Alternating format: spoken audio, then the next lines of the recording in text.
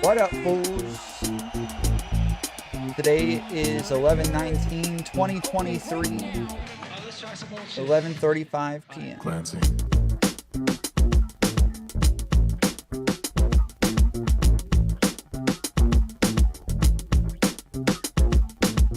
Oh, don't have my lights up.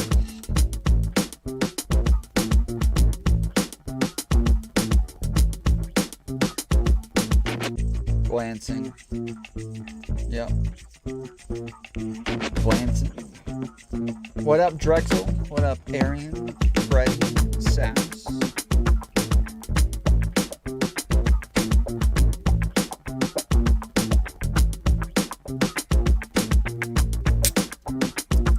Oh, by the way, Sass doesn't believe me that these are two different shirts. I'll show you. It's two different shirts.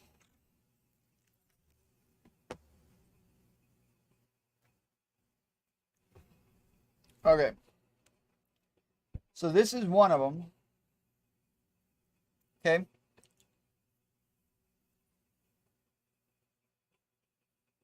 This is one shirt. It's got a pocket on it. Has a pocket on it, okay? Right there. This is the newer shirt. No pocket.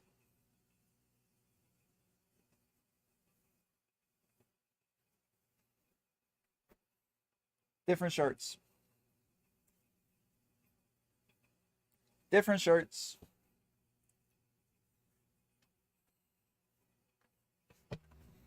I've got more. I've got more that are similar.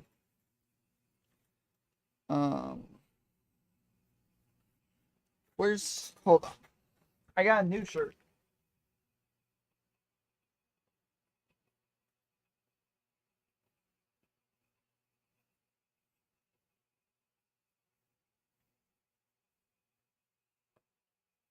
This is my new shirt.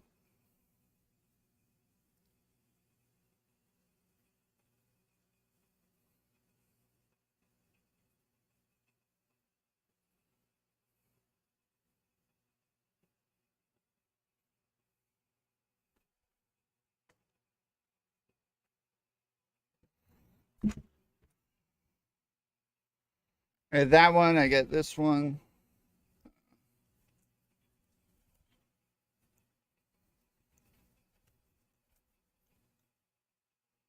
Yeah, there we go.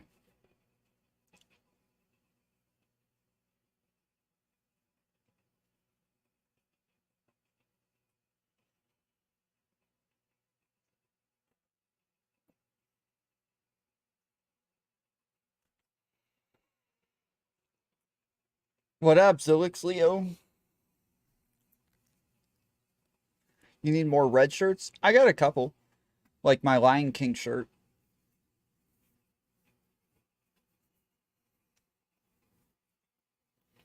What's up, Steffi?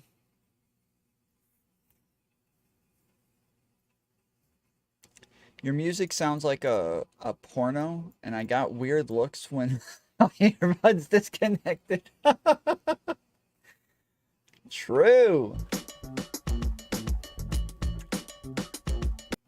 You reacting to Lav's lies today? Has Lav lied about anything? I don't know of anything she's ever lied about.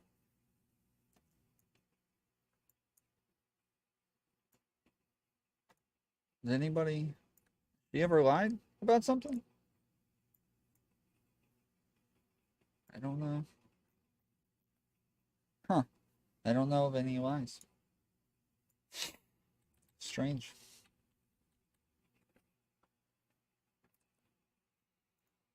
What is this? What is this? What is this? I'm being cheated on. I'm gonna. Good for you. I was gonna school you. Do you watch sports? Formula One. That's the usual response I get from women. You know what I'm picking up is that all your She did double down on her claim Hassan slept with her friend when she was 17 during her talk with Brianna Wu and Mr. Girl. She talked to Brianna. Wait, today? This happened? I don't know about this. Is that on her channel?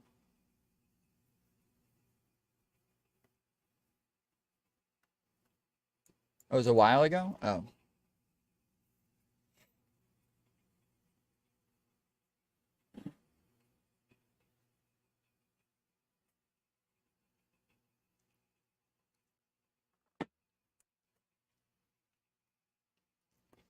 They tweeted at each other? I saw that. Drive to Survive on Netflix, change your life, I promise. I saw that. That's been blowing up my replies today.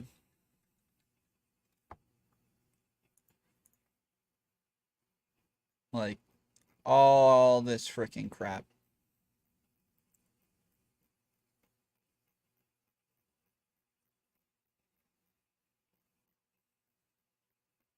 It's all the same thing. It's all this stuff. You can see each thing. It's got Brianna Wu, Foolery. Look at this freaking person, dude. They're so weird. What is wrong with this? Dr. Briggswed? They commented on Brianna Wu's thing.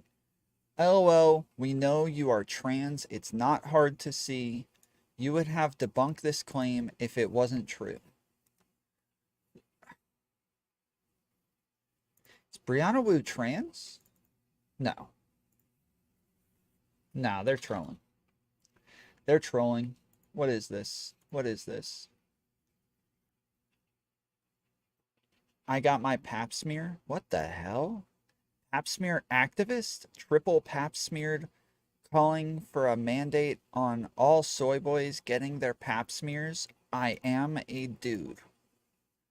What? Oh my good. What is this? This is a freaking Nazi channel.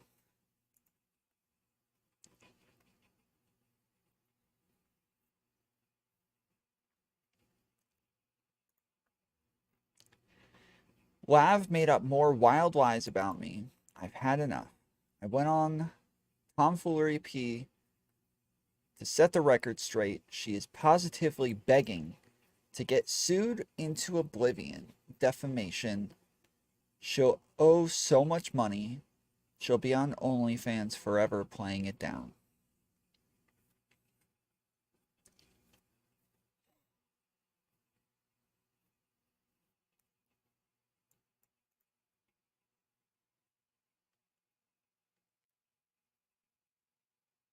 Yeah, just the word pap smear just sounds so gross, dude. Why is it a smear? Why would you smear a pap, dude? Just sounds disgusting. Sounds so gross.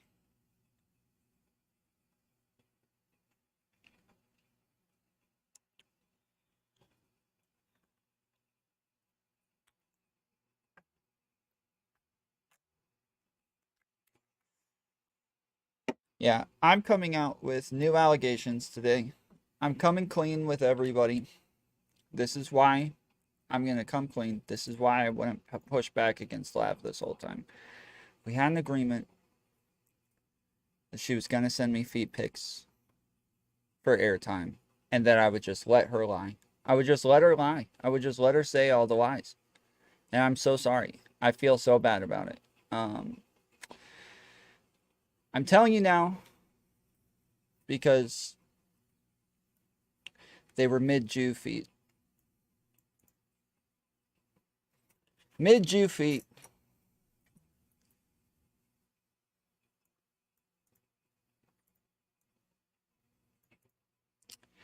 LOL, was it pay for play, Tom? From her perspective, possibly. It's a perspective thing. You know, whether or not it was implied or explicit, who's to say?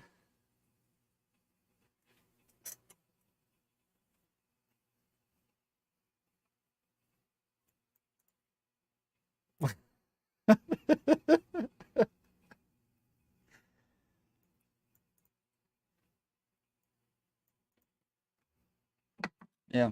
I want about the mid-Jew feet, dude. No, thank you. Okay, well. Yeah, I don't want to. Yeah, I don't know. Really, dude? What?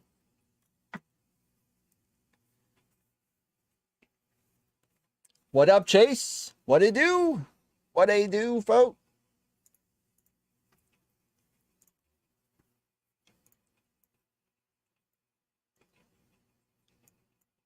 I'm trying to find a lawyer to do the I'll make sure I see this soon. I just want to comment at all. I don't believe is very egregious. I mean, like, I don't really give. I haven't watched that full interview. I don't know if I want to. I don't like talking about this because despite what Mr. Girl says, and I don't know if people are starting to fucking believe this or not, I really don't give orders to anybody. In terms of like, I want you to cover this, I don't want you to cover that. There are people that message me, I won't reveal who, but there are people that message me a lot. Not a lot. There are people that message me pretty often who are like, hey, can I talk about this? Hey, is this okay? Hey, I don't want names. People will message me like, can I go on this guy's show? And I always say like, hey, do what you want to do. It's all good. Like, do what you want to do. Do what you want to do. That's always what I say. That's always the answer I give. I don't ever give marching orders to people. Like, oh, don't talk about this or oh, do this. Like that never happens. Unless you want to. Drexel became a member. Let's go. Let's go. Drexlex was Drexel. Hells yeah. Welcome. Appreciate it, man. Appreciate it. We got to get those new emotes set up.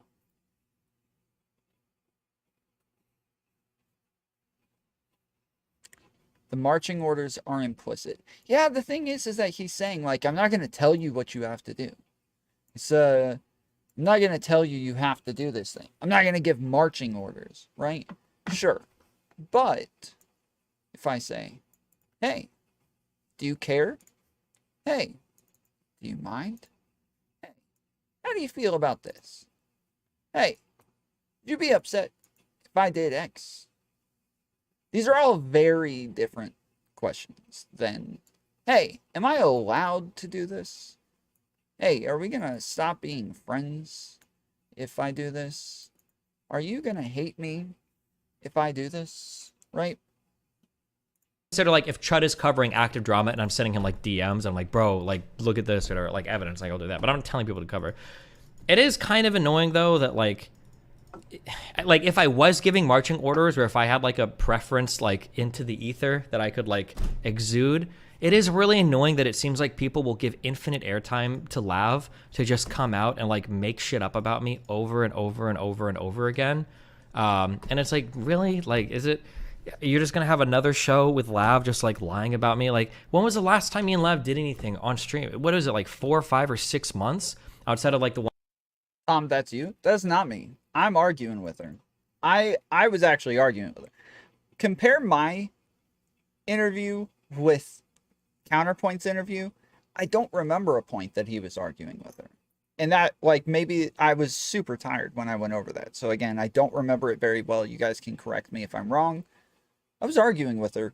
It's just that I did let her, like, gish gallop, like, 20 points in. And then I would pick one and argue against, like, one of the 20 points that she got in. So it's not as though I'm not arguing with her at all. I think that there's a world of difference between mine and Counterpoint's interactions with her. 1 or 2 panel snipes I've done, like, why are they still talking about me? Is this going to be like it's so funny in their journey to prove that the Ana idea was like a mythos that I projected onto every woman that I've like come across on stream. They've become like the new Ana, where it's like, oh, I'm going to obsessively talk about this guy for months and months and months and months. And it's like, okay. Isn't his argument that you're implicitly giving marching orders by just giving a lot of examples? You right. You right, DGG Vault. You right. My bad. Y'all go like the video. Damn it. examples of you retaliating. Yeah, but like, this is where I wish we could be a little bit more honest. Like, what's a retaliate? Like, the people that I retaliate against, like, who is it? It's not like if you go and you look at even his own article about me, if you go and look at it, it's not like, wow, this person shit talked Destiny and then Destiny tried to destroy their life. It's like, it's not that. It's like, oh, this girl got onto Destiny's Twitter account and published his dick to every single follower. That's a really extreme example. Or, oh, this guy is like shutting down Destiny's internet connection for months so that he can't make money to feed his fucking family. Like these are the retaliations that we're talking about. Or even in the case of like Bob 7, it's like, oh, this guy is like walking around and like lying and saying random fucking shit talking to like every fucking person that is like peripheral to Destiny's life in the background. Yeah, I don't know. There's like a lot of, I wish, like I can never do it because of optics and all that other gay shit. But like, I really wish that I could spend like 1 week where it's like, I want to show you what it looks like to destroy somebody's life. Because I could do it. Like, there are people. It's funny she had that live leak DMs and thought she looked good. I don't know why she messaged me at all. She removed me again though, so will be interesting to see her when she adds me again in the future, I guess. I'm trying to find a lawyer to do the I'm gonna shoot her a cease and desist soon on the rape shit, and then if that doesn't go anywhere, then maybe we'll see what's going on. I'm already Bro, they cut the worst part, Tom. Yeah, there was actually a part where he says like I like Tom, I don't want to tell him what to do, you know, just a preference or something like that. Did I miss it or did it happen? I don't know. I'm in emails with one, so we'll see how that goes, I guess.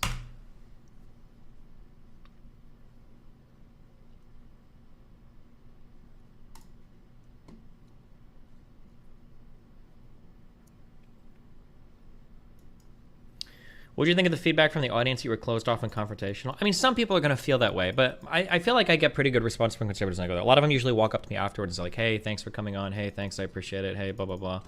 So. Daily reminder that the gnome is dodging Moot's challenge for Minecraft speedruns. The gauntlet has been thrown down. Respond, you cock. He went hard on how he could destroy people in 4 days. I mean, that's true. How many of you in chat, one, if you would consider yourself a DGGer? One's in chat if you would call yourself a DGGer. I wouldn't call myself a DGGer, but I like Destiny. I like agree with him on a lot of things, but I don't engage with like his community at all. I'm not in his Reddit. I'm not in his Discord. I'm not like, I'm not part of his community, but I like Destiny. I watch his stuff. Yeah. Yeah, that's a lot of freaking ones, dude. Like, he decides to sassafras, you are capping. That is a cap. That is a cap and a half, dude. Sassafras is our resident DGGer. She is our flagship DGGer here. So did you actually get a Canadian lawyer then? But yeah, if he wanted to, like, yeah, he could easily make my life a living hell. No, Lav lives in California. I don't know if jurisdiction matters or not. Like I said, I'm in communication with him. We'll see where it goes. But yeah.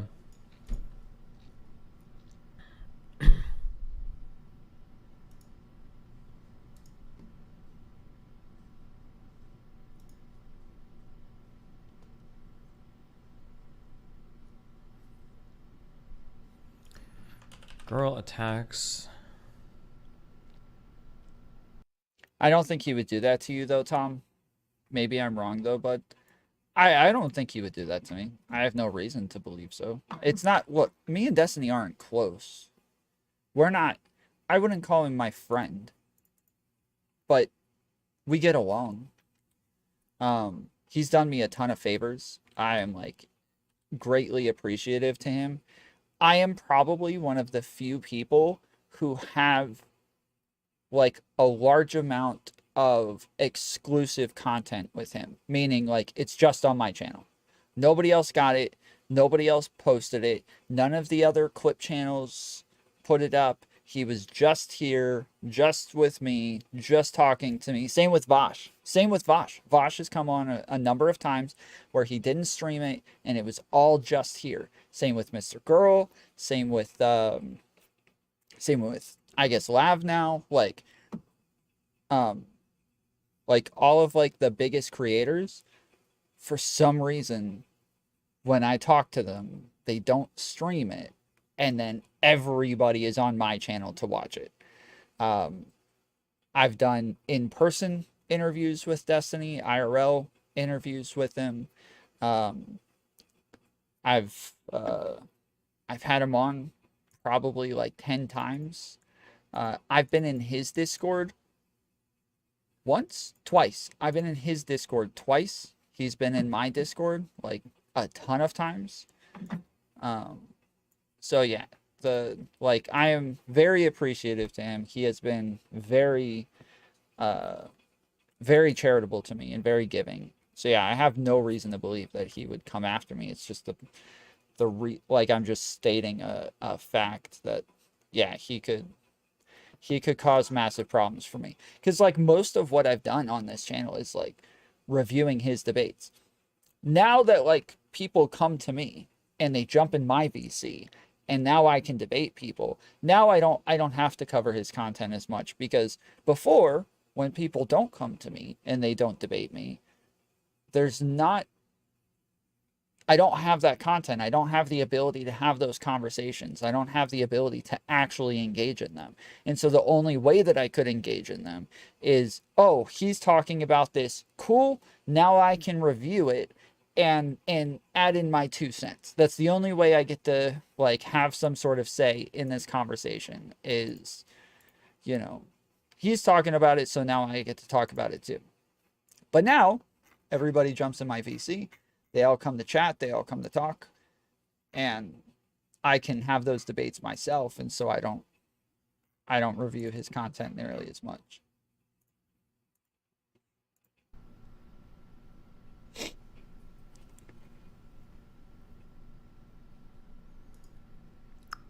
Yeah, if anybody wants to jump in VC, you can. Did you see the 800 comment thread about this Twitter fight video? 800 comments in what subreddit? She actually accusing me of rape now? Or no, not of rape. She said the deal was, I don't know, does anybody have the clip? Somebody can link the clip, we can listen to it, I guess. Didn't say anything negative. Yeah, he didn't. I was just simply saying he referred to you as the girl from Israel so that the audience would know who it was, because we have 5. And I have been sent a bunch of like Reddit threads on my interview. Every single one of them is pissed off at counterpoints. There's not one that's pissed off at me. I haven't even seen a single comment. Like, I've scrolled through looking, and people are talking about stuff that, oh, look what she said in this interview with Tom, blah, blah, blah, or, Tom got her on this, or something like that. But there's not one comment anywhere in his actual community that's like, pissed off at how I handled it. It just happens to be the people who are flooding into my chat are the ones who are mad about it. I haven't read the other comments, but it's okay. Yeah, but Was he the one that left those comments? I didn't say that he was, but I'm saying other ones. And that Well, I mean, he didn't say anything negative about you in particular.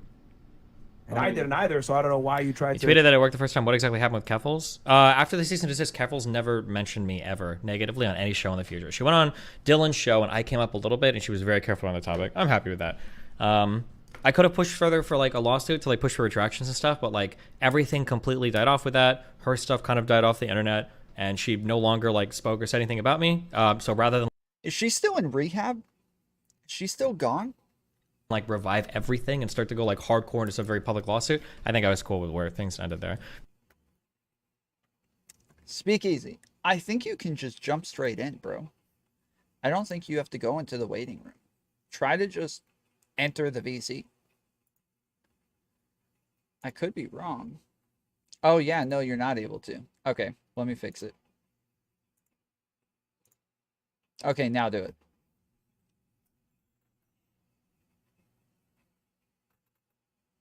There we go. Okay. Word. What's goody, my guy?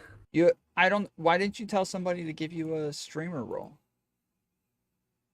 Well, because I don't. I told you I'm new to this. Remember, Tom? I'm new. Okay, okay. In my Discord, on the right side, you look at my Discord.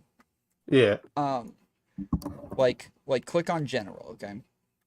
So on the right side, there's a bunch of different groups. So there's Fool Me Twice, that's me and Sassafras. She owns the server, and then I'm one of the admins. Then we have our Okay. mods right below that. Then we have our VIP fools with like, you know, Counterpoints, Brianna Wu, Vadim, Femoid, Sansol, Vosh, like Stardust, all of these people over Okay. here in pink. And then right below that is streamer and content creators. They have like extra channels that they can post in. So like shill streaming content, they can post their videos in that channel anytime that they like post a video or they go live or something. They post their links in there and let people know that they're on. So Tom Simpery, let's go, dude. Fuck yeah, bro. And then yeah, it gives you the ability to just jump right into my VC as well. Okay, I like it. Yeah. Sometimes I'll cut off the abilities, like if I have somebody in that I don't want people to jump in on, like Lav comes on, she's like, you know, she's afraid Destiny's gonna jump in and he has roles to jump in, so like I have to cut off all the abilities for people to just jump in. But yeah. Okay, so what's up? Well, okay. Well, first off, that fucking ending to the call that so good, dude. Katee over here was It is so good, dude. Oh my It was goodness, not good, Tom. It is so good, dude. It is. Bro, we need to get that out on a video as soon I was just as saying possible, that bro. you need to take that last part where Killinger comes in to the call and sick, okay? You need to call this something like incel attacks Katee or something. Like you need to get something that's gonna make people watch. That is the funniest fucking shit I have seen in a long time. I was embarrassed. Where out of nowhere the guy goes, laughing, "I love you, Katee." I died. I fell out of my chair. You can watch the stream. Like I died, bro. I fucking died. I took it the wrong way, but at one point he's like, "I'm trying to be with you." I was like, "What? What the hell?" Like, Tom, not to ruin your party, but like that whole shit was super uncomfortable. Like I know I was laughing, but like what was I meant to do? Like it was so inappropriate and like so uncomfortable and so creepy. So freaking that's what makes it so great though, is that it was to you. So you weren't the one who overboard. that was directed at. That's the thing. Yeah. Oh man, I died. I died. I was embarrassed at how hard I was laughing. Like I kept having to like dive off of stream. I was like embarrassed. I was laughing this hard on stream, dude. It was. I horrible. think from when Killinger got on, like my chat will be able to say, but I think from when Killinger got on, I did not stop laughing the whole time. Like my abs are hurting. Like that's how much I was laughing. Yeah. That's why I said at the end, I'm like, I'm gonna feel this tomorrow, dude. I am gonna feel this one tomorrow for sure. Yeah, that was too good. You have to make a video out of that part. Like that's why like that was what my original reason for coming over here is. I wanted to tell you that. And actually, I was gonna tell you though, I wanted to talk to Katee though too about the shit she was talking about yesterday. So you guys wanna set something up, or do you guys want to talk now? Well, we could set it up if you'd rather. I just want to talk to you about misogyny. Let's talk about misogyny. You want to talk about it right now? Yeah, let's talk about. Well, I don't want to interrupt Tom's stream though. I don't want to interrupt. I'm here Tom's for stream. it. Let's do it. You're here for it.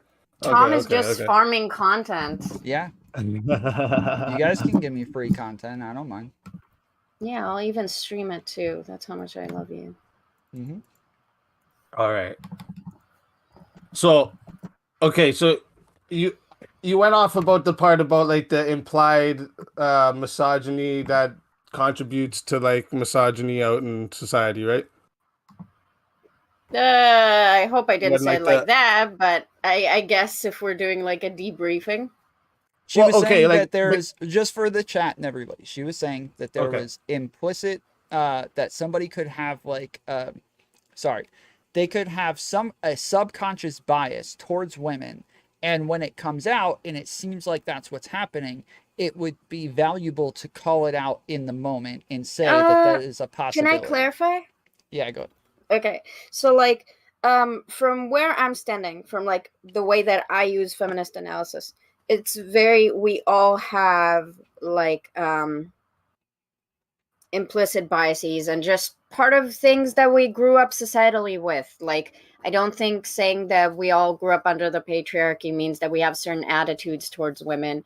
Everyone has that. It's very natural. Women have it, men have it, and it's just good to raise awareness to it generally when it manifests like outwardly, because then we can all check our biases and like move on. It doesn't have to be a horrible condemnation of the person. It could just be like, hey, this is an interesting thing to introspect on. If you don't want to, you can move on. So now you would call it biases rather than like manifesting misogyny. It's more like a biasy towards women. No, so like we were talking about unconscious biases and how they can manifest in misogynistic attitudes, right?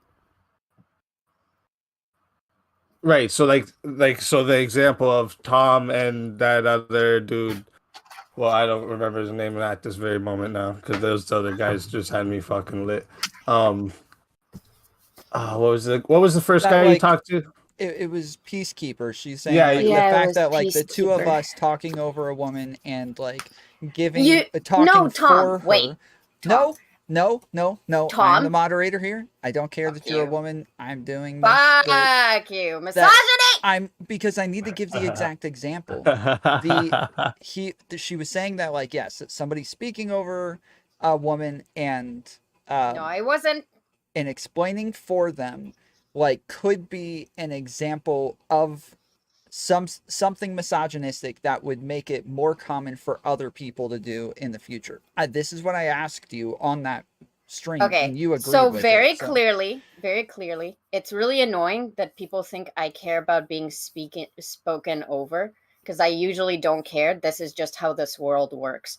I do think that the concept of like people trying to explain me, and I know you do that with everyone, but you need to understand that like people in my experience. What? People are men. We're talking about men like talking over you, right? No, I don't care about being spoken over. It's just the notion of like, I need, like, Tom does this to everyone, but generally it is mostly men who feel the need to speak what I was going to say instead of just letting me say it. Why are you disagreeing with what I just said then? That is what I was saying. Tom! Because you're saying that I care that you guys spoke over me, and no, I don't. I didn't. No, I did not. Yes, you did. Said, okay, I did I'm not. Hold on. With you. Wait, okay. No. Listen, because it needs to be straightened out so that he understands. Like I said that you cared that I spoke over you because it adds to men normalizing men speaking over women. That is what you said. You said that it was like the manifestation of misogyny. That's what you said. Tom.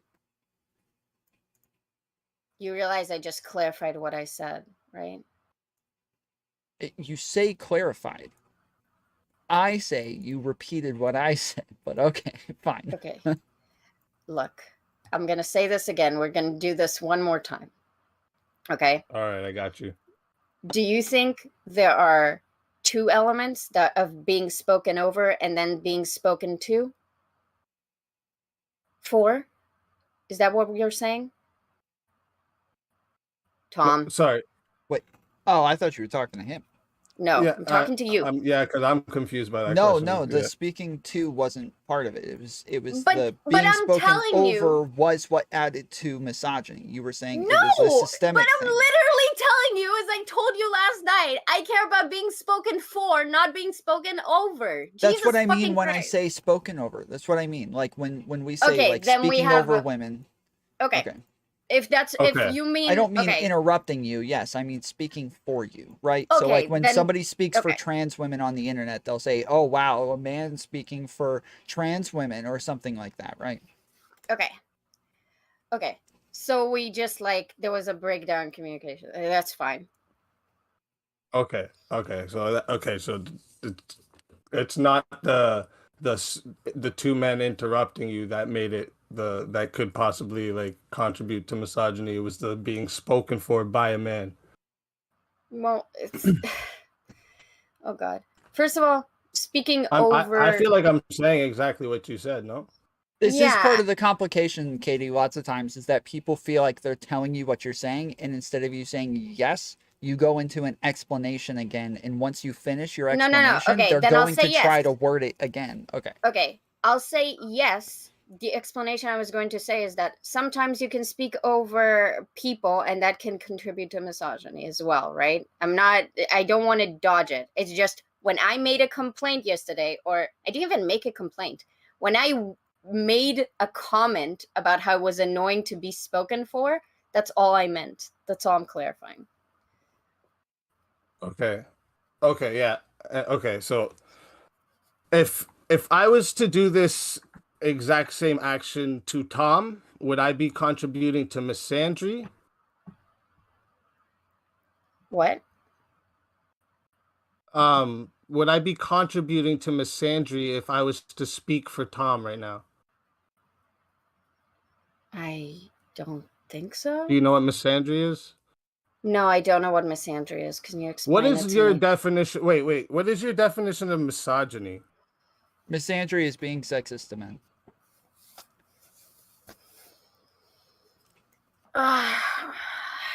And misogyny is being sexist to women?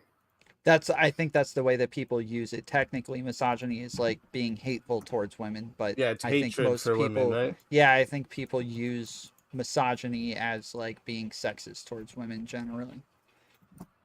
Okay, then we can use it like that. Misogynist, a I think person who he's dislikes, asking- despises, or strongly prejudiced against women. I think I prejudice think he's is the asking best when thing. when you say it's adding to misogyny, he's asking what you mean by that. What do you mean when you say misogyny? Yeah, because right there, how Tom just explained what I needed to say, he spoke for me. Would you say that also that's contributing to misandry now, the hatred for men? No, I wouldn't say that. But how come you say it for the opposite way then? I said that But, it could okay. contribute to misogyny. Also, Okay. misandry and misogyny are not the same thing. Amazing. It's a So new they're the concept. opposite, right? Yes, kind of like how. Okay, we'll do this very slowly. I won't jump yet. Okay. Yes. Oh yeah. So I'm just saying. So like, so you're saying yes, it would contribute to misandry? No, I didn't say that. I mean, Okay. Would you I say don't yes even to know just how now? that could contribute to misandry. The hatred How would for it men? Well, contribute to misandry? That's so weird. well, how does speaking for? I think what you're confusing right now is that maybe speaking for a woman or thinking that you have to speak for a woman, this could be considered maybe sexist, but misogynist, far from it. Oh, so you're doing the thing about how being sexist doesn't contribute to misogyny. Okay, I see. You're making a weird. Okay, yeah. So you're this is a semantics argument. Okay, got it. If I work for a bricklaying company and I only hire men, would you say I'm sexist for this? Why do you only hire men? Wait, would you say I'm sexist for this? I can't tell you what you are before I know why you do something. Okay, but the action of only hiring men, this isn't contributing to misogyny at all? You're having a construction business? Usually people would say that's like about qualifications for the job, wouldn't they? Well, yeah. Okay, so what's the issue? But I'm asking you, is hiring only men, would this be contributing to a misogynistic patriarchy? Are women that are qualified for the job trying to apply and you won't let them? Sure, sure. Oh, then yeah.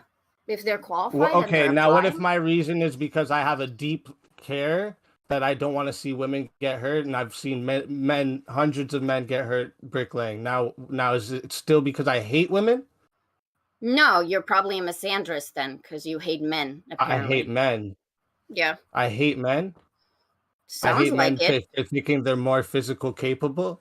Well, that's not what No, you said. You said that you wanted to protect women and not men. From getting hurt. Yes, Yeah, so from now getting you hurt. want men to get hurt, but not Over women. men. Not I want men to get hurt. If I have to choose between the two, because I can't choose aliens, right? So if I have to choose Okay, between men so and women, you think this is why men get women are sent to more war valuable instead, to right? protect? Yeah, that's pretty misandrist. Yeah, That's misandrous. yeah. That's I think. hatred. That means I Melodies of hate Misery men. I became a hate member. myself. Okay, you don't seem to understand how these definitions work. So if you're only let me clarify. If you're gonna do this thing where like transphobia is fear and misandry is hate, and we can't engage meaningfully with these distinctions, then we can't really have this conversation because you're not willing to engage with anything real. No, you could say I'm sexist. You can't say I'm misogynist for these thoughts, though. This is because the difference, right? because you're hanging on the word hate. Yeah, That's why I can't call you that, words because you're have hanging on a definitions word. for a reason, right? Like Okay, when you just then make, let me you can't just make up your own definition for a word. This isn't Okay, how like here's the this isn't how we get definition. along in a society. Here's the definition. I'll put it in chat for misogyny. I'll put it right Okay. here for you. Okay. I put it in Tom's chat. Okay. So. Let me see.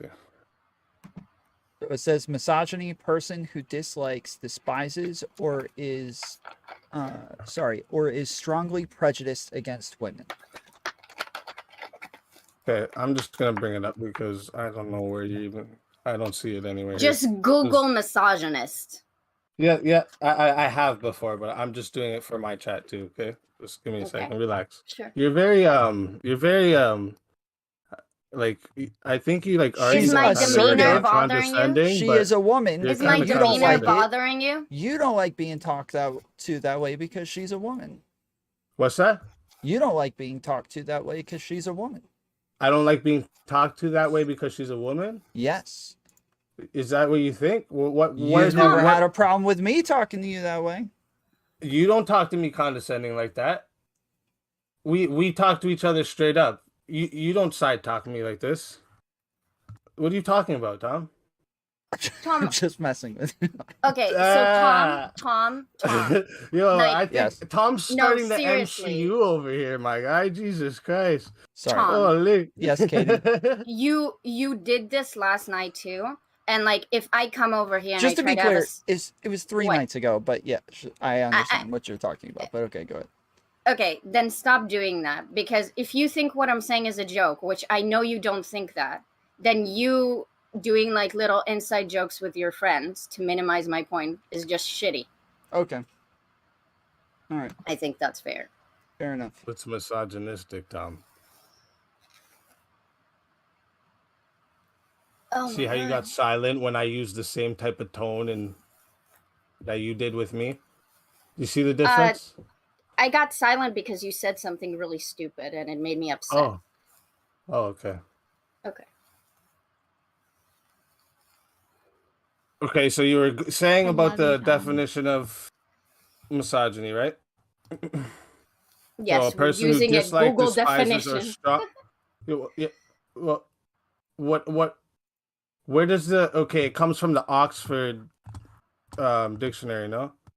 So what definition do you use? Where do you get your definitions from? We just Katee? agreed we'd use the Google definition. What? Okay. But yeah, but the way you said it, you laughed at it. I thought you were saying like it's stupid to use this definition. I So a just mean person that who dislikes. using Sorry, go ahead. Google. Yeah, thank you. Using Google definitions is not necessarily great. I don't mind using it for this. I can use it. It's not a problem. We just need to agree on a definition together to make the conversation productive is all. Well, yeah. When I choose to use words, I usually do go by the like literal definition of them. Cool. I feel like this is a way to get by easier. Like if we all have our own like definitions to things, this is how right, you create but a very tribalism society, you know? Here's the problem, though, is that you came to talk to her about her conversation with me, and she was using the word misogyny in there. And so for you to come and say, hey, well, I want to know what you mean by misogyny, it would seem that you want to know what she means by that so you understand what her argument is, right? I asked her what the... definition of misogyny is. What Right, she but- thinks the definition of misogyny is, right? Right, but my point is that once you know what her definition is, why wouldn't you just use that as to understand what it is that she's talking about? Oh, so when I told you yesterday, when Lav makes a definition and you don't use that definition to make a judgment of what she's doing, all of a sudden we don't use people's definitions. But today, when Wait, it's I- Katee, wait, what are you no, talking about? no. I don't know what. No, I Yesterday- don't know what okay. you're talking about. Okay, let me explain. When we had Hold the debate about the Lav call, okay, I told you how she was being malicious, and then when I said there's proof of her being malicious, I said because she defined an action as malicious, and then she did this action, and then you said, well, we're not going to use her definition of malicious to say that action is malicious, so therefore she is malicious. But now you're saying I have to use her definition of misogyny to have this conversation be what is that doing for this Oh my one goodness. different than Okay.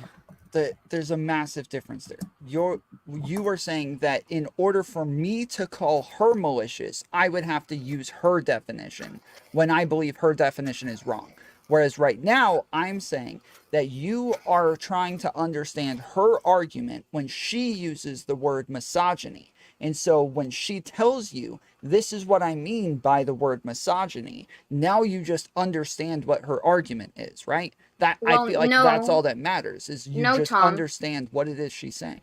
But that's not true, Tom, because he came in to tell me that whatever I'm saying when I'm saying misogynist, it's sexist, it's not misogynist. So he's not actually trying to understand my definition. He doesn't Yes, but care he about my asked you that. definition. He asked you that after we had because of the conversation that came from before, where you Yeah. were already talking about misogyny. And so now he wants to understand what you meant by misogyny in that conversation. Once you tell him what you mean by misogyny in that conversation, that's then literally I all that corrected matters. it. Then I corrected that it's not misogyny, it's sexism. Like that's Okay. different. That's what I said, right? Okay, Yeah. I guess. And then we agreed not to according use the to Google Google, definition. But, yeah, but not according to Google. And the and my point is that if you're saying you're correcting her, my point is that you just need to know what it is that she means in order to argue against it. But I'm sorry. Go ahead. I gotta grab something. I'll be right back. I'll just drop the definition for sexism in Tom's chat because we all can't Google apparently.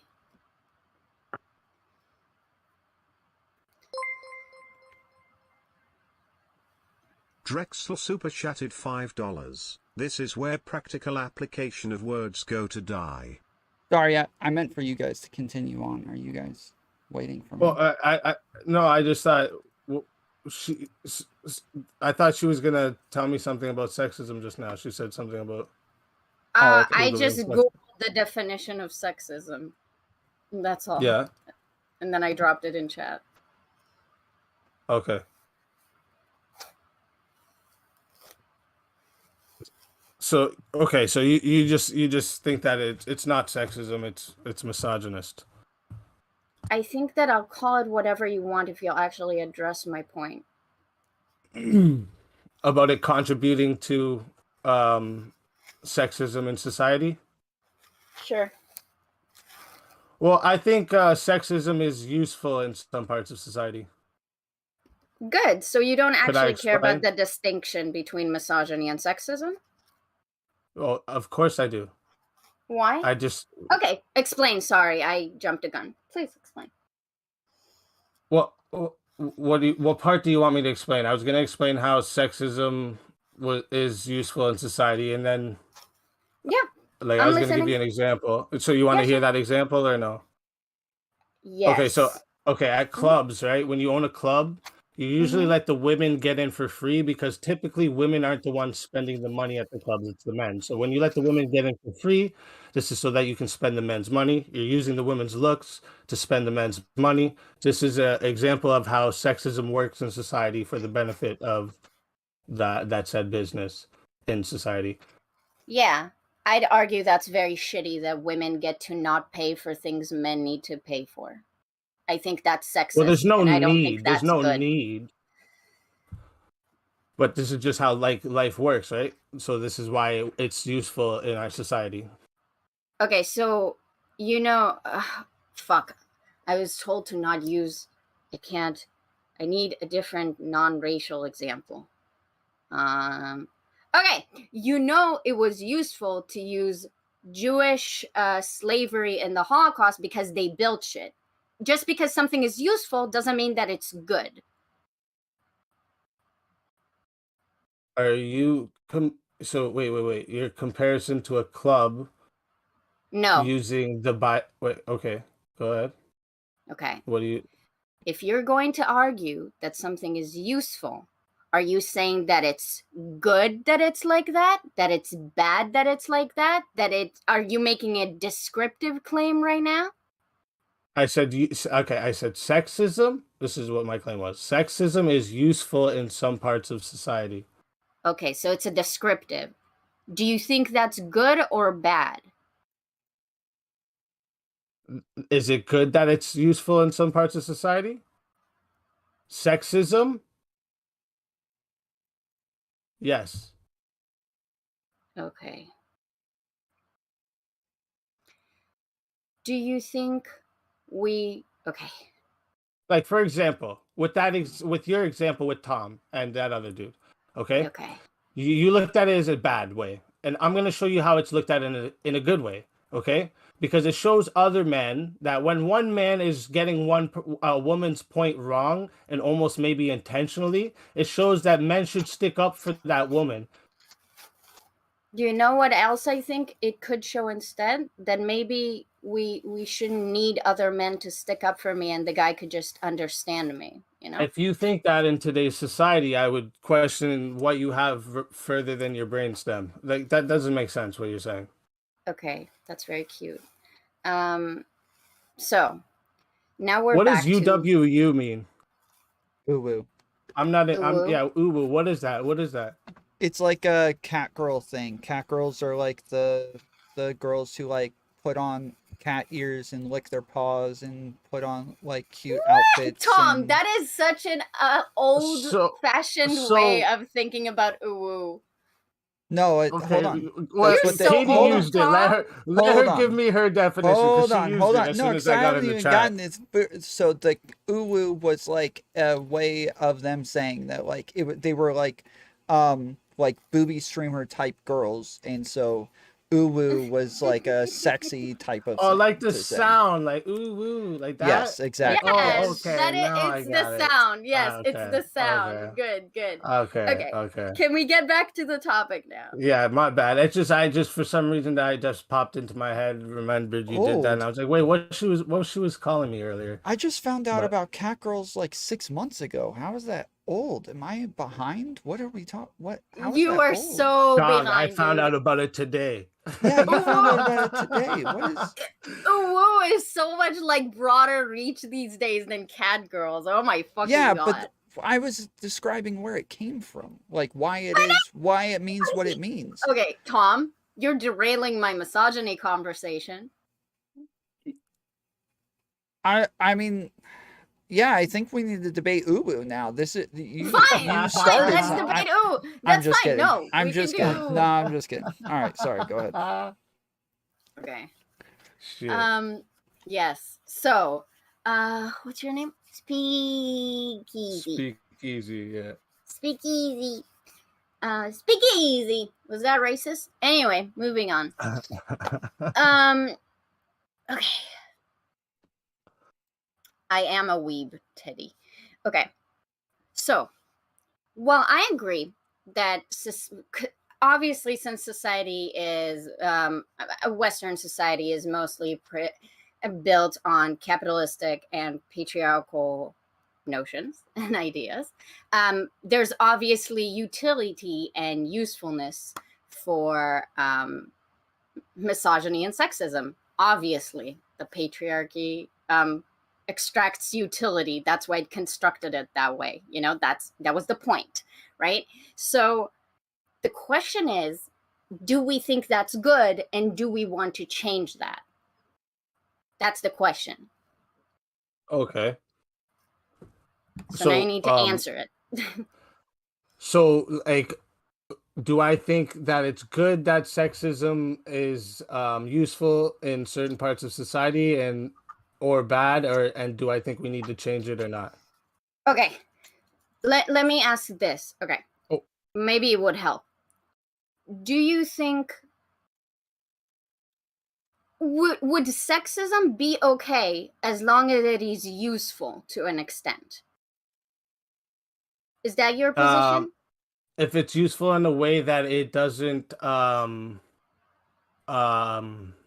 like hurt anybody, like, you know what I'm trying to say? Like it's if it's useful in a way that's not immoral. Okay. Then do we need to I think immoral is a bit more loaded than doesn't hurt anyone. Okay, then yeah. No, Okay, we can use immoral. It's just whatever you want, because that's just another definition we would need to add then. So it's like whatever you want. I don't mind either way. Well, I basically, as long as it doesn't bring actual harm to anyone. Like, so that example I used, it doesn't actually bring harm to anyone, right? So what I think that's very the club useful. one?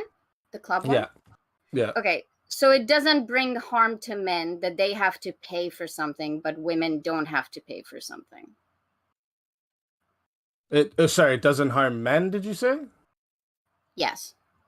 Well, no. In the club, in the drinks in the club, the only thing that's free for the women is the admission, right? Like, you still have to pay for the drinks. It's just that men are more likely to pay for drinks for women, right? I'm aware, just but I'm talking about the I know. example that you gave, right? Yeah. So the entrance that's my fee? example. Okay. Yeah, that's my example. Like, they let a girl in for free because women bring in the men that spend their money in the club, right? That's great. So is it harmful that some people have to pay? Is it harmful to their wallet? That the guys have to pay the $12 fee and the women don't? Well, I guess it's $12 harmful to their wallet. Is this like okay, cool. Is this like I don't understand. Like, do you see does that so that's harmful to you? So this is why I asked if there's a threshold of harmfulness that you're using, because I assume you think this is not harmful. Well, yeah, this is not harmful. Like, commercials would be harmful in that sense because commercials are harmful. You think commercials are harmful? Commercials have many elements that hurt society, yeah. So advertising yourself is harmful? No. Or your do business? You or listen anything? when I talk? Well, what are commercials? What are commercials? When you see a commercial on TV, what is that? Is that on an advertisement? Katee, are you listening when I talk? Yes, I try. Okay. Okay. What did you just ask? Yes, I listen when you... Are commercials harmful? Commercials, you know what commercial you see on TV? Yes. They are harmful? I said that there are elements of commercials that can be harmful to society. That's why I said it. You know? So what advertisement, what elements of advertisement is harmful to society? Okay, so when you make a commercial for cigarettes, you're promoting something that is pretty bad for society. When you make commercials for alcohol, you're promoting a commercial that likes a product that is pretty bad for society. When you promote fast food for children, Katee, what about the commercial in itself? Advertisement in itself is bad. I didn't say that. Okay, well that's what I thought you were saying, that commercials I know. are bad because they would, like, a commercial, an advertisement, like for a phone, say, would maybe make someone go buy this phone that made them spend the money. So would you say this is harmful because they went and spent the money on the phone? Okay. Ooh. Is it harmful? No, it's how we construct society. That's right. So so letting women in for free to make the man come pay admission and pay for drinks is not harmful by your own logic. You have to think this way too. Can I help you with my logic now? Oh, okay. I thought you just gave it to me, but let's go ahead. Go ahead. Okay. So the difference, and this is why, again, I asked you if you think sexism is good or bad, is because I'm willing to accept societally that advertisements is something that we allow and sexism is something that we try to discourage. It's okay if you don't agree with me, but they are not the same. Wait, they're not the same. I just wait. The sexism. I'm sorry, you part guys are of- gonna. My head is gonna explode. You guys are clarifying clarifications and then clarifying the clarifications of the clarifications. Okay, just give me a second. Okay, so, speakeazy. There. Do you know what a pink tax is? a pink tax. Yes. Oh, not, God. not unless you explain it to me here. Okay, so a pink tax means that Wait, women's wait. products happen to cost more, and lots of yes, times yes, it's okay, literally yes, the yes, same yes. thing, but it's just like pink, meaning it's for women now, and then they charge more for it. Okay, so just the fact that they have to pay more for these things, we would consider this sexist or and harmful to women because they are having to pay more for things, Yes. unnecessarily. So I think Yes. Katie's argument is that yes, like men having to pay more going to the club would be similar to something like a pink tax, where now we're just discriminating against men and then saying, yeah, you have to now pay more for the same thing. I don't think it's the same, no, because they're simply doing that because those are like feminine products that they have to buy because they're women, where the club is just using it as a tactic for advertisement. Right, but the men have to pay more because they are men. Wait, I also don't support using They women for don't have to. advertisement in that way. They don't but I'm have just to though. They don't have to though. This is the thing. They don't even have And to go to the club. Women don't have to The buy women women's have to products. go They buy can buy these- men's. What? They can buy the Women's- men's products. What? Okay, so what women's products compared to men's are you talking about? Like razor blades. I buy men's razor blades because they're better and they cost less. You shave? So No. I was about to say, you are failing at feminism. okay, so this is okay. So Tom, I only is- shave my vagina, nothing else, Ay, okay? Okay, we're getting too deep here. Okay, Jesus. we gotta. You brought it up. It's I- your fault. It's my fault. It is my fault. I will take. I the know. blame. Okay. Good. All right. So yes. So this is just the same as women don't have to buy the women's products, but generally we're saying that there is okay for discrimination certain there women's that- products, they don't have to buy it. Yeah, but Yes. like, okay. So do you think it's so okay to discriminate based on sex? I told you it's sexism in certain parts of society is useful. Yes, obviously this is stupid. I would never. Yeah, but you agree guys that are still should- clarifying that. Like that's what you guys are trying to clarify now. So you are saying, okay, so yeah, you're right. Okay, so yeah, you already said there are like if it's parts a of like society- equal thing like this, what you're explaining, like that example, the razor blades, they're the same exact fucking thing, but one's colored different. Basically, this is literally what this situation is. Of course, this is stupid, but the club, I don't think this is the same stupid club. or what? It's the same club. No, all clubs are like this though. Like Yeah, but the point is that it's the same club, just it happens to be a man, therefore he has to pay more. It's the same razor, it just happens to be for a woman, so she has to pay more. no, not that he has to pay more, that he has to pay an admission fee. Yeah, that is more. Yeah, and the woman doesn't have to. Right. Yes.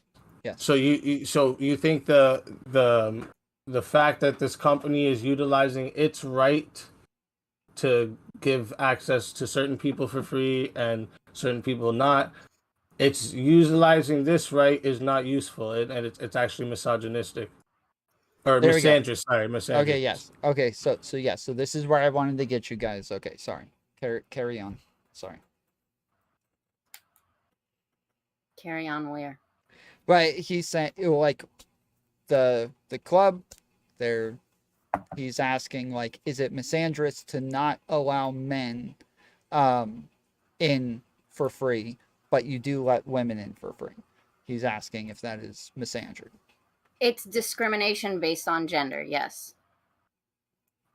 It's not misandry, but it's discrimination based on gender. Yes, of course, right? Okay. But I wouldn't look at it as discrimination because you're simply doing this to make more money at your club. This isn't discriminating. Oh God, Tom, we're back to clarifications. Go. If we only don't pay black Okay, people, so wait a but it's minute. Wait a minute. Now that beneficial I'm to thinking my about it, don't women business- shave more? Don't women shave more than men do? Yeah, so they should pay for more Wait, razors, not don't more women per shave more? razor. Wait. Don't they shave more than what men do? Like, Yeah, but that would mean that they would So pay for this more. is- Hold on, wait. That would mean that they would pay for more razors, not more That's for the right. same razor. wait, no. I understand this. But this is just capitalism. This means you have a problem with capitalism now. They understand that women buy the also products have a more, so they problem with charge more for it. She does have a problem with capitalism. Well, I bet she does.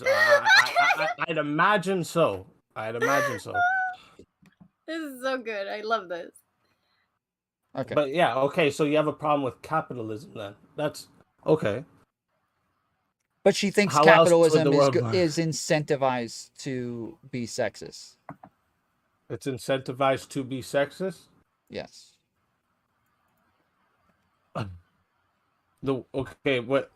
Okay.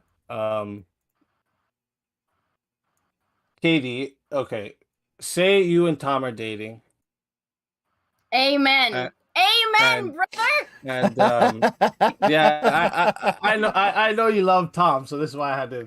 put I this have this example there. effect on the feminists. On the MCU over here. Amen. They want me to fix them. They all want me to fix them. We got Captain America Sassafras, over we here, got my Katie, man. we got Lav. They all Tom. just come to me. They're like, Tom. "Fix me, Daddy, please fix me." Tom, Ooh, you God. ain't fixing me. I'm fixing you. I'm taking you to the vet. I'm getting you fixed, and then we can be in the same bed together. Easy Yeah. peasy. You will learn to submit. Don't worry. Yeah. Okay, Good no, luck with that. for real though. Say you and Tom are dating, so you're out, and some guy comes up and rocks you in your face, and Tom just stands there and looks at you, and then he stands like, "Let's go, let's fight," and then Tom's just standing like, "Well, fight him." Like, would you look at would Tom be wrong for this because like he's letting a man fight you? What are you? Can you repeat that? I'm just- I was staring at Tom. Sorry. Oh, I understand. Trust me, I get lost in Tom too. I get it. It's Exactly. okay. Yeah, I totally understand. Anyways, so you and Tom are dating, okay? Okay. And, Amen. and some dude comes up to you while you guys are out at dinner or something, and he just rocks you one in the face, punch in the face. Okay. and You then he mean stands punch in there the ready face. to Okay. Yeah. Sorry, I talk a little street. Sorry, that's my Okay. bad. Okay. But he punches you in the face, and then you're like, "What the fuck?" And then Tom's standing there, and instead of helping you, Tom's like backs up to let you fight the guy. It's a guy too, right? Okay. Do you look at Tom wrong for this for any reason? Is Tom taking me to the police to file a report? Well, no, I'm talking about in the moment for him not helping you. What would you look at Tom like? Is it like, would he be sexist for helping you because it's a man that's fighting you? Would he be sexist for thinking you couldn't stand up for yourself and fight this man off yourself? What do you mean fight? I don't get into fights. I'm an adult human being. I was just assaulted. I was God. just punched in the face. What are we talking about? Yeah, and he's there's no way out. You have to fight this guy.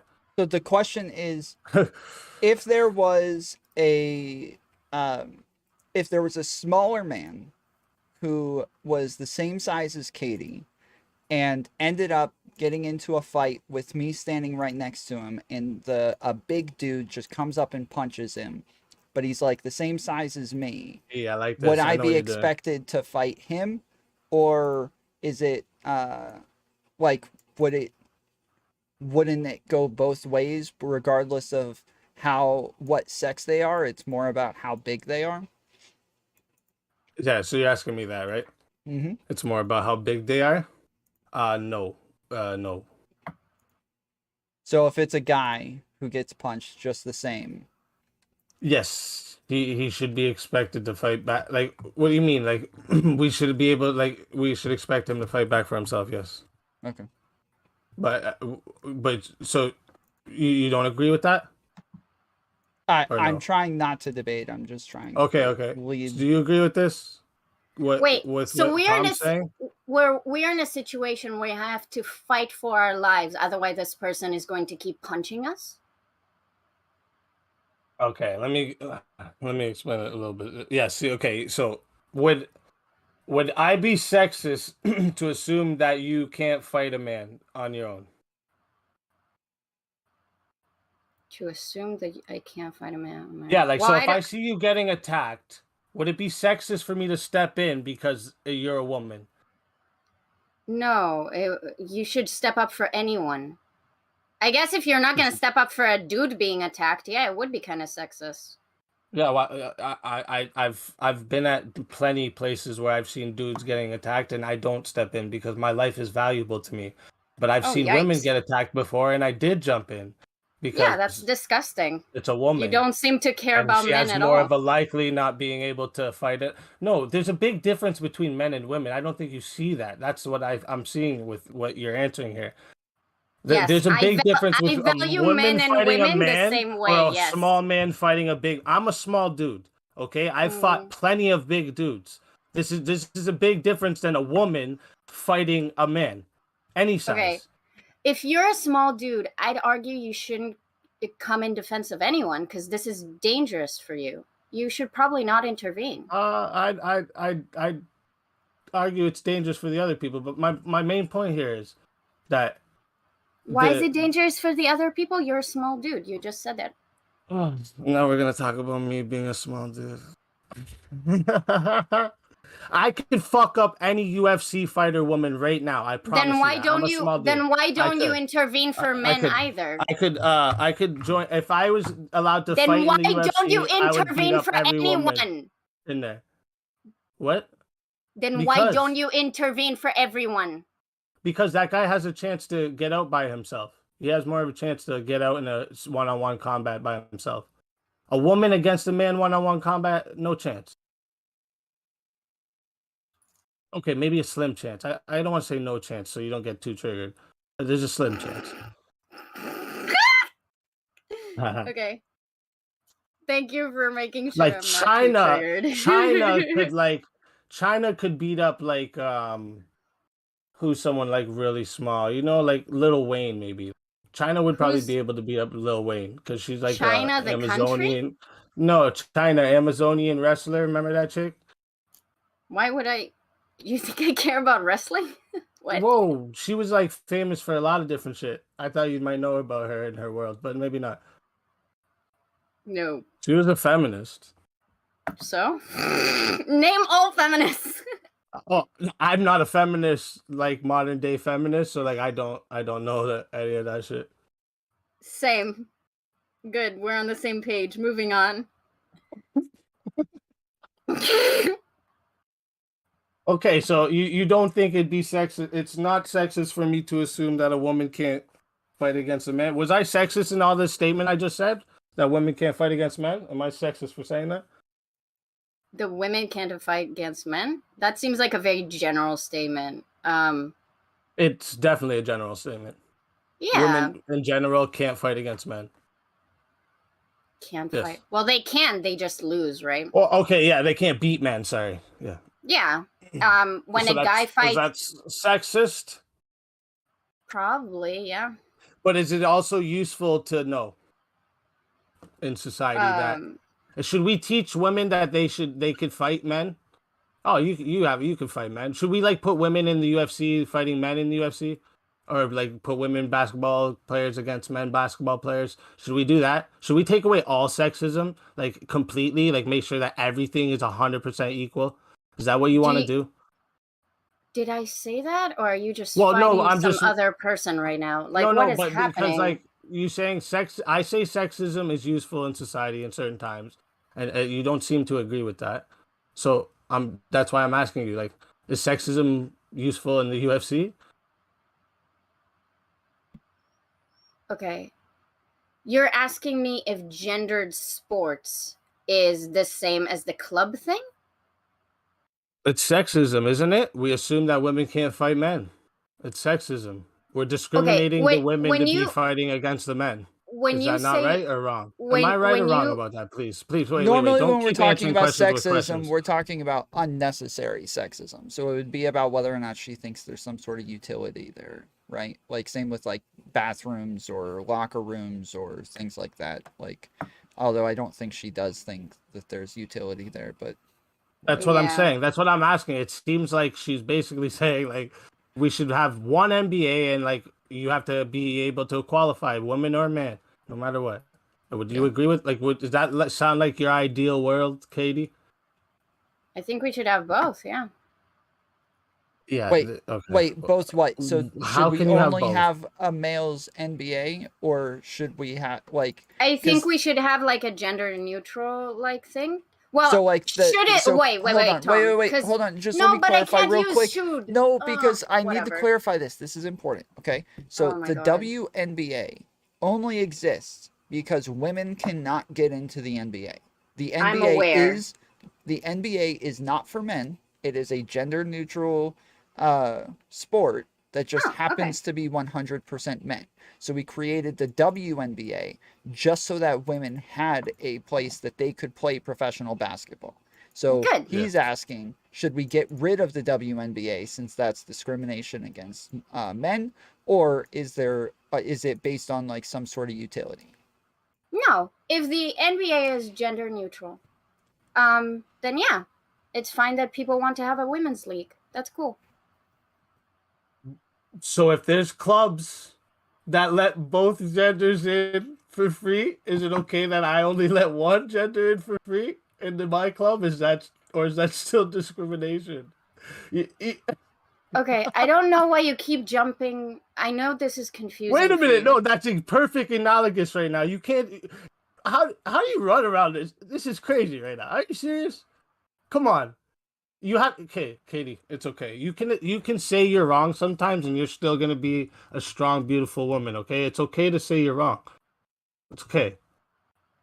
Okay, what does this have to do with me being a strong, beautiful woman? Well, your feminism power, right? You still have all that. Don't worry. You can. I say don't know you're what wrong. you're talking about. It's quite weird. Can you stop?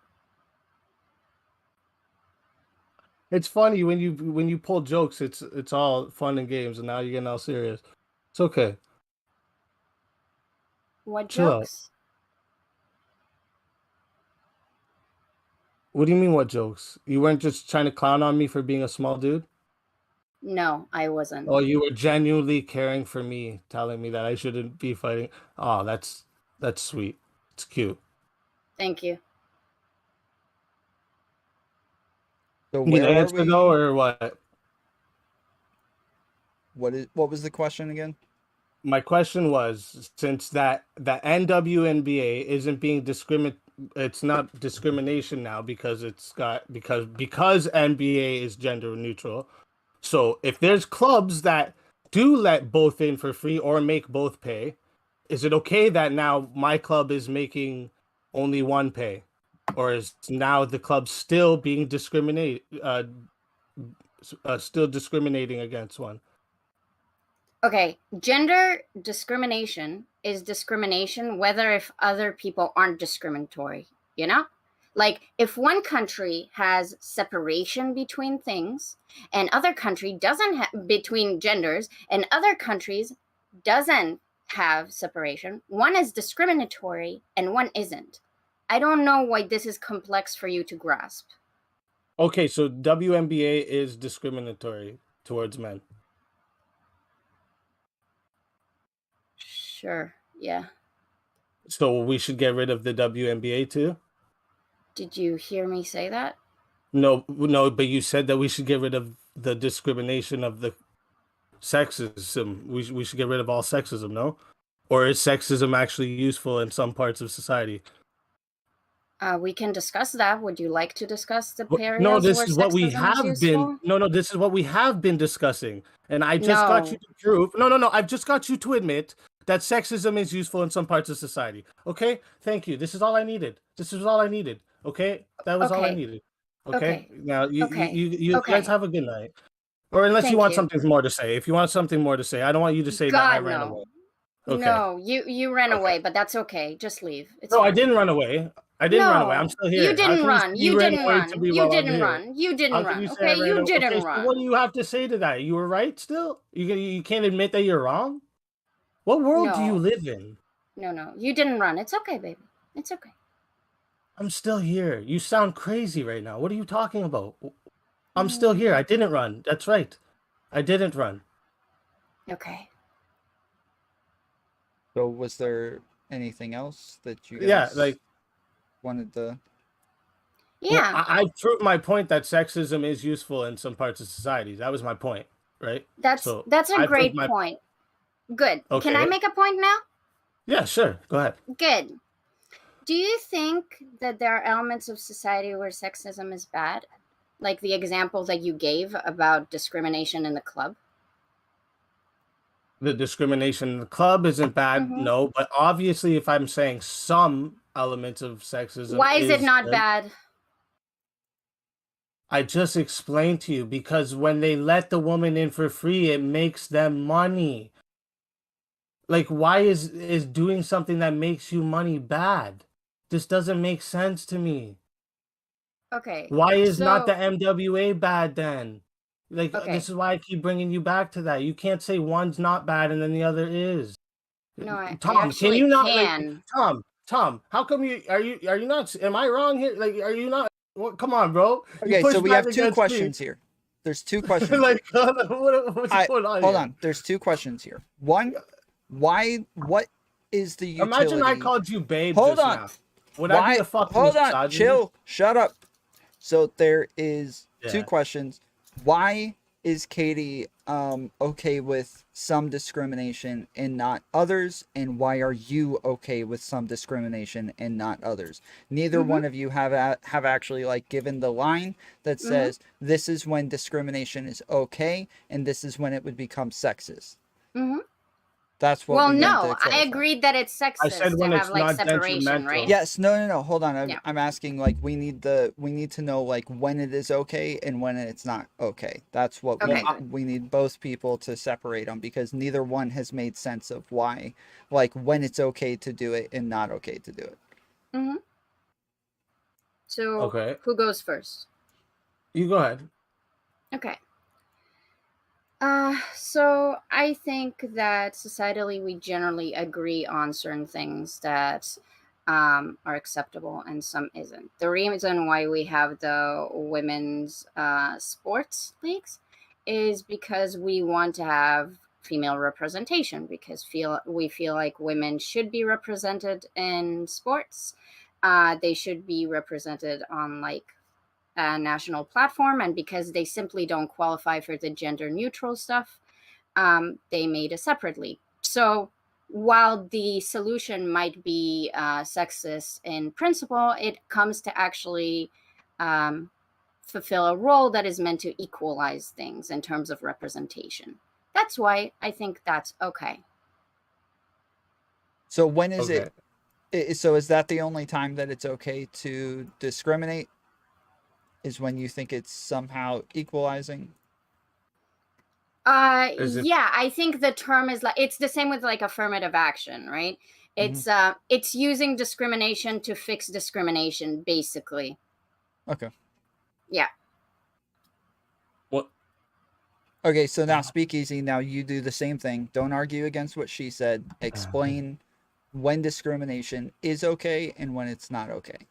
okay, when it comes to sexism, okay? Being sexist in society, shit that's sexist in society. It's okay when it is not detrimental to society.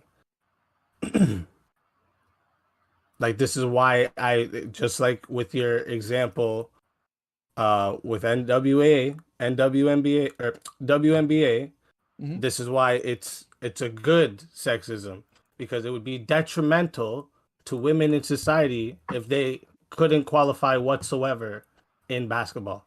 Okay. So Okay? Katee, do you That's it. think it is detrimental for men to have to pay to get into the club?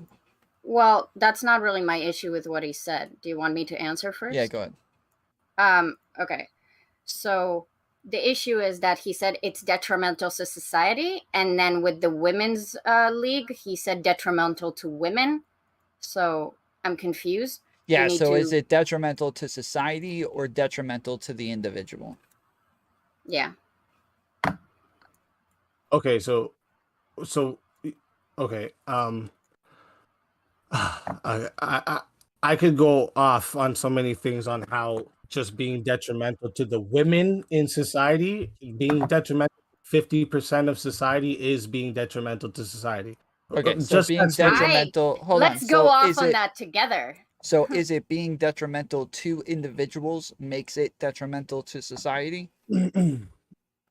No, okay. So, okay. No representation at all, right? This is what you use. So no representation at all for any women in sports, right? This is detrimental to society for not seeing representation of women in sports. Right. Okay, Okay. now So you like- just this would be diluted like a your statement propaganda. into Hold on. nothing. This would be just to clarify. So as somebody goes into a business, as a woman goes into a business and they say, no, I'm not going to serve you because you're a woman. But then she leaves and then they serve other women. They serve every other woman. But the one, they chose not to serve her because she is a woman. Was there a problem there? Or is that okay because it's not detrimental to society? okay. Or say that again. Sorry, say that again. My bad. This So shit there's was a fucking up on me. so McDonald's, a woman goes in and she wants to get a burger and they say, I am not going to give you a burger because you're a woman. So she leaves, but then they continue to serve all other women. They don't discriminate against all women, but they just discriminated against that one woman. It's not detrimental to society because they're only discriminating against that one woman. Is this a problem, or is it okay because it was just one individual that they discriminated on against based on sex? So it was the owner of the McDonald's that told them they're not serving this person, right? Yeah. Yes. Okay. Yeah. Yeah. If you own your own company, you could kick someone out of your company if you don't like the color of their shoes. This is just the right to owning a company. I mean, legally that's not the case, but so when you say the right, it like you're saying that's the way it should be. Well, okay, for not a commercial company like McDonald's. Okay, you're right. No, it wouldn't be. So yeah, of course it would be wrong to do. Okay. So I think This is commercially available. Yeah, so Like but now you're talking about laws, whereas we're talking, or in rights, whereas we're talking about like moral, like would this be okay or not okay? And we're trying to get you to draw a distinction between whether or not it's wrong to discriminate against an individual or an entire sex, where now it becomes detrimental to society. Yeah, that's what I said originally. Like to have no women in NBA, or to have no women ever. This would mean that no women would ever play NBA. Do you think that's detrimental to society? 50% of society, yeah. What? 50%, like the It's women, detrimental all the to women. the women in society. Yes, it's yeah. So it's detrimental to society. Yes, yes. Cool. Good. So that fits your definition. Like if the club made you like, if the club like, okay, if because you're saying, I don't know how you don't get what I'm saying when it's detrimental to society. So I get what you're saying. okay. So I- you understand? Okay. Mhm. Sorry. Go ahead. No, sorry. Go ahead. I didn't know you were gonna. We just have different thresholds. So I don't think it's detrimental for women, as in society will stop in its tracks if there wasn't women's sports. I think we live in a country where people want to have, we live in societies where people want to have rights and freedoms, and representation is something that people like having, and it has purpose. Is it detrimental to society? Absolutely fucking not. The vast majority of the things that we do would not collapse society. So yeah. I think that's a Okay. dumb threshold. Okay, well, you can think it's a dumb threshold, but like I said, if it's not, my original thing I said is if full 10. That's what I originally said. I don't know if you remember that, but you didn't like that one, so I tried to give you another one. You cut What out. did you say?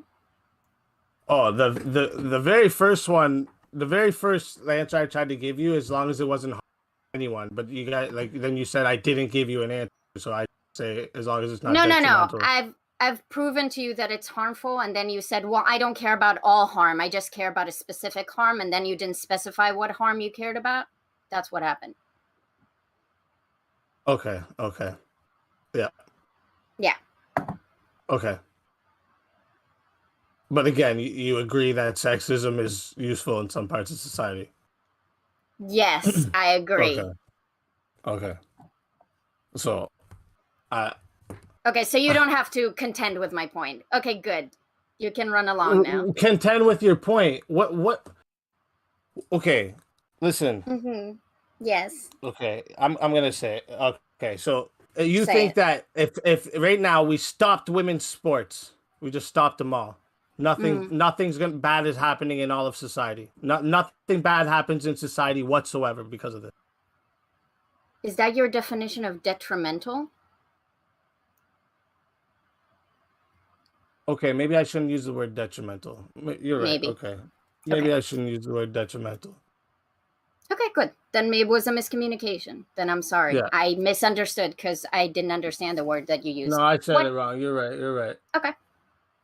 Well, wait, we were saying earlier that we were talking about it causing harm. You were saying earlier that it would cause harm to society if we didn't have WNBA.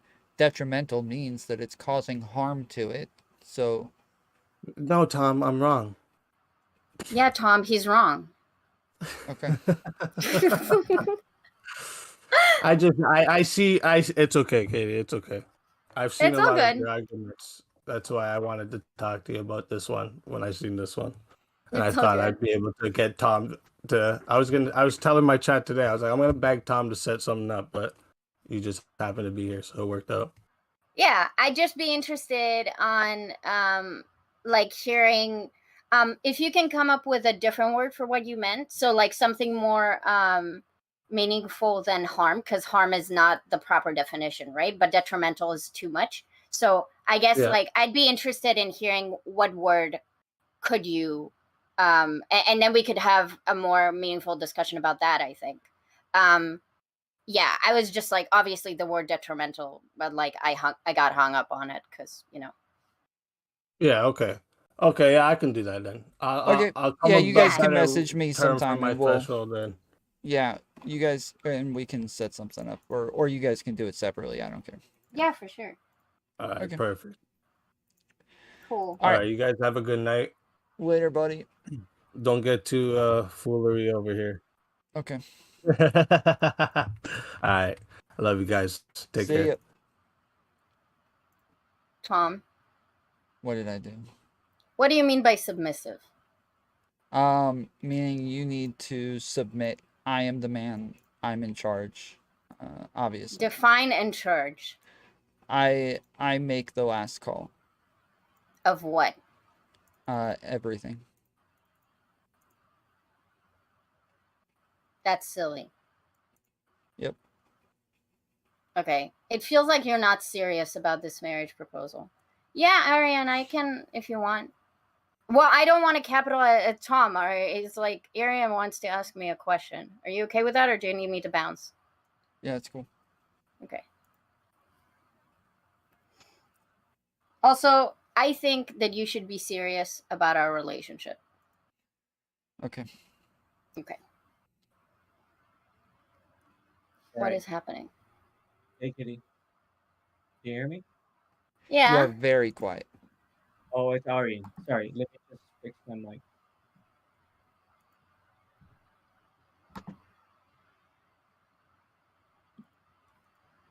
That was really confusing. I just saw Destiny's Hello? face and I was like, that's weird. Hello. How's it? Hello? Good.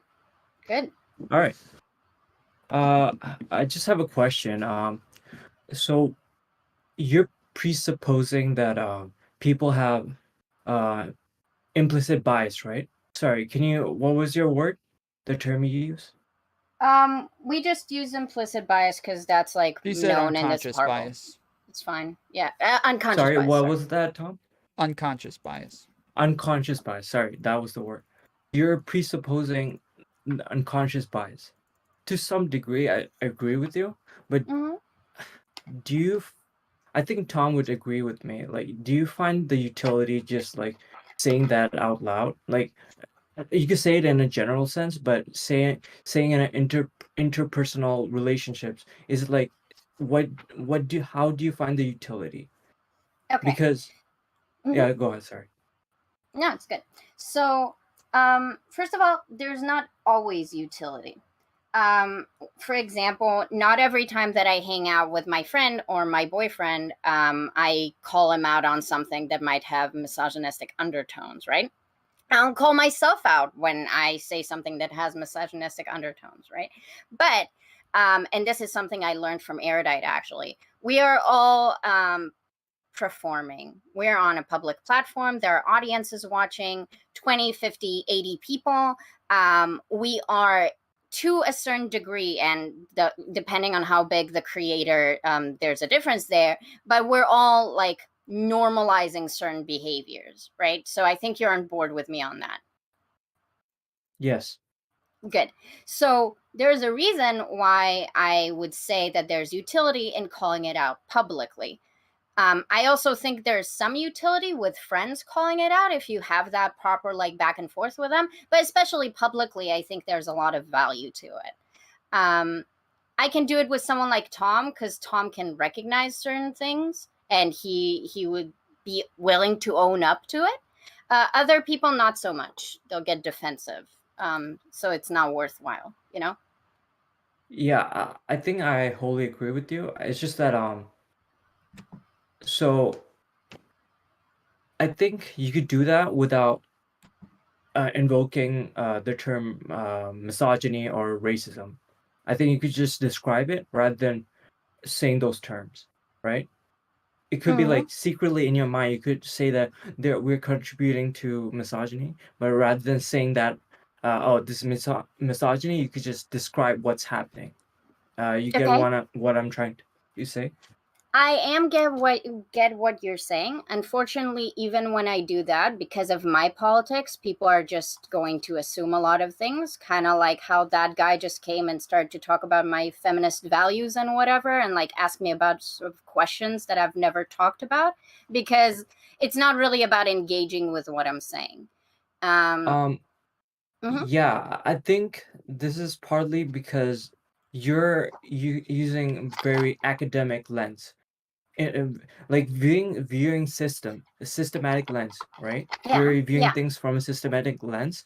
That's yes, very academic. People don't do that. So that's I a agree. very tall order for people to understand. So while I'm a comp sci student, I have taken some humanities courses, and from my professor, I learned that a lot of the times academics use activist terms like racism and um, uh, patriarchy, and they kind of use activist words to kind of like justify like sociological phenomena. Like Okay. racism is not just racism; it's systemic racism. So to kind of evoke that emotion that, oh, this is a negative, right? This Systemic we have to. racism is an academic term. It's not an activist term. No, I'm talking about racism. It's Okay. racism isn't academic term. Systemic Yes. is, right? Okay. Sorry, I got Yeah, them that's what I'm confused. Okay, talking. gotcha. Yeah, yeah. Yeah, Mm-hmm. so we kind of use activist terms to kind of like make uh our own um terms, and Mm-hmm. it is quite normal for people to kind of misunderstand that if you just say, oh, this is misogyny. No, I'm talking about patriarchy.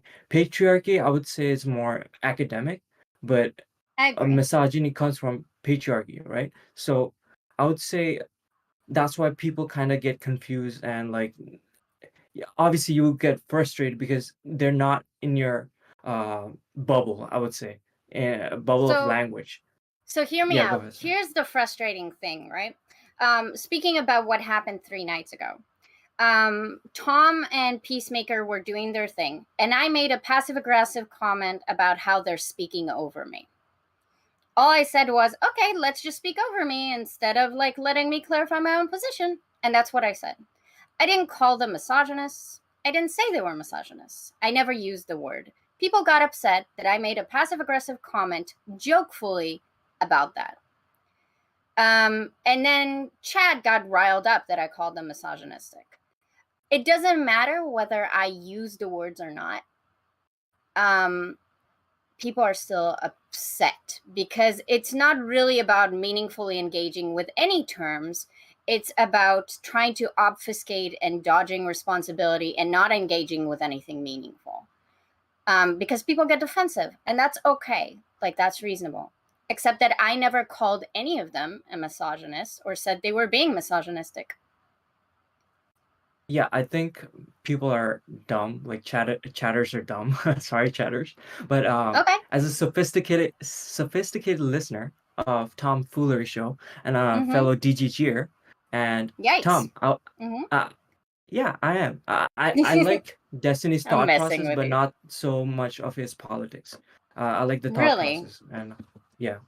Okay. Yeah, I- Sick was obviously having a lot of trouble actually like engaging with what it was she was saying. It wasn't just that like it wasn't just the verbiage. Like it seemed like he actually, because he kept saying like, you're talking about an individual instance and now you're obfuscating by talking about systems now. And it was like that But can I defend Sick a they bit, Tom? I did would disagree connect. with him, Yeah. but I kind of know where he's coming from. So Well, when I think I about think so misogyny, too. You defend Sick, so and then I'll defend Sick. okay, so this is my mental model, right, of misogyny. This is how I conceptualize, right? There's a Mhm. scale of how much you contribute to misogyny, right? Let's just say it's from 0 to 100, and 100 is like not hiring women and whatever. Like it could be 95, but you know what I'm saying? Like that's extreme misogyny. While what Tom and the Peacemaker guy was doing could be, I don't know, like could be 5, 0.1, like really, really low end. Yeah, And sure.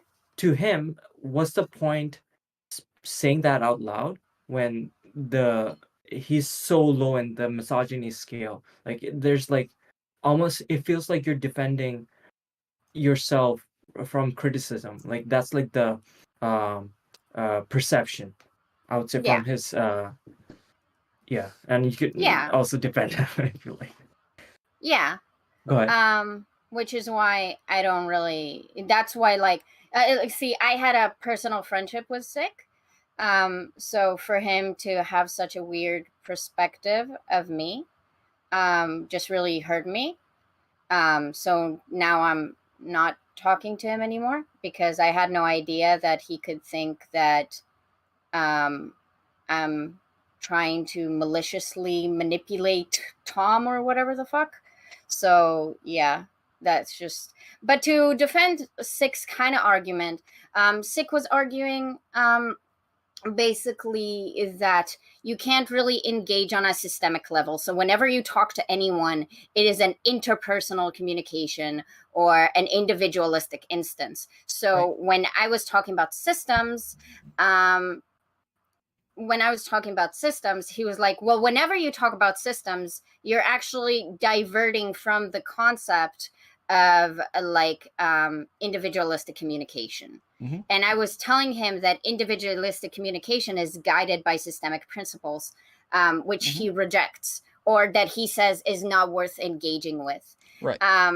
Which is fine that that's his opinion. That's where we just differ on advocacy. That is all. Exactly. Right, but that's He what might agree with you yes. in the description, but not so much on the prescription of Right, how and that's what I to was handle saying these is he conversations. didn't see the connection from the individual instance to a system. He literally said one has literally nothing to do with the other.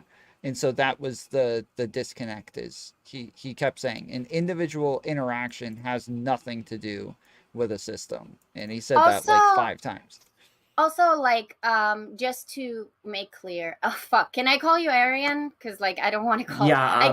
Okay, can I call you Naoto? I can do Naoto. No. I had to change my name because of you, Katie. You understand that? Understand that, right? It was Aryan, and then I'm basically Indian, right? I'm Bengali.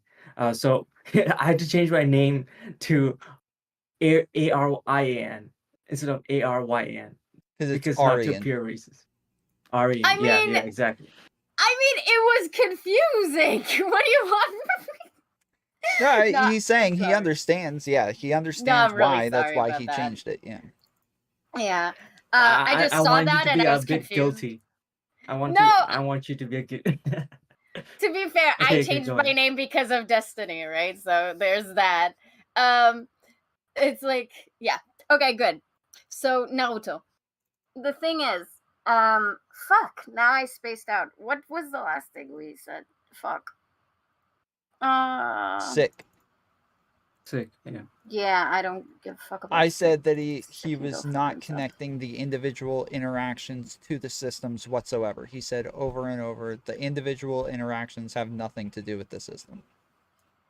Oh yeah. So yeah, Naoto, the thing that was really interesting about what you said is when you illustrated the spectrum of like misogyny versus like work discrimination and like what happened with Tom, and you said like, oh, it's like 0.5%. It's like my argument was not even necessarily that Tom or Peace were actually being misogynistic. We were talking about behaviors that can like perpetuate misogyny like societally, right? And Tom understood that point that I made. Chat was too like in the weeds, but like I came to talk to Tom because I know Tom gets what I'm saying. Yeah. So and on top of was... that, we all talk about academic like terms here consistently. Like this is what we're doing almost all the time. We are all engaging on academic topics. I personally try to like lower the amount that I use academic verbiage and explain things instead of using a label for it, because lots of times the label can be a bit pretentious, but the explanation can make sense. And so yeah, I think that we're like that as streamers, this is normally what we're all here to do anyway. So if people aren't able to engage on the academic topics, then they just probably shouldn't engage on the topic. Yeah, this is what I personally like about Tom. I think the way he views language from a pragmatic sense is very useful when like discussing gender, systemic issues. I personally I like that, and that's why I think even sometimes I'm confused why chatters don't get it. Whatever he's trying to say, but I I've personally seen you like it. numerous times steelman my arguments to other people who don't understand it. Like I can always tell, like you get it because I've seen you explain my opinions numerous times accurately. I would say because I've seen so many linguistics in university talking exactly like you, and obviously I have taken like only a few courses because those were side courses. Yeah, so personally I like it. I would say Can I okay, say something? Katie, sorry, go ahead. Yeah. I think that in the past, and I still do, this might be surprising to people who don't watch my content. I don't really bring up academic terms unless I'm being specifically asked. But people know I'm a progressive and people know that I'm a feminist. So people come to me and the discussion starts with, so do you think this is misogynistic? So I'm not going to then ignore the word, I'm going to engage with it because the word has been said. So a lot of the times it's very unfortunate. Like in the past, I would try to kind of bypass it. So I wouldn't talk about systemic racism. I would just be like, there are systems in place that make it harder for Black people, blah, blah, blah, blah, blah, blah, blah. Or with the patriarchy, I would say blah, blah, blah, blah, blah, blah, blah. I would say something instead of the patriarchy, instead of misogyny, instead of. The problem is that now that I'm in a conversation and people know me a bit more, they automatically come in with these terms, and then I engage with those terms. So unfortunately, even if I wanted to avoid them, because I do think it's more like effective rhetorically, it's just not really something that people let me do anymore. It's frustrating, but it is what it is. Yeah, exactly. I agree with you. Like, I will be right back. whenever we use those terms, right? There, people don't realize it, but definitions are more flexible than they actually are. Um, so when we're talking about systemic racism and misogyny, when they tell you when they invoke those terms, they kind of mean more rudimentary definitions, not so No, much like they academic. mean, yes, they mean what their fifis tell them it means, which is great and all. But again, like from in terms of my advocacy, again, it's, if we're talking academically, like for me to constantly entertain their fifis, in a way that isn't like, hey, you know, this is actually is not the definition, right? You're just talking because out of your ass right now, because you don't, because some feminists didn't fuck you, so now you think that that's what feminism is. And I do that with women as well, right? So it's just kind of really dumb, that people are like, oh, someone is talking about a definition, but they're using it wrong because they're really biased against it. Why can't you entertain that in a meaningful way? And it's like, because I can't, you know? Like, usually my conversations go like this. Someone would talk about feminism, and then I would run them down a few talking points, and we'd agree. Like, yes, we want this for society. Yes, we're on board on this. Yes, we want this for society. Yes, we're on board on this. And I'll do that with like 3 or 4 points. And then I'll go, yeah, this is what my feminism advocates for. And then they would go, okay, but that's not what feminism is. Yeah, I think I can't help these people. no, I think you're inherently disadvantaged because you're a woman. I know. When But if I talking say about that, that would be me pointing out misogyny, and that would be annoying. So I can't do yeah, that. you cannot say that. That's what I'm saying. You're Yeah. inherently disadvantaged. Like anything you say, for example, like if you talked about something contributing to misogyny, right? You kind of have to, rather than talking about nuance scenarios like Peacemaker and Tom, right? That you had like 3 days ago, you should bring up more extreme cases like the FNF Fresh and Fit podcast, where you do you know that Not So Erudite was in the podcast with Destiny? No, I don't follow. You don't know it. Okay. So this is like a summary. Not So Erudite was really calm, and she wasn't like any other girls, like those Miami girls, right? Okay. She sounded more educated and had that calm tone, and sounded really educated, basically. And Yeah. when she was arguing with Fit, it was Fit. It's Myron Fit. Tom, help me out. I forgot. Who I mixed them up. cares? That Okay, is Myron. that no is idea. irrelevant. I have no Yeah, idea. the Who Somali cares? dude. So the Somali dude. When Myron was debating her, right? He was always evoking evil psych, right? And the erudite was like, "Oh, this is just a just so story," and also, and he was like, keep on bringing this topic over and over again. But when Destiny came over and helped out erudite, right? And then Myron was like, I kind of get it, but like, you know, like the expression that men give, like, yeah, I kind of agree, but like, Can he I? was more agreeable to Destiny rather than Erudite, even though Yeah, of Erudite course. was more calmer than Destiny. Yeah. Can I just say something? Yeah.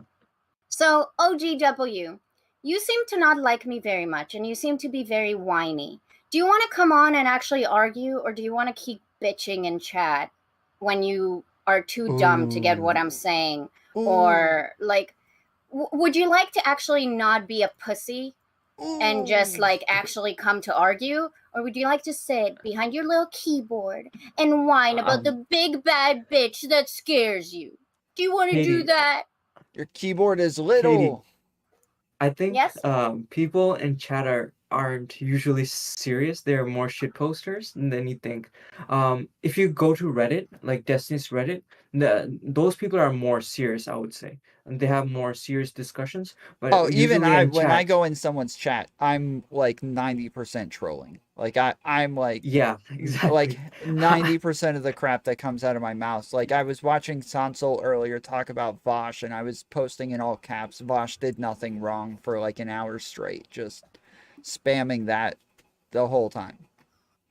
Yeah, What's usually I care about conversations more than most people in chat, but so? I guess I'm like the 1% out of like 99% of the people on chat. Like they're Wait. basically No, like I need to trolls. address this because now it's annoying. So like when you tell me, hey Katie, people in chat like are trolls, do you think that you're teaching me something? No, I'm just saying Okay. you shouldn't give them attention. That's what I'm saying. If Chat's I stupid. want Just to, is that ignore okay? them. Chat's stupid. Sorry? Nobody likes chat. If I want Sorry, to, can is you that okay? I guess, but like it's Okay, kind of cool. like for your mental health. Like for my mental health, I've seen like if I just ignore chat, like whenever I go to other people's streams, right? And they like I have stuttering problems and I'm ESL too. So they make fun of my voice. I just like ignore them. Like I don't care. Okay. And So yeah. I appreciate you worrying about my mental health, but I take responsibility for my mental health as a woman who needs to take more accountability for their actions, and I can make my own decisions about who I engage with and in what fashion and in what not. All right, Thank you. fine. I'm sorry. Sorry about All good. that. Yeah. So where was I? Oh, about the fresh and fit, right? Did you get what I was saying I do get what when you I? were saying. Um, Yeah. I do get what you were saying. Can you It's the summarize for me, same. like, what's my point when I brought that example? Yes, your point is that sometimes people have biases and they will find it easier to hear someone else's out make the same points because their biases are not in the way. It's And you the could same show that way by bringing. it's the same way that when I was talking to Destiny and Mindwaves, whenever Destiny was making my point to Mindwaves got it and engaged with it, and whenever I made it, Mindwaves was incapable. Yeah, exactly. And the reason why I brought up FNF because people in this space don't really like Fresh and Fit podcasts, and you could use like an extreme example to show, oh, this is whatever you're saying is happening in this scenario. You get what I'm saying? Like the reason why I brought FNF, like people who are fans of Destiny or Tom or whoever, they're not gonna be that critical of them doing this behavior. But if you bring an extreme example, they'll they'll look at it critically, and they will apply that into their own space, like whatever streamer space they So want. I don't think that just because I criticize FNF, suddenly people who don't see misogyny when Destiny engages in it, for example, are going to suddenly wake up to that reality. And you just admitted it by saying that people are biased towards the people that they like, which is completely fair and makes sense, right? Yeah, Yeah. like it's human. So Yeah. I agree with you. Unfortunately, it's really easy to call out blatant, obvious examples of misogyny, but I care about misogyny or racism even when it happens in areas where it's a bit more complex. So it's like I just got into like a Twitter hot fire because people thought I said that Vosh did good by being misogynistic, which I don't. I think Vosh having misogynistic rhetoric is really upsetting, and that's partially why I don't watch him anymore. That is my threshold. People don't have to have the same threshold, but that's fine, you know? So it's fine to call out Vosh for using misogynistic rhetoric. It's also fine to say this person uses misogynistic rhetoric and I don't like that, but I still want to watch them. That's all valid. People are allowed to have different choices, you know? No, I'm ju- I Mhm. would say that it's valid what you're doing. I would say the way these terms came about, like misogyny, patriarchy, systemic racism, the purpose, from what I know, is to look at more our societal institutions, like larger societal institutions like family, church, religion, government, all the institutions, like our bedrocks, Mhm. and viewing them from a systematic lens, not so much our interpersonal sense. Because if you use that, it kind of like muddies the water a bit. That's why professors talk more about like our structures rather than more, like two-person talking, and how their interaction contributes to something like racism or misogyny. Structures manifest in society, and if we want to challenge individuals to change systems, we must encourage introspection in individuals to allow for individualistic growth to fight the system as individuals. It's not a complicated concept. I know you understand it. Yeah, I do. I think it's like the difficulty scale. I would say people who introspect is like 98% hard, like in the difficulty scale, if it out of 100, because people usually don't have time to think about this stuff, right? They have like Yes. other stuff to do, and people Yes. online, even them, it's like a minority of a minority. So Okay. even they have harder time. So it's better to talk things in a general sense. I'm talking about practically. Obviously, you're prescribing that we should do it as individuals. It's a noble goal, but in my opinion, I'd rather use a different route. You realize that I talk about it in a general sense too, though, right? Yeah, but you're So I'm doing both. yeah, you're doing both. I'm saying I rather ¿Por qué you no los focus. dos? Pardon? Mm-hmm. Sorry, it was a joke. I don't Somebody know does Spanish. it I in my only know chat. No, French and. I'm so sorry. Okay, continue. Sorry. Okay. All right. Yes. You I'm just rather saying, that like, I do it. I know you're doing both. I know you're doing both. I understand you. I'm not like Mhm. other chatters. I know you said it multiple times. Like you Yes. just don't hold other men accountable. You hold both women and men accountable because of patriarchy affects both of them, and they contribute to patriarchy, both genders. I know that. Like I I'm really just saying. dislike the rhetoric around holding people accountable. I think it's silly. But yeah, continue. Sorry. Maybe you and I have different definitions of accountable when Probably. we mean, but yeah, I'm more. It's more less legally, less more morally. I would say it's more. I don't know. Like okay. Anyways, um, Yes. so I think it's better to focus like if you want to have like political change or more wider societal change, it's better to focus um on looking at structures rather than individual interactions. And obviously, you would argue both are important, but I would say no, No, both but aren't important.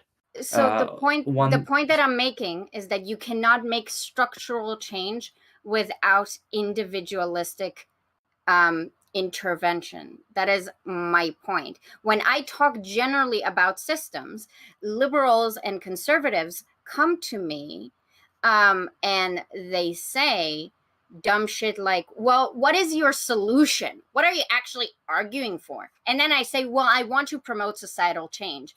But they don't know what societal change is. And to be fair, nobody does. Societal change requires like institutional education. But for people to support a type of education, they first need to be on board with certain ideas. And if they can't even deconstruct their own participation in a system, that's going to be very difficult for them. If people are trying to defend themselves from white fragility, they're going to have a really hard time supporting education that actually doesn't whitewash Black history, you know? Using a lot of academia for a second, just for you and I. Do you get what I'm saying? Like, I came on to talk to Tom because Tom understands what I'm saying, right? And then I made a passive aggressive joke Chad got all in its fifis about it because Chad doesn't like it when I make passive-aggressive jokes. And then we have to talk about misogyny, even though I never brought up misogyny. You want me to point out misogyny, or like you want me to point out the way that we really fuck over women. Whatever happened here with Killmonger, and everyone's like, "Oh, that's funny, that's hilarious." Even though I said that made me Oh, very is that uncomfortable. Killmonger dude, the mage dude? Sorry, I I don't know. interrupted you. No. All right, no. What was his name, Tom? Oh, he said no. He said Sick was Killinger. mage or something. Killinger. Okay, Killinger was Yeah, the guy who was called weird. Sick a mage. Okay. Oh, Yeah. sorry. Go on. Yeah, the guy who was really weird, and then everyone thought that was funny, and it's Yeah. fine that they thought it was funny. I had no choice but to laugh because, like, what are my other recourses are? Then I come here, we still talk about how funny that was, and now we want to make a video about it, about a guy being super inappropriate, creepy, and weird, and how that's a real funny spectacle to behold. Now, if everyone's laughing with me, that's fine. But I don't think anyone looks at that and think, wow, that's actually kind of weird that like we're totally chill with this and this is just something to be laughed at, instead of like promoting some introspection about it, maybe just a little. I would kind of disagree with you, and here's why. I would say this space, like this stream, right? It's like going to a comedy store. There's like an expectation of entertainment in this space, right? Like in comedy, you go there and you kind of expect like to have fun and kind of expect some racism, some sexist jokes, and whatever. And I feel some truths to it, but you'll mostly laugh at it. I would say in this space, there's expectation of something to learn, but also like mostly Tom isn't just he's a entertainer before educator, I would say. I'm watching this because I'm entertained rather than more learning about this. Learning is like a side effect Okay, of this but space. if that's how you feel, then you can't agree No, I with think it's a anything that I'm descriptive. doing. No, I think this is more descriptive rather than prescriptive. Like this Okay. is what's happening. Yeah. Okay. But Maybe if you that's could the argue that's descriptive, not what's happening. no, I'm not arguing that that's what's happening. But then your argument would have to be that me trying to do any of this on a platform that is meant for entertainment is not valuable or insignificant, which wasn't the argument that you were making. You were saying we should focus on systems. And I'm saying when we have negative ideas in media, which is for entertainment, we still are allowed to challenge that media, because media, while it is entertainment, also pushes certain ideas and certain notions into our brains. That's just what media is. Yes. So I would say there's a space for these kind of conversations. Obviously,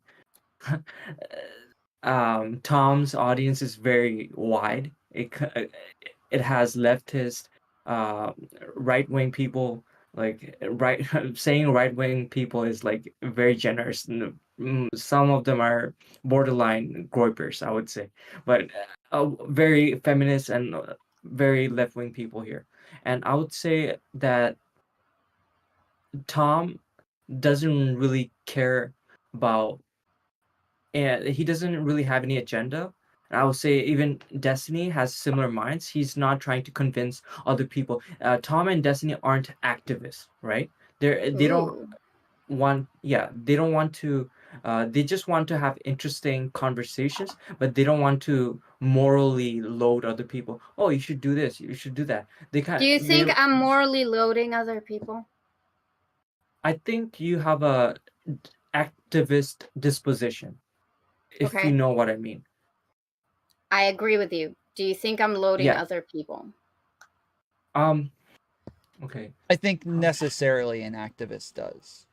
Like you're you're not advocating for it's people not your to intention, do but you're something. effectively doing it. That's what I meant. Sorry. I don't even think that. I would say if you are an activist, you are necessarily saying you ought to do this. Like, Yes, it is always a moral prescription with it. Which, Tom, that's not how I talk.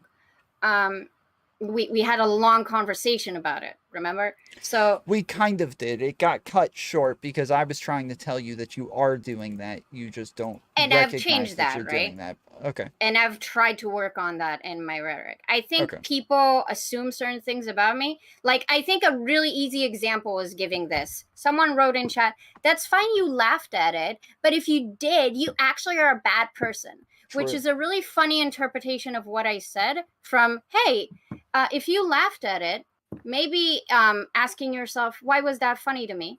Or why it's valid, is a good thing to ask myself. If that makes you feel like a bad person, that's a you thing. I'm not calling you a bad person. So, yeah, move on. Okay. I don't know. I don't know if people don't know what introspection is, but I think it's very intimidating for them, and that's okay. Introspection to me is very nebulous. It's like, I don't know. To me, introspection, it's a vague term by saying having critical thinking skills and looking at society through a more empathetic lens, I would say. I don't know, it could be different for other people. Introspection normally is about looking at yourself and being critical of yourself. It's about actually, it's about looking at your own actions, the way that you think, the way that you do things, and being critical of it and asking, am I doing the right thing? Should I have done that? Is this the best way to go about this? That's normally what people mean when they talk about introspection, is you're actually challenging yourself. And the beautiful thing about introspection is that you can think about something and be like, oh, I actually don't think I did anything wrong. Good. That's also a possible result of introspection. It's a beautiful concept, really.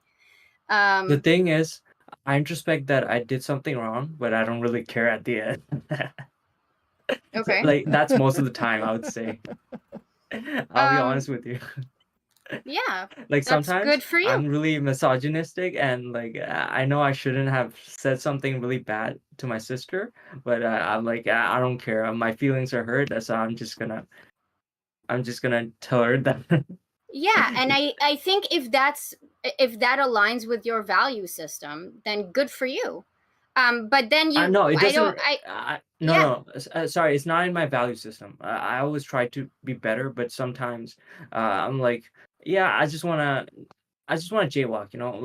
I don't usually. I have a model of a person I want to be, like a moral person, but sometimes I don't want to follow that along. Yeah, that's what I meant. Yeah, it's normally a problem of I don't see any harm in doing this right now, so I'm going to do it. But if we held everybody to that standard and we just allowed people to, we wouldn't be able to be consistent with that then, because then there would be a ton of times where it is harmful and we would just have to let it go because we did it before. So generally we'll just say, don't do this thing at all, but there's still going to be those times where you just don't see the harm in it, and so you're going to do it anyways. Yeah, so, I mean, we could say, you shouldn't jaywalk because, it could cause a lot of problems, cause accidents. So we tell people to use the crosswalk. But sometimes there's no cars around. There's no cops. What the hell? Why not? Yeah. So how do we, so if I tell you that you did bad for jaywalking, am I calling you a bad person when we all recognize that sometimes we jaywalk? We all do that? I would argue you kind of are, but people wouldn't think that they're a bad person because they think that it's normal to jaywalk. But if you say we're overly loading the language real quick. It's not a bad person, you're doing a bad thing, right? That because I think that is what Ryan was saying, is that you're doing a bad thing by doing it. That not necessarily he was over exaggerating, but yeah. So Tom, can I use an analogy? So let's just say that jaywalking is a bad thing, right? Mm-hmm. And being contributing to misogyny is also a bad thing, right? And Hmm. sometimes at the moment you just jaywalk, and sometimes in the moment you do something that will contribute to misogyny, right?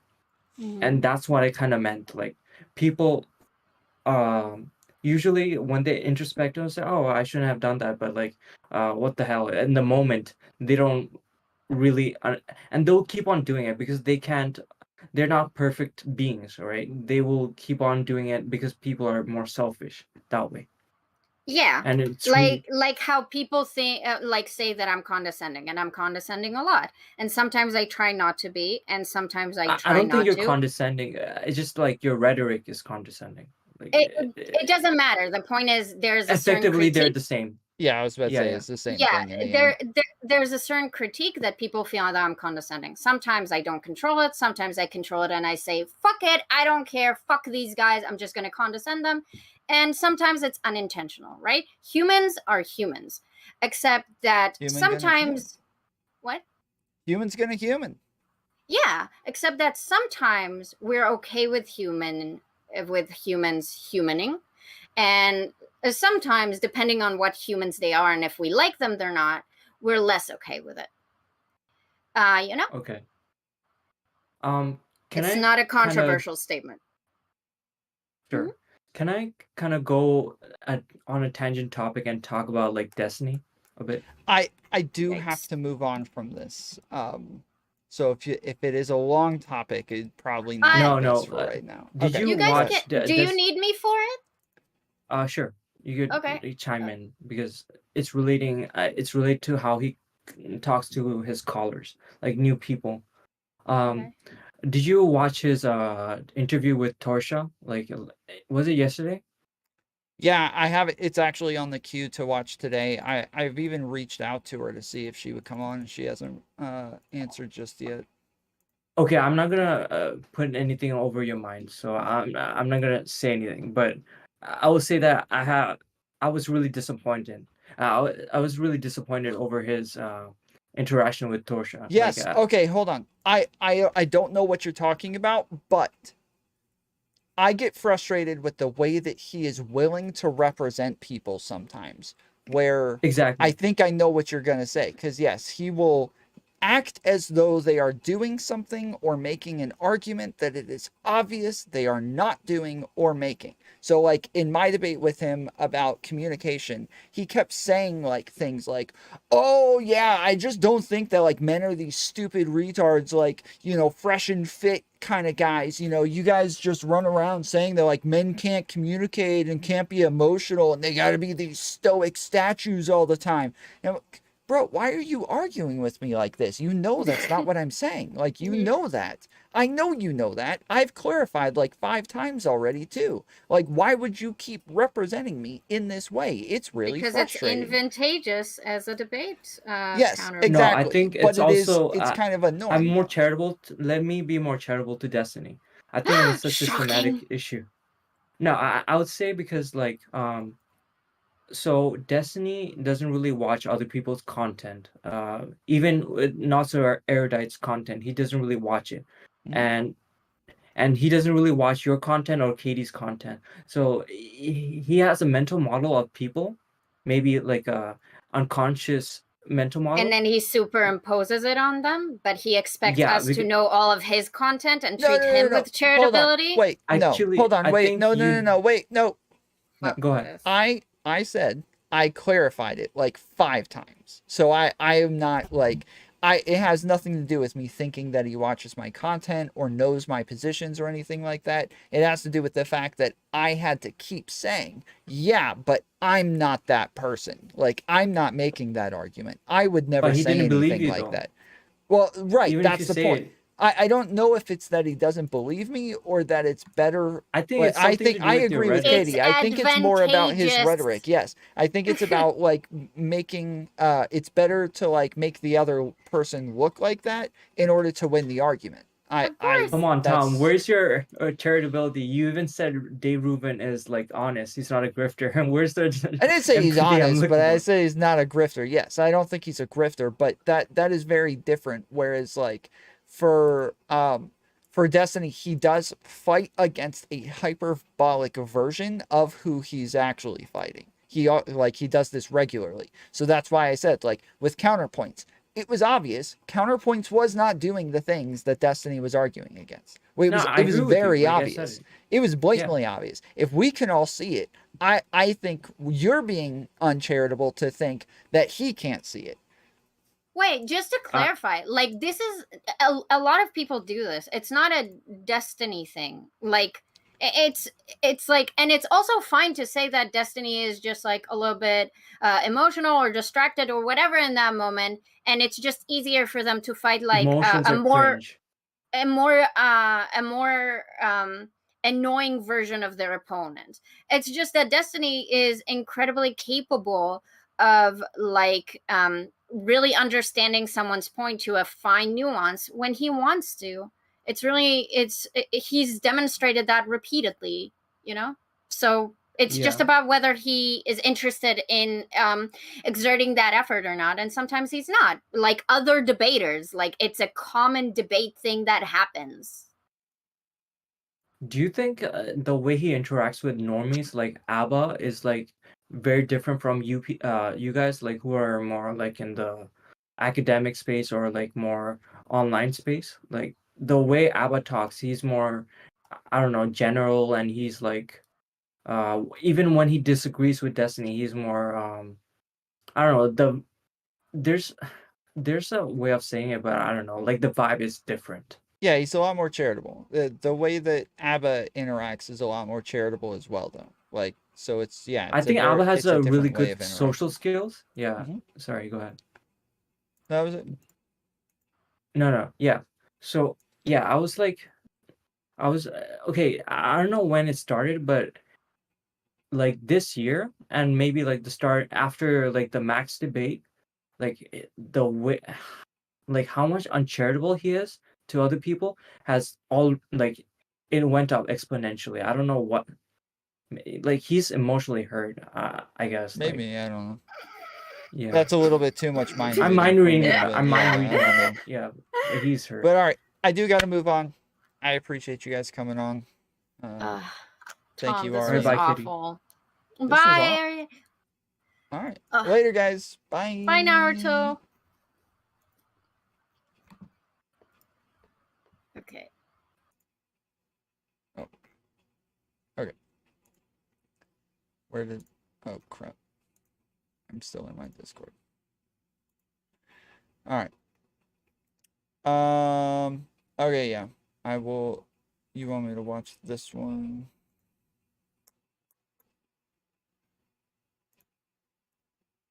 I feel like there was something else by him about the TYT stuff I wanted to watch. Ana Kasparian destroys Green New Deal.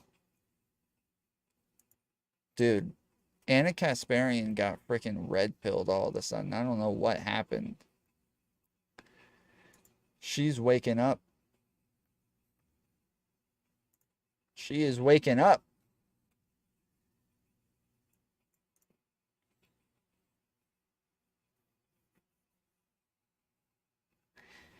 PWF called him out on it during his debate with Allende.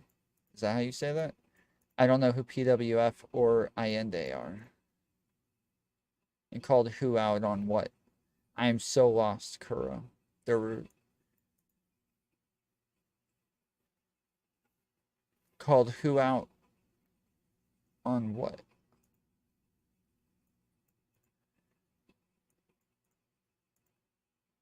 Playing with fire, Tom? What? What? What about it?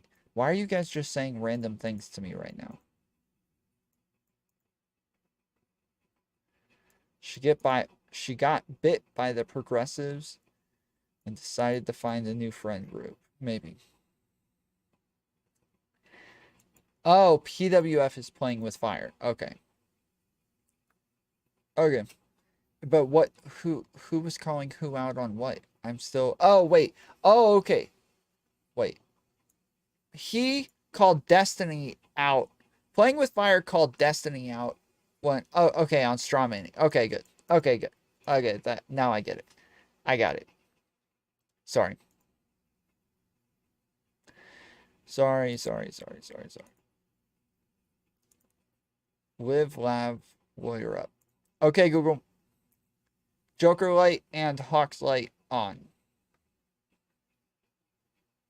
Sure. Turning 2 lights on.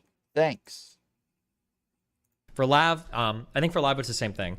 Like, a retraction would be nice, but if she just stops fucking talking about me, then I'll be happy with that. So fire off a cease and desist, tell her, hey, you're doing this and that. Well, it's going to center around a couple of pretty resolute claims that she's made and contradicted, telling her to, like, stop fucking talking about me publicly or on Discord channels about, like, these fake fucking allegations about me. And then if she doesn't, then I'll try to push it to a lawsuit.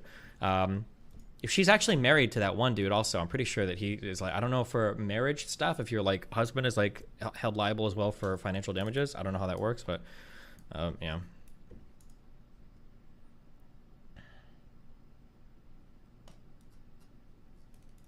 To single me out. Is it? You gone too? What was that? All right, like 5 minutes left.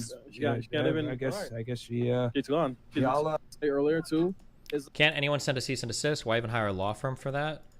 Because it doesn't cost much. It's probably like a $5,000 retainer, if that. And then it's better to have like you want like a letterhead from a law firm, because then they know that, like, well, if you keep fucking around, we're gonna find out, and you're gonna get served papers, and we're gonna go fucking fight in civil court or whatever. Out of nowhere, so then he decided to become friends with me, is what he said. So then the lines were blurred, so then we were friends, and then we had also this compartmentalized sexual relationship in which it was like payment for stream time. But then we were also friends, and then Like, this statement is just, it's a lie. It's wrong. She knows it's wrong. I think I said this once. I think I'll say it again. I think we traded like 2 nude pictures in the entirety of our like online thing, and we might have sexted once.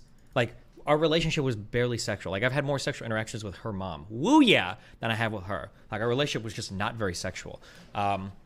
So it's just really annoying that she keeps repeating this lie over and over and over and over and over and over and over and over and over again. I don't know why. It's like super fucking. Hey, you guys heard that, right? You guys heard that. Everybody heard that. Y'all shut the hell up now. Shut up. You guys heard it. Y'all heard it. Shut up now.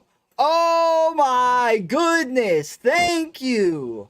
Thank you. Thank you. Oh man. W Tom, let's go.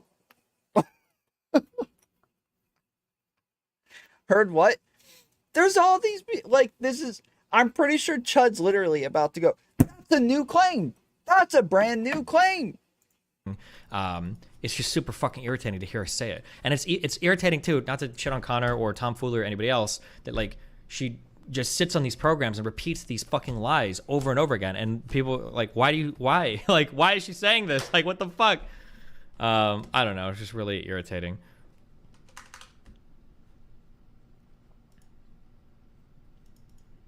Do you think she's a compulsive liar? OMG lies. He literally just said she keeps making this same claim over and over and over and over and over and over and over. He just said that. He literally just said that. He said it. He said it.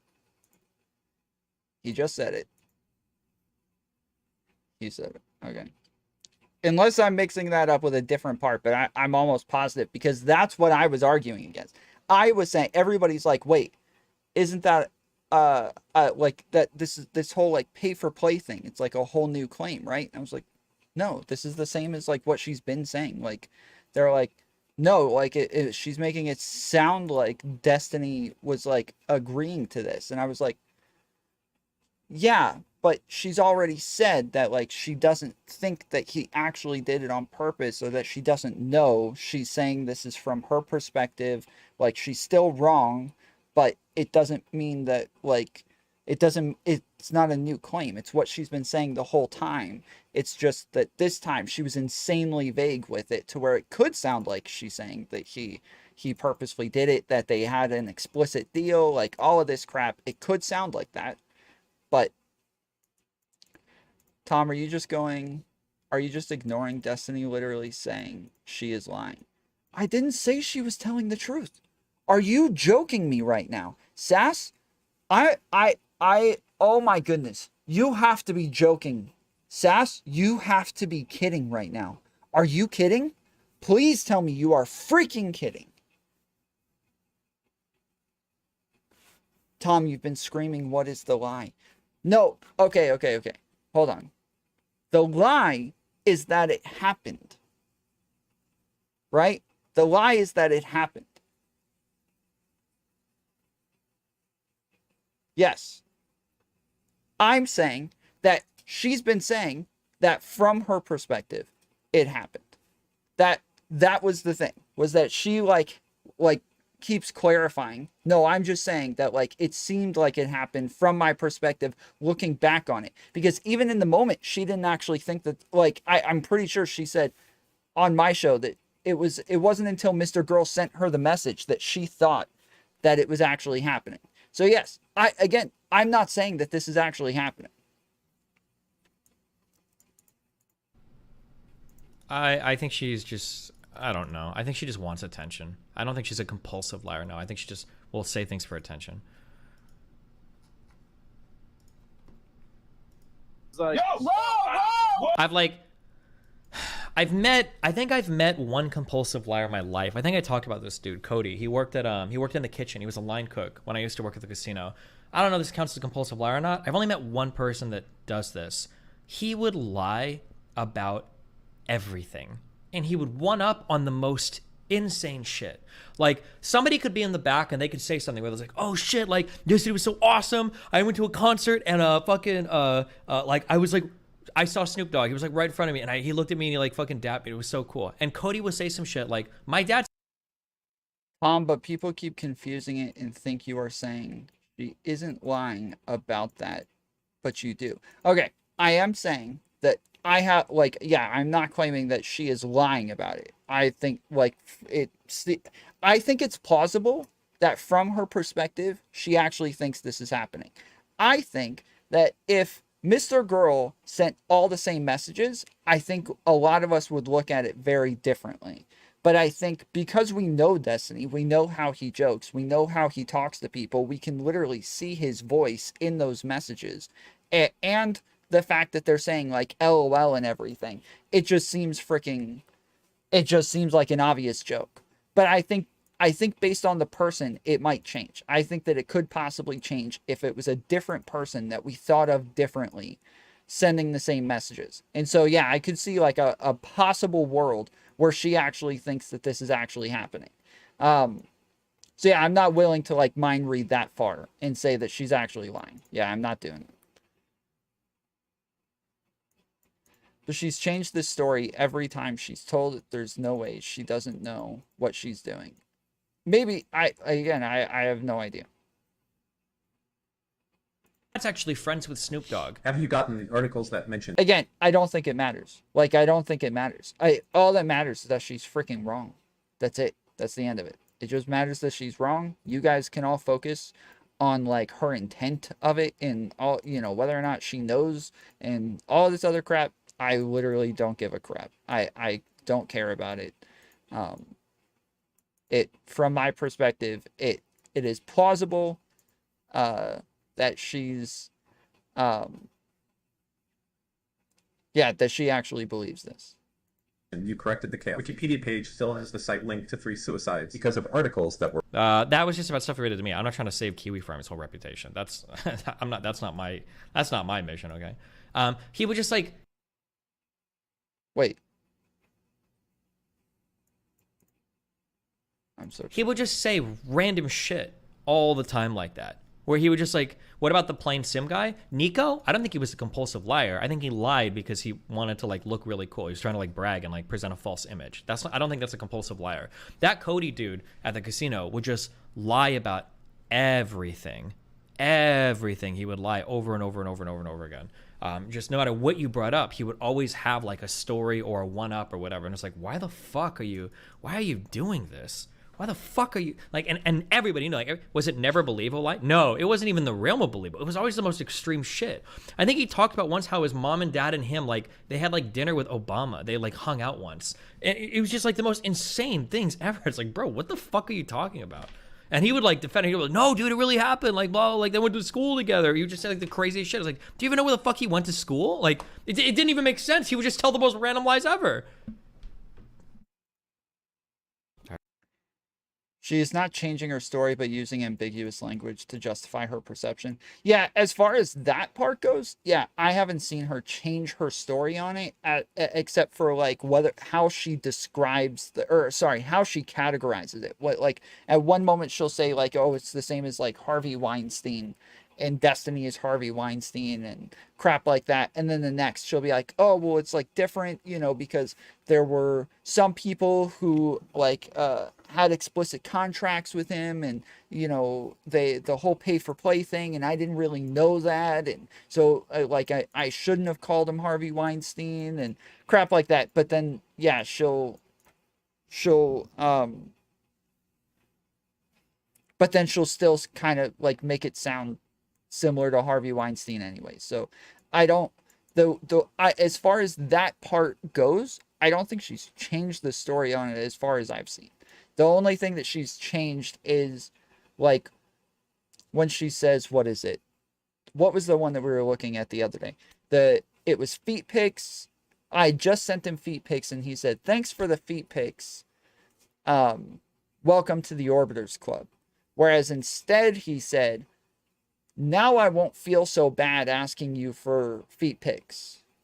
Welcome to the Orbiters Club. So that, like, those are two different things. But again, that's something that I could just, there are two things about feet. She didn't care about it in the moment. She didn't think anything of it until Max sent it to her. So I could totally understand these two ideas about feet pics getting mixed up in her head. Like, I just, yeah, like these things are plausible to me. And so I'm not saying that is what's happening. I'm saying I don't care to say one way or the other because it's plausible. Yeah, I'm not gonna sit here and be like, oh, it is a lie for sure. Yeah, I can tell she's lying. Because yeah, I think that's a bit of a, I actually respected your opinion. What is happening? What are you talking about?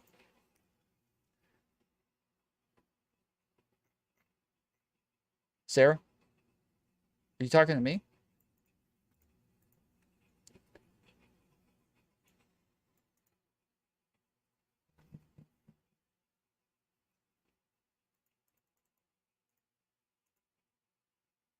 Tom cover Rally versus Lav? Yeah, maybe later. What is wrong?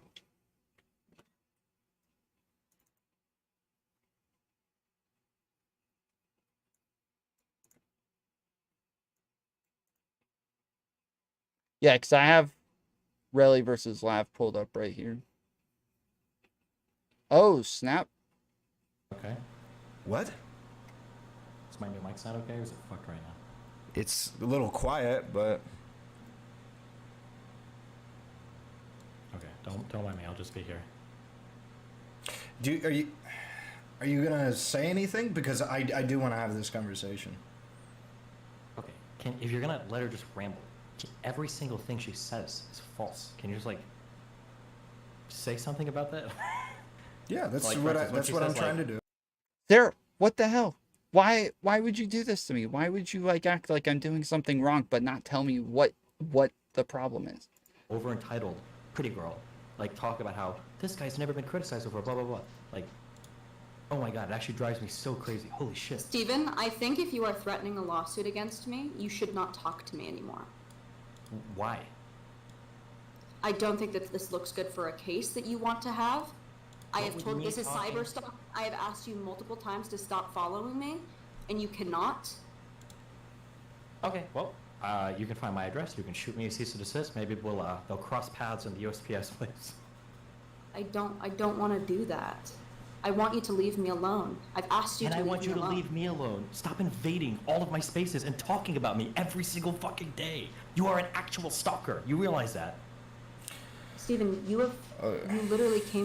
You completely ignored Actual Justice Warrior? No, I didn't. I just put it on my save to watch later. I said that I was going to watch it later. I was in the middle of watching this video when they jumped on. I had all of these queued up. I said that I was going to pull it up. I don't know why. What do you mean? I'm not understanding. Was he in the chat? I'm not understanding. Threaten legal action if you want me to stop talking about you. maybe Why we would I should. not- why Like, wouldn't I- why I'm wouldn't I do gonna. that when I'm Sorry, planning to Steven. watch I'm the gonna. I'm Murder gonna Song talk argument? about the situation that we've That's been fine. involved in for And 6 I months. encourage you to do so, but I'm going to sit here and try to impede you as you do it. It's really weird having somebody. Wow, guys, this that is a has been crazy harassing YouTube me video and that, abusing me for months. is being come watched onto here. all the platforms You're saying I'm that I share with other abusing you? people. Had abused me, not anymore. Don't worry, I broke free. Okay, but have you come on and talk to me constantly? You're still doing it right now. You're still doing it. There must be other things going on in your life. I imagine there's got to be something more than me. I know I have this effect on women, but holy shit, there must be something else to your life to talk about. God, Steven, this is pathetic. I feel bad for I you. know it is. I feel bad for you too. I wish there was a way to let you move on. Steven, you're saying Do you that think I that have. if you You're just saying say that my I name have over stuff and over going again, on. like gives you power over me? Is this like You're a saying- magical spell? You're saying that I have shit going on. You are someone who has like. You could do anything else with your time right now. You have the power to completely ignore me if you wanted to. I can't because you're invading every single tangential space we have, and it's not an accident. There's anybody on the internet you could talk to, and here You could are exist without on all one of my. this. And so could you. Why? What do you mean? This is my career. Why the fuck would I just give it all up? I was having a talk with Alex that didn't involve you for fucking hours, and we got here. And now you're I am talking allowed about to talk me. about my experience, and I'm allowed to. Cool. Then I'm allowed to be in this room. I'm sorry that. No, that's not. It is not one of your I'm not rights to be allowed to be in privy. here? No, you are you abusing probably- the power that you know that you have. You know that he won't kick you. Shut up, I'm Riley. he first of all, he probably would if I got Don't say annoying it. enough. I know that you think I've controlled these people, like Max controls you, but that's not the I way feel this like works, okay? I feel like we are at a point where this is probably going to need to either migrate to a separate streaming service or something. So. I have nothing to say to Steven. I would like to continue the conversation with you, Alex. Okay. About me? Yes. Steven, do you not want us to talk about you? The fact that this fucking bitch, like, sexually abused me for fucking months and months, leaking my details and everything, and continues to do so, and then is, like, walking around here as a fucking victim, is, like, the most disgusting shit in the world. And, like, every time she's on a new platform, she peddles out a new lie. The last thing that she said, this idea that it was, like, pictures for airtime, it's, like, a new fucking lie every time she can't get enough attention. It's just so fucking tiring. I don't know how to make them, like, stop talking about me. I thought after the 150,000 word article they'd get bored, but holy shit.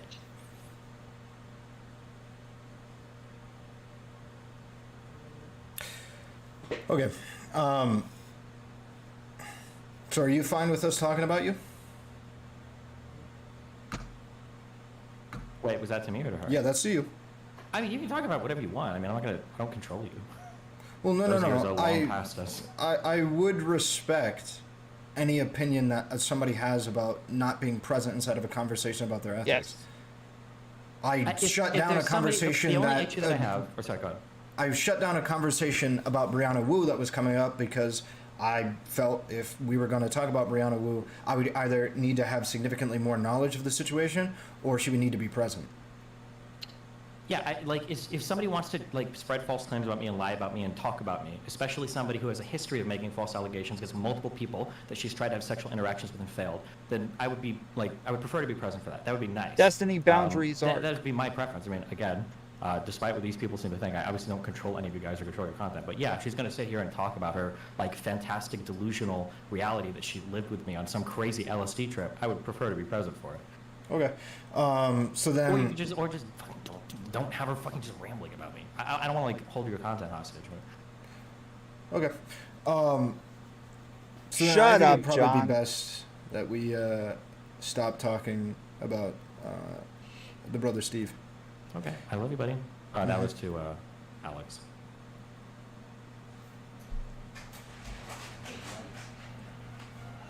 Okay. So the bones of what I was talking about, we don't have to talk specifically about him, but the bones of what I was talking about, and I've had this discussion before, is somebody considering something isn't like, that's not anything. So like, let's say for instance, you're mad at me about my conduct with, let's say I have with Darius, like, right? You're upset about our content, right? And It is as good of a transition as you can hope for right here. you don't just waive. It's not how it works. It's not like, oh, you said you considered it, or I genuinely believe that you considered it, so we're good. What you're appealing to is that there needs to be a change. Yeah. Right. So I guess we can't talk about the previous situation, but it's that. Do you think, I want to ask you a question, Alex. Do you think that, do you really believe that to talk about someone being unethical, they need to be present? No, absolutely not. So why are you doing that? Why are you doing that for Steven? Why were you not concerned when I did that for Brianna Wu? I was concerned, but I think that... Okay, so for me, it's the same exact answer that I just gave him about, and the same one that I gave about Brianna Wu. It's about, in my opinion, I don't have enough information on the topic. I think I have sufficient information to talk about this specific situation with Destiny, but Yeah. I think that's also what I think that with the Brianna Wu thing, I sort of internalized that you just didn't know enough about it, or that you didn't have enough to speak on it. Yeah, With this, and that's why I was like, okay, then we won't talk about it, because we didn't want to have a conversation in which you had to trust me to give you the information, right? With this, you don't have to. With this, you know what you've seen. Some details I would have to trust you. I don't think that that's true. I think that I can substantiate everything that I've said. If you have an opportunity to substantiate your claims, I would feel it only fair for Steven to have an opportunity to substantiate his claims. And he can do that, but why does it have to be while I'm here? Well, it would be primarily because it's to avoid you laying out claims that might be, let me give you an example. Let's say I was trying to... They need to be contested in time. In real time. They essentially need to be, because if I'm laying out claims about you, let's say I believe that you're a multi-time rape. Go ahead. Sure, but this is all also opinion based. So I'm not going to come on here and say that like when what we were just talking about were the ethics of something. Yeah. I don't need to. We're not working off of I wasn't even working off of allegations. We were talking about at that moment, we were talking about what would need to change for me to change my mind, my opinion. Mm-hmm. So this is completely my reality. This is my world, and it was explicitly so. It is your mind and it is your reality, but you're making statements about that reality. So an example might be, what would it take to convince me that Darius is actually black? Like, for instance, I would need to see real proof of an African-American parent. Well done, Sass. And I don't believe that it exists. However, a 23andMe could, wipe that away. Now, jokes aside, there is evidence that he has, a picture of his father and things like this, right? But because I'm allowed to just say that it doesn't exist, and there is nobody in real time to check me, because for some reason he's cucked and muted IRL for some reason, I am able to say what I want. So you might Relly's say getting banned, some dude. things He's so screwed. Have enough information. When someone speaks positively about him, does he need to be there? Yeah, potentially, absolutely. I think that's dishonest. Really? If somebody is making up certain accomplishments that Destiny did, and there's trying to play him up, and shit like that, yeah, I would potentially want him there to clear the record. No, I didn't do this. Yes, I did do that. No, I didn't do this. I think it's more important for the negative things, because the negative things are what's career damaging. The positive things, I believe, are just more about setting the record straight. No, so, for instance, you can't have Destiny on stream. He's banned on Twitch right now, and having him on will get you banned. That's why Relly covered him up with his other video, had himself up twice, then said, This is the greatest Riz I've ever seen in my then he said that the dude, this is so fucking sick. You're literally replacing Mr. Girl right now, dude. You're gonna talk to you nicely, and then you're gonna go ahead and you're gonna fucking like adopt her. And then How much has he been smoking? and A you're little bit gonna too much. replace Just a little her, dude. smidge? This is so fucking crazy, dude. Fucking so hype, bro. That was your contribution, huh?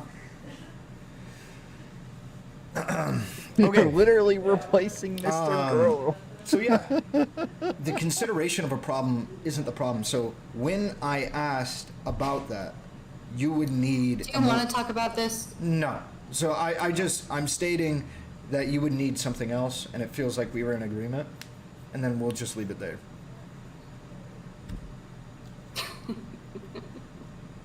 So yeah, that's why Yeah, he we was can be good covering on him that. up. That's why he was covering up. That's why he had himself up twice. Ultimately, what I will say. Jerry's final thoughts.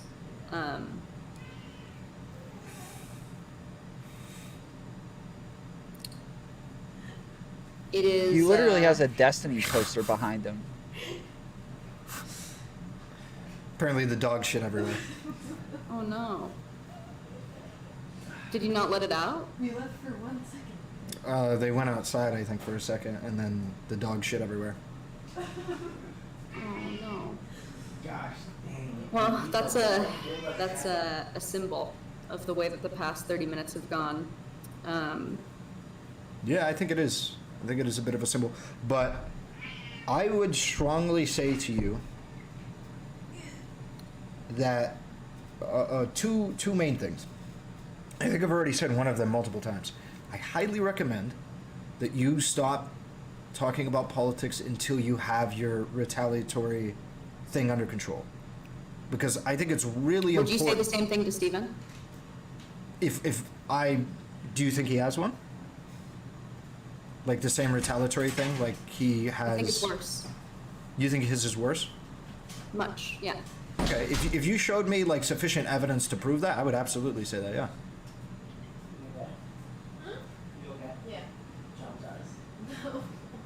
But the thing is, you're in front of me and you agree it exists.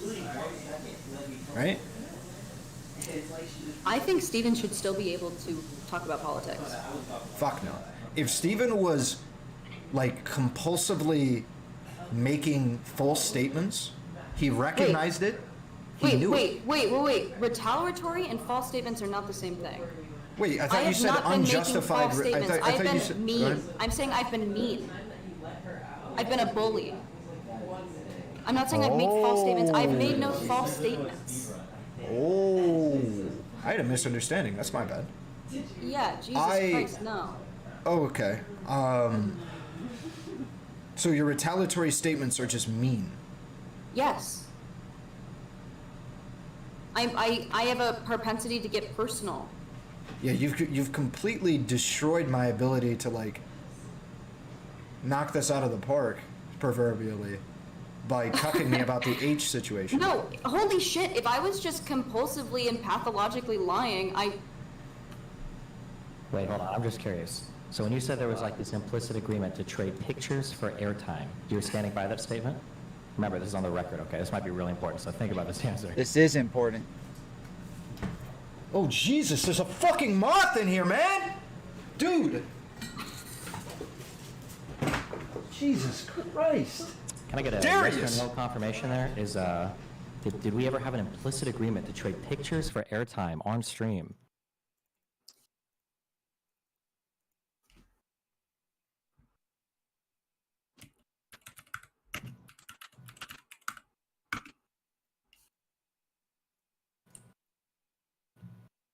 give me a second.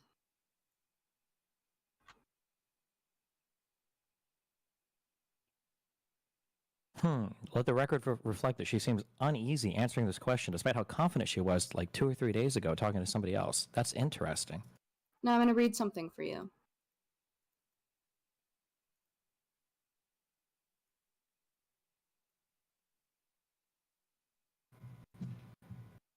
How do you find something? How do you text? How do you... What is it? It's like Control F.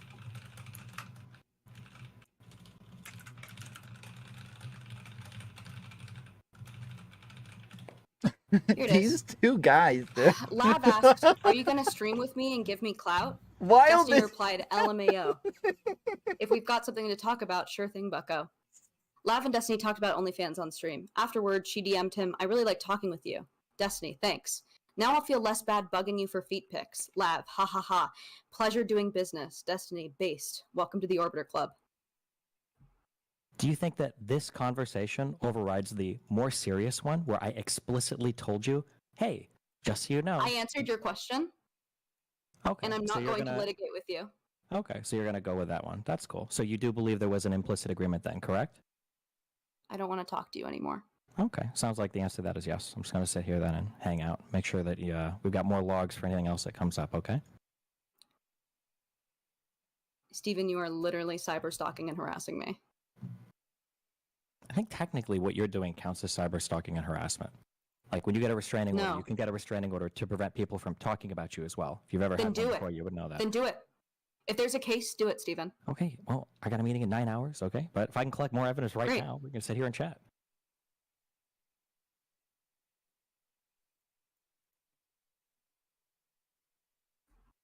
Steven, you are the most pathetic loser I've ever met in my life, and I feel bad for you. Really? I feel like Yes. that award would go to Connor, but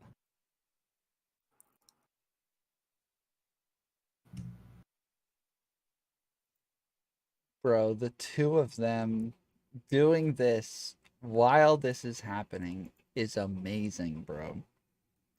They're using the cat to get the moth, and this is the most awkward silence. Wait, what happened? Hi. I actually want to read something. Does it have to do with Steven? Yeah. Yeah. Sorry, my internet reset. Yeah, you're back. You brought up Connor? Oh, I is just it feel like there's drama? no worse position in the world than being married to you, so, you know. Right.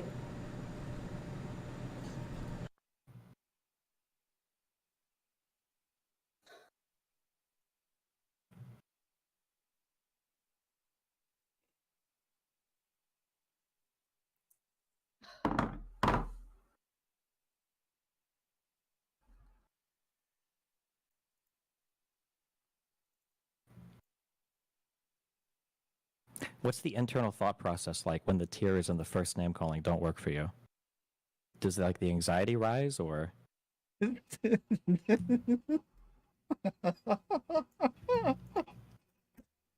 Steven, I think you're disgusting. Okay. I think you're pathetic. And I think that the only thing you have is your audience. And you know that. And it's why you act this way. Yo, my boy, what up? Oh, dude, this fucking moth situation, man. Don't know what the fuck you're doing, bro, but this moth is going crazy. It's fucking owning the shit out of Ahrelevant. It's been owning shit out of me. Like, fuck me. Look at Ahrelevant. Did you get it? I got it. Oh, let's get it. Look at that shit. Motherfucker. Get fucked, pussy. Get fucked. Get Beefy Boy up there. Get Beefy Boy up there. Let him feel like he killed it. Let's fucking go. Beefy Boy. Yes. Yes. Yes, dude. You did it. Beefy Boy. Oh, Jesus, that's disgusting. Oh, God, that's so gross. Did you get it? Oh, no. Okay, don't fucking throw a alinity, bro. So fucking disgusting. Beefy Boy, congrats. You got him, bro. Did he get him? Yeah, he got it. Let's fucking go, Beef. Beef, you already got it. Chillin'. Alright, whatever, dude. We already got it. Let's fucking go, man. Hey, I don't know what happened to you, Steven, and whatever the fuck was going on there, but I at least got a fucking W tonight, brother. What did you do? I've just been chilling. Are you chill for real? Can you do me one solid, one for real, for real? One salad and go? One solid, one for real, for real. Okay, what?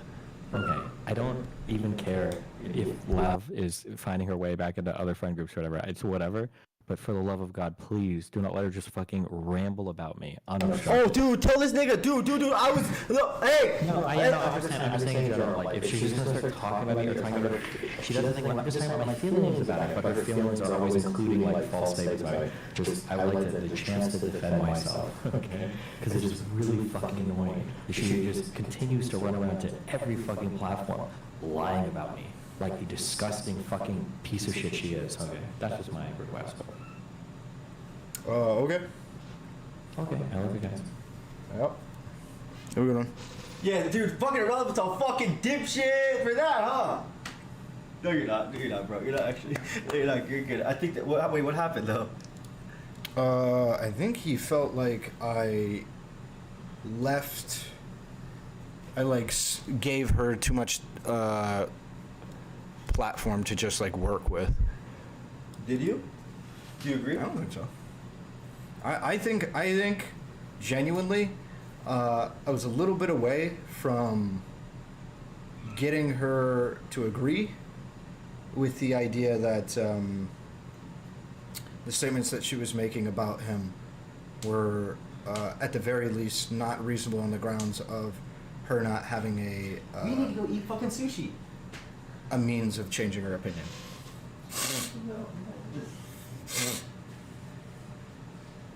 She will never agree? I don't think she will. No. Wait, what?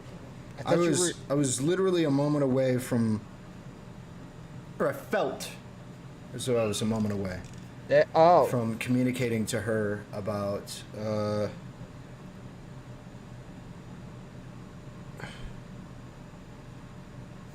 what? About the how she doesn't really have a exit strategy for Steven to be redeemed. Because I think it's very important whenever you're making a claim about somebody, whenever you're making a claim about something, that you have the answer in your mind as to whether, like, what would it take to convince you that you're wrong?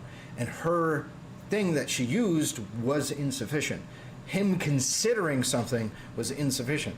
Especially, I was going to bring up the history of him considering this and having these conversations, at the very least, with his orbiters about, like, interacting with him privately.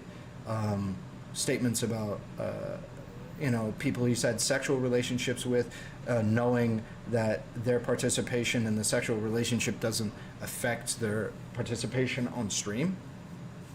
Things like this clearly show a pattern of behavior where he has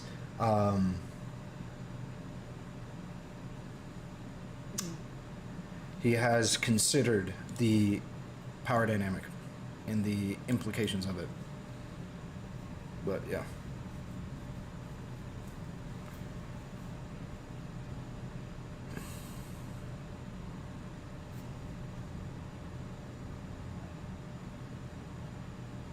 You think it makes Matt Lav look bad that she left like that? You didn't push back on some statements she made about Destiny and just tried to navigate the combo to the endpoint as well? Yeah, I didn't, because she had made multiple statements. Now, holding her down to one statement is something that I could do, but this is literally what I said. I feel like it's hard to have a conversation. Just went back to some of those points that were previously mentioned. Yeah, it's hard to have a conversation with somebody when they're rambling off a ton of points, and your option is to either let them ramble them off and then focus on them one at a time going forward, or stop them and be like, hold on, no, hold on, wait, stop, wait, you can't do that, let's do this now, one claim, that's it. Okay, yeah, we're still gonna watch AJ LMAO trying to hear the drama. Asking the wrong guy. About the drama, at least. The moth thing, it was just disgusting, dude. Will she come back and finish the conversation? Doubt it.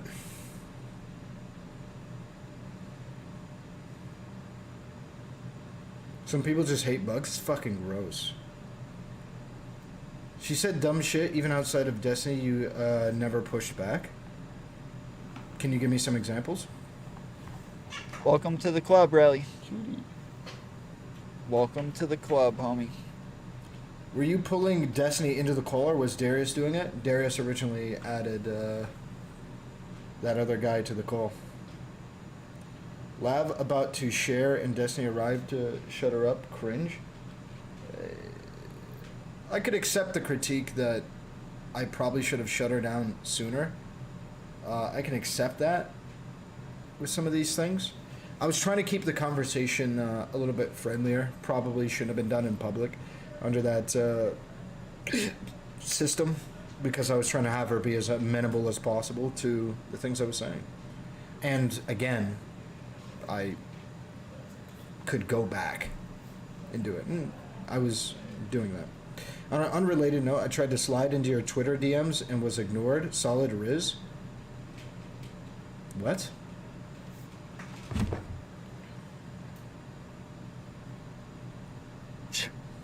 Freaking I never Jeff. checked Twitter DMs.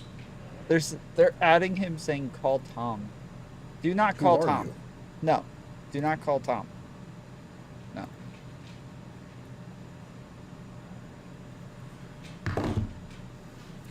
I mean, the issue is literally just the convo revolves around allegations of sexual misconduct. I thought the allegations That were... he's already probably gonna be in trouble for freaking one person. Why would he like double down and be like, hey, let's make it even worse now? I don't think she understands the possibility of being wrong. Well, that's something I wanted to talk to her about, is like, what does it look like for her to be wrong? How does that look, you know? Bro, you don't understand the allegations? Sexual abuse of Orbiter? I'm pretty sure that's tacked on. I see sick. The allegations have been webbed to contain like 50 additional crimes with any way she describes it. It went back to sexual abuse when she wanted more attention. There were like a bazillion pages of false allegations, different lies every day. She's been making claims that Destiny traded stream time for sex and was sexually abusive to her. Yeah, I remember when she said, or when they talked about that in here on that. I don't think she said anything about that when it was just me and her. What she said, or what I had guided it towards, was the statement that he abuses orbiters. Did you actually beat the allegations this stream? Yeah.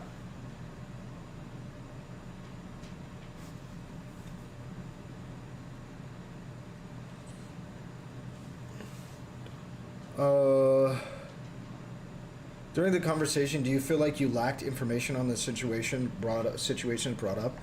Not really. Okay. Depths of all of those things. Yeah, they're telling him to delete the VOD now. So.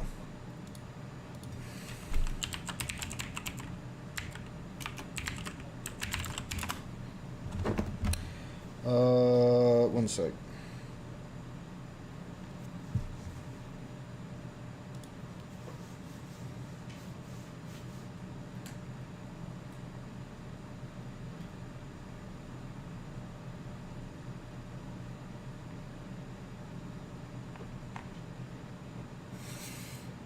Okay.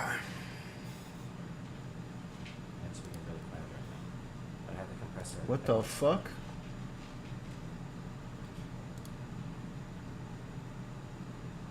R.I.P. Joe Rogan. Alright. Well Okay. done, guys. I think now's a good time to be done. It's been 5 hours. I've clocked my time in. I'll be back tomorrow, probably on the Brother Darnell stream. I don't know what content we're doing, but we might be doing the Tinder to catch a predator thing. Essentially, the idea is supposed to be that R.I.P. Joe Darius has an Rogan. underage. Okay. All right. This is so I want to watch both of these videos.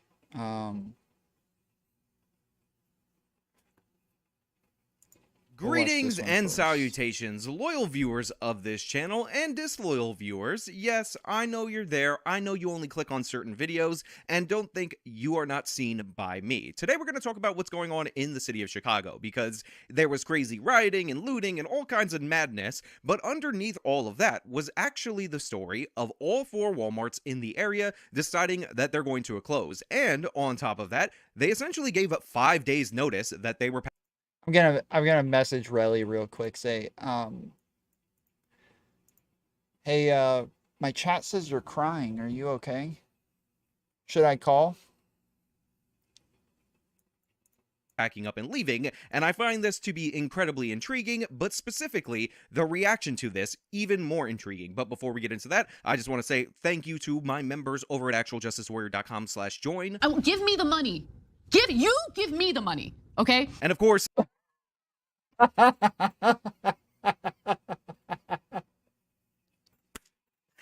bro, he gets the best clips off of her, dude. Join. Give me the money.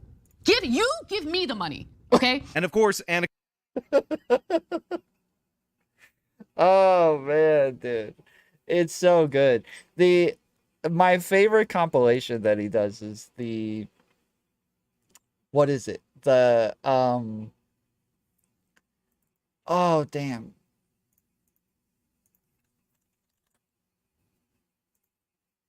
Oh, you thought it was a white guy.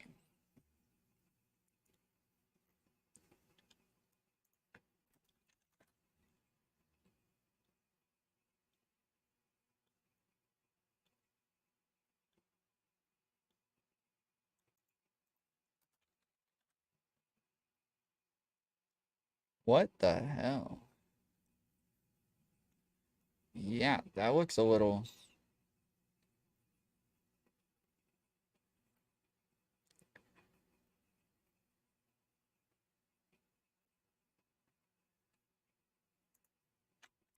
This isn't the compilation, this is just the clip that I'm looking for. He had it in like every video for a while. Oh, you thought it was a white guy. And then, what was the...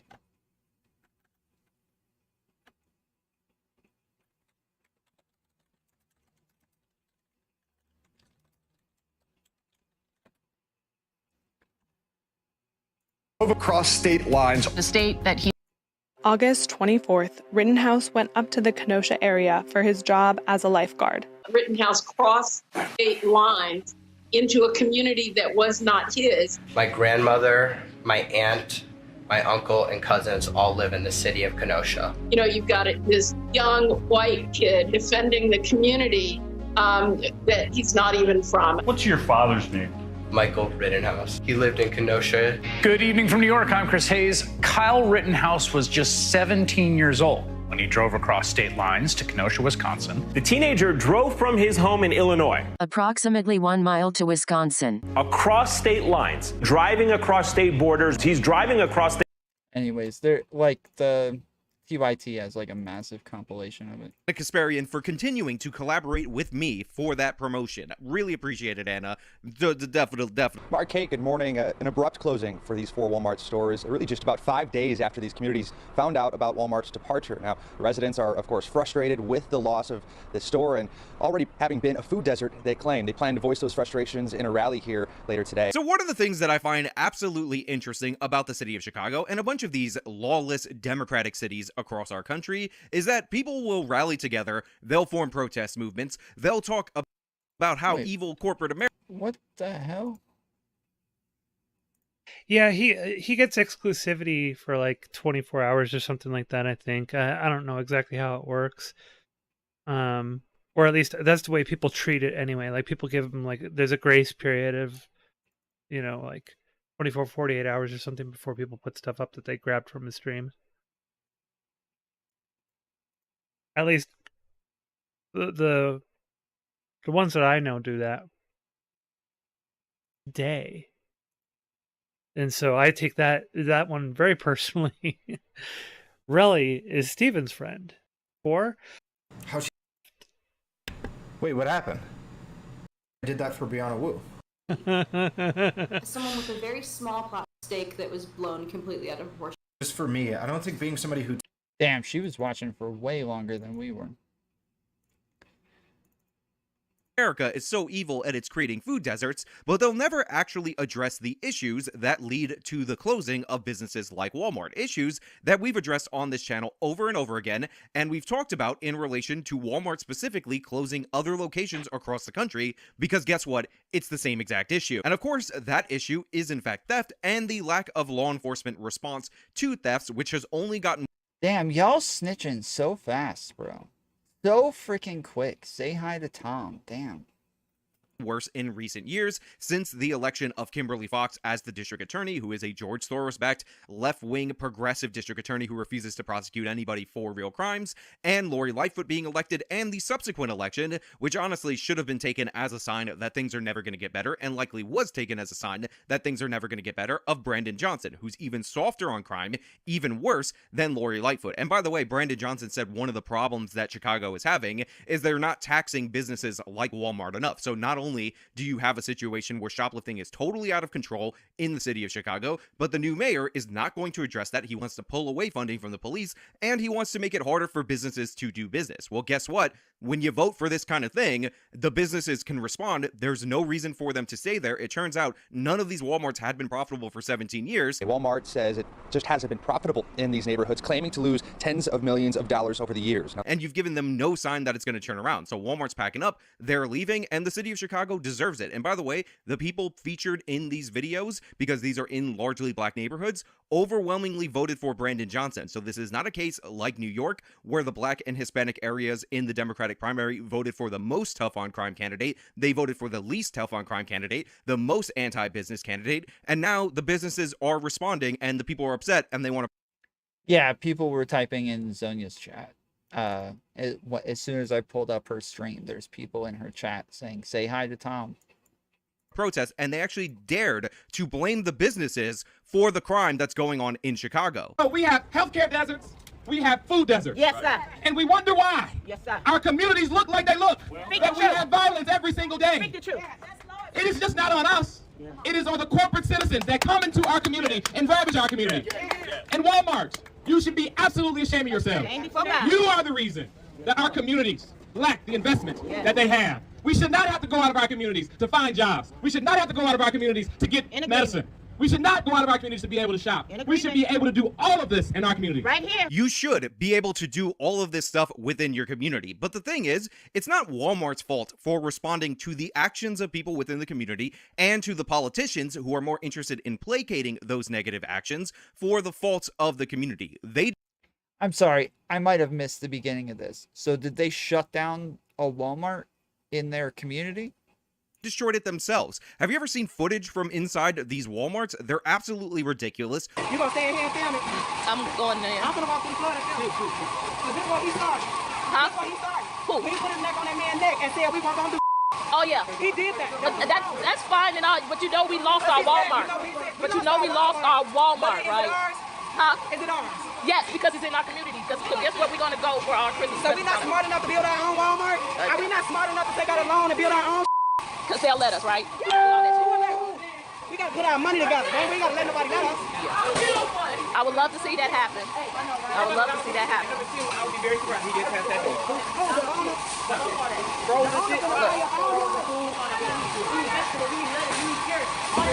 Well, at least get some real at least. Everybody trying to get that. Exactly. Get your produce. Damn. Brawls happening all the time, and the idea that it's on Walmart to just take it, like they're a charity case, like they're owed something, they're entitled to get you some produce. That is the last thing that I would get. That is the last thing in the world that I would get is produce. I'm gonna get something that's like that's gonna last for a while. I'm gonna get something that's got some staying power. I'm gonna grab a massive TV.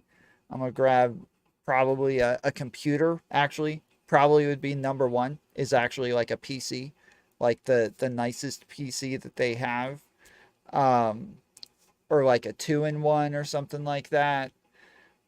Maybe a laptop, like something like that. Like I would probably have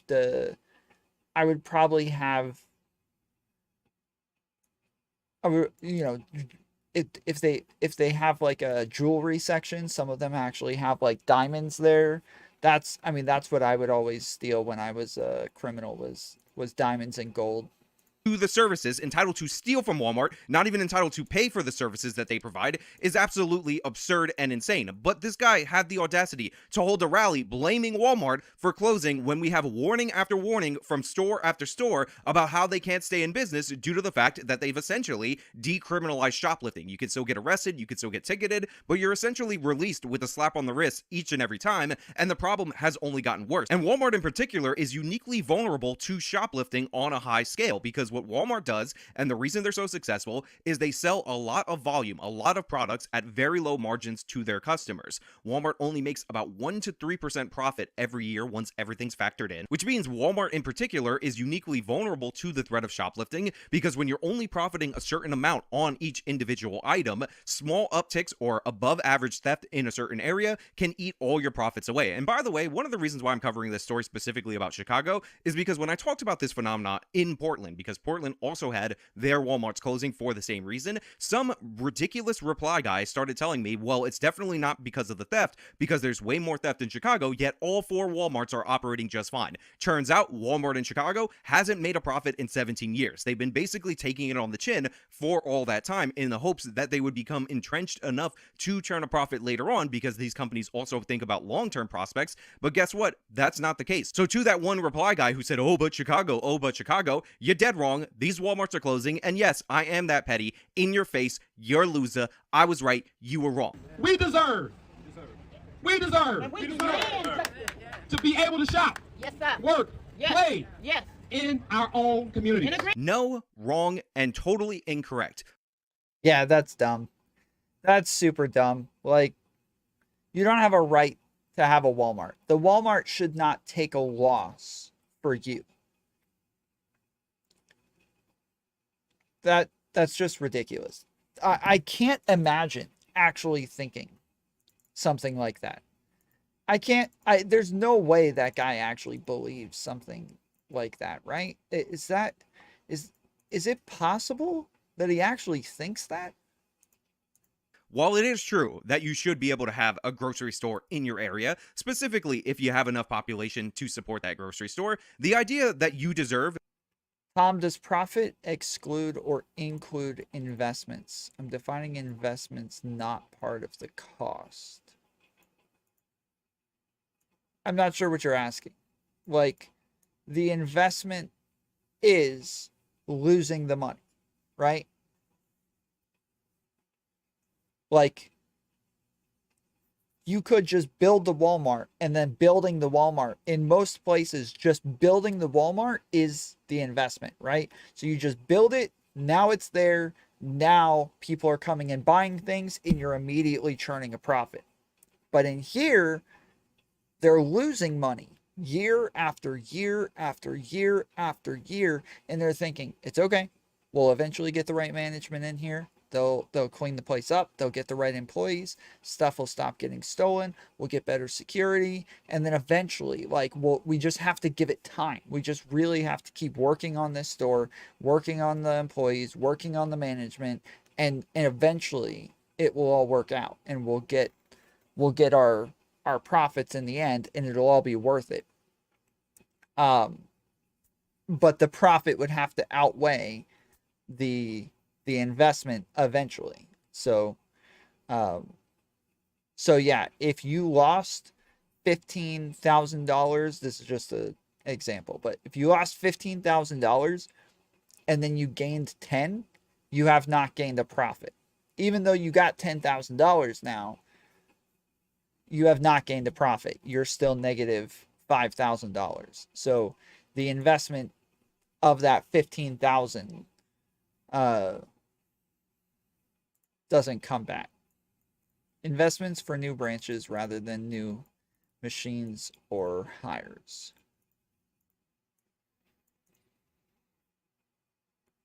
I'm not understanding. this community to have a Walmart, or you deserve to be able to not have to go outside of the community for jobs or whatever, is just not the case. What is actually happening is you are in fact getting what you deserve. You stole from this place over and over again as a whole, not every individual that was there. You, the politicians, said it was no big deal. In fact, you cut back on law enforcement. You restricted the ways that the stores could respond. You said, oh, shoplifting doesn't matter. It's not a serious crime. And now you're getting what you deserve. You're not entitled to have these stores here. We all know, and we've known for a very long time, that the reason big box stores don't open in crime-ridden areas is because they cannot profit there. Yet you decided to buck all that, say, oh, corporations are so bad, demonize Walmart in particular, and now when Walmart leaves, all of a sudden you play the victim. You're getting exactly what you deserve, and honestly, you should be ashamed of yourself. And these people shouldn't be rallying around you. They should be figuring out when your next election day is and making sure you're out of office, because all these politicians that played nice with the criminals, that tilted the laws in their favor, are the reason why these people don't have a store to shop in, are the reason why the good people are going to have to pay more for groceries and travel further for groceries. They ignored the warning signs. It's 100% on them. The concern for many,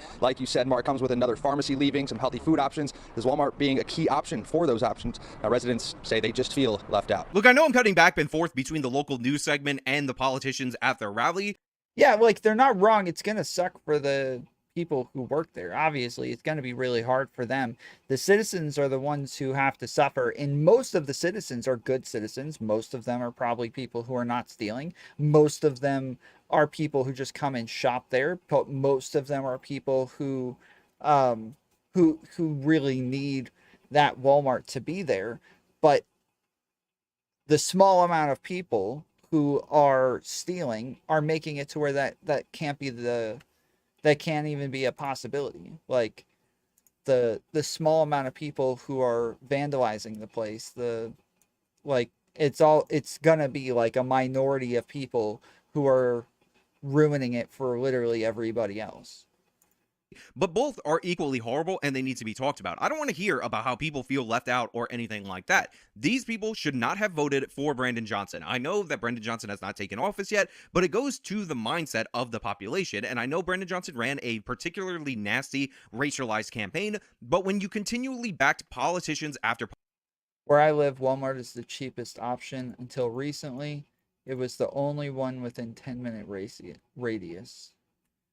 Yeah, there's a Walmart within 5 minutes of me. There's another one within 10 minutes of me. There's another one within 15 minutes of me. I think there's probably about 4 just within 15. I think there's 4 or 5 just within 15 minutes of me. Well, yeah, I have a ton of Walmarts here. Politicians that promise you economic development from the taxpayers' dime, but also continue to pledge to be soft on crime, to praise the criminals, to defend the criminals. This is what you get. You went too far. Walmart was willing to break even for a little while on the hope and on the prospect that they may profit in the future, but when you put Kimberly Fox in, when you put Lori Lightfoot in, then replaced her with somebody worse, Brandon Johnson, there's no hope in this area. It's absolutely devastated. Walmart can't make it. How long are they supposed to essentially provide welfare services to this area at a loss? It just doesn't make any sense. I would like this area to look no different than other areas that I visit. There's Mariano's, there's Whole Foods, there's Target, Walmart's. What's so different about this neighborhood? We pay taxes as well. Look, I don't want to bully this specific woman. I understand the sentiment that she's trying to express, and I understand that if you're shopping at Walmart for your groceries, then it's probably really crucial for you to have the low price groceries that Walmart provides. But when... Yeah, I mean, if you want your taxes to subsidize the Walmart's losses, then yeah, sure, like that.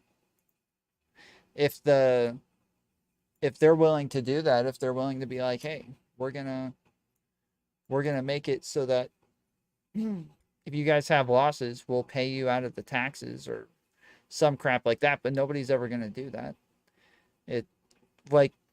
In reality, their taxes should have protected the Walmart in the first place. Their taxes should have made it to where the Walmart was actually protected.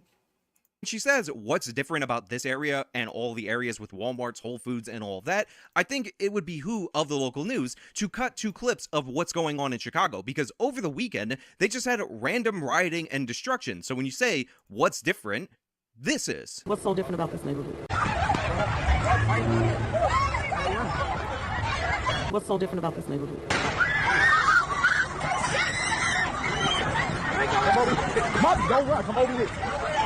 Look, I was broke for a long time, and I had to get into the habit of going to different grocery stores based on specific items' pricing points in order to save money. So essentially, I would go to the grocery store multiple days a week in order to combine the things to make meals, because that's how I had to function. So there's a part of me that just feels bad for all of these people who had this one-stop shop that, again, overall has very low prices, and that not being available. But at the same time, the ignorance is really bothering me. At the same time, not pointing their ire in the right direction really bothers me. At the same time, the fact that they're not condemning the politicians, instead they're rallying around them against Walmart, really bothers me, because if you wanted to solve this problem, you could see the trend coming from a mile away. I've talked about it multiple times on this channel. You've heard about it on the news in San Francisco, Portland, all these other cities, yet they did nothing. In fact, they consistently voted in such a way to make the problem worse, and now they're surprised at the results, and now they're upset. Now they're saying Walmart, the corporation that they demonize, the corporation that, by the way, supposedly allegedly destroys communities like this, is destroying the community by leaving the community. So it was an invader when it came in.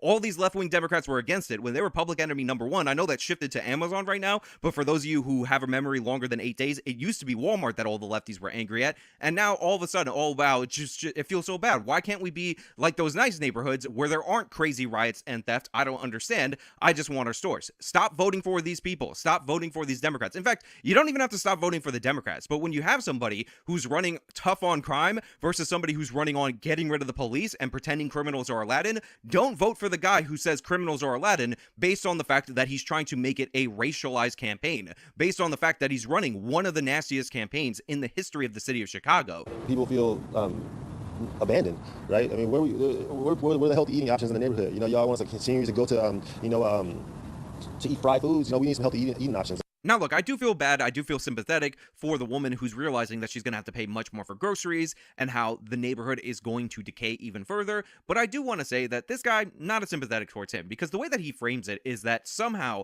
it's negatively impacting you, that him and his community are going to eat worse because the Walmart is closing. Again, victimizing yourself, even though the reason that Walmart is closing is due to the unchecked theft and due to the fact that nobody in these areas, specifically these are the areas that voted for Brandon Johnson, is actually pushing for change to stop it. We hear all the time about how, oh, it's stealing from a corporation, it's no big deal, they should just eat the loss. Well, guess what? They're tired of eating the loss, and the idea that you're going to go eat super unhealthy due to the fact that the Walmart was driven out of business by people in your community doesn't make any sense. I don't feel sympathetic for that position. I think it's ridiculous. It's more not taking accountability for your own actions. And by the way, this guy's organization, My Hood, My City, My Neighborhood, whatever it's called, it's in the lower third, actually does something kind of nice that I would likely respect if he actually took accountability or gave the accountability to the proper people, which are those committing the shoplifting. I mean, this guy runs an organization helping elderly people garden. I should be on his side, but the thing is, he's talking about how, oh, you're just making us eat fried food. Oh, how dare you? No, absolutely not. Take some responsibility and go after the politicians that enable this behavior. Look, I've said it before and I'll say it again, and it's funny because people used to laugh when I would bring this up in debates and think that cannot possibly be true, but crime drives poverty, not the other way around. If you have rule of law, if you have protections for private property, if people can invest money, go into business and potentially make a profit, we have a free market system and people will willingly do that. They will willingly provide goods and services to all kinds of neighborhoods, all kinds of people, as long as they know that their only risk is the risk that is generally associated with going into business. But if you allow criminality to run rampant and nothing about an investment can be secure, insurance rates go up, potential profits are almost guaranteed to be gobbled up by theft, the government is clearly not on your side, not even prosecuting, so there's no deterrent effect, and there's physical danger for you and your employees to operate in a certain area, you're going to see those businesses flee. And that's exactly what's happening in this area. That makes sense. That's why the mayor is saying the stupid crap that he's saying, is because it's his fault that all of this happened. He should have made sure that the cops were actually like holding people in check and making arrests and doing better, and because he didn't, now the Walmart's gone and everybody's probably pissed off at him, so now he's blaming Walmart. All of these people are paying more for groceries. The people who worked at Walmart are no longer employed there, so they are all significantly worse off than they were before, and than they would have been had they actually enforced the law against shoplifters, had they actually stood up for private property rights. But hey, those are just my thoughts. Let me know your thoughts down in the comments below. If you liked the video, show them by leaving a like, subscribe for more content, follow me on all my social media, support me via the support links in the description of this video. Yeah, that's freaking crazy, dude. That is wacko. There was somebody else I was listening to Song Soul cover earlier who was... Here, I'll name the name. Lance from the Serps. He's on here all the time on the Power Panel, right? And he comes out and does this video about how he's so correct and, oh yeah, the Young Turks, correct? No, Lance, you're not goddamn correct. Nobody elected you. The polling shows no one agrees with you. Your 12 buddies online, I don't care, okay? And say, oh yeah, I'm 100%, he's 99.95% correct. Oh, I'm gonna correct him. No. So look, you wanna say, hey, I don't agree with you? God bless. You wanna say, Cenk, you shouldn't say anything back because you're being rude? Come on, brother or sister, I don't know what your agenda is. There are some days when you walk into the office and you know it's gonna be a tough day. However, there are also days like today where you know everything is just gonna be a great time, and what we're gonna talk about today is this ongoing feud with the Young Turks, Ana Kasparian and Cenk Uygur, and basically the entire online left over whether or not you should call a woman a birthing person, a vaginal bleeder, whatever these stupid transes pro language things the left comes up with, or you should identify them as women. However, before we get into that, this video is not sponsored. This video is brought to you by my members over on actualjusticewarrior.com/join, by my one-time donors, and I have actually collaborated with Ana Kasparian herself to advertise those support systems. Give me the money.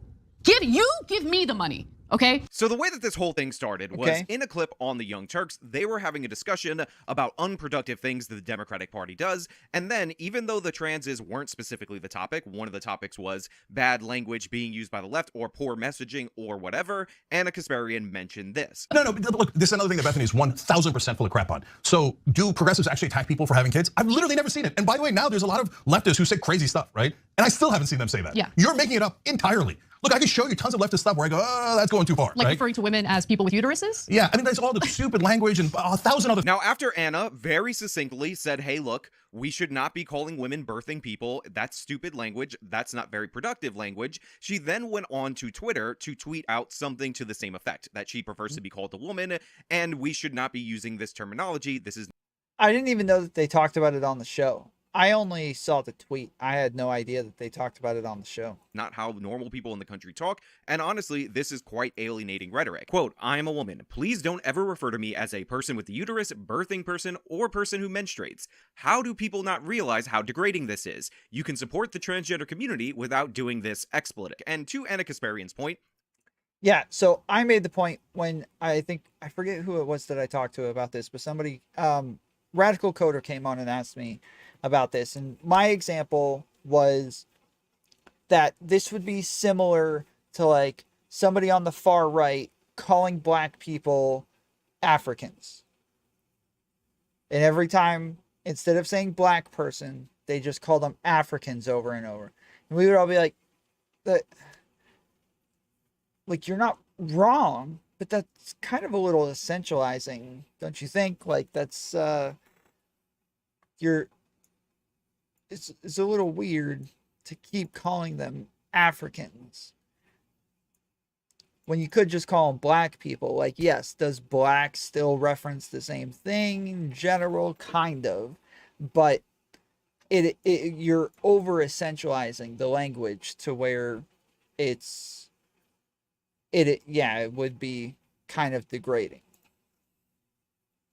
I think this is 100% true, because you see, if we had this same kind of strategy from the gays when they were advocating for gays' rights, like gays' marriage, they probably never would have gotten that far in our society, because unlike the gays' messaging from back in the day, which was live and let live, love is love, let us do our thing, we're not hurting anybody, the trans' messaging is all about making you change who you are in order to go out of your way to acknowledge these people. So essentially, it's the equivalent of back when we were just talking about same-sex attraction and same-sex couples, channels of demanding that everybody in the everyday population go out of their way to watch the gays hook up with one another. Obviously, that would not have worked, and this is one of the reasons why you see post-Caitlyn Jenner a huge decline in trans's acceptance across the country, because this issue is affecting a lot of different things in our nation, and we can't even have any consistent messaging on anything because we always have to change something in order to placate the transes. And when I say placate the transes, I want to be 100% clear. It's the transes activists and the virtue signaling left-wing progressive activists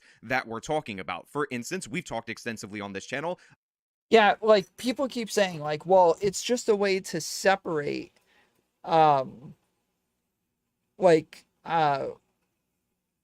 you know, a birthing person or from a trans woman so that we can talk about it in a non-degrading way.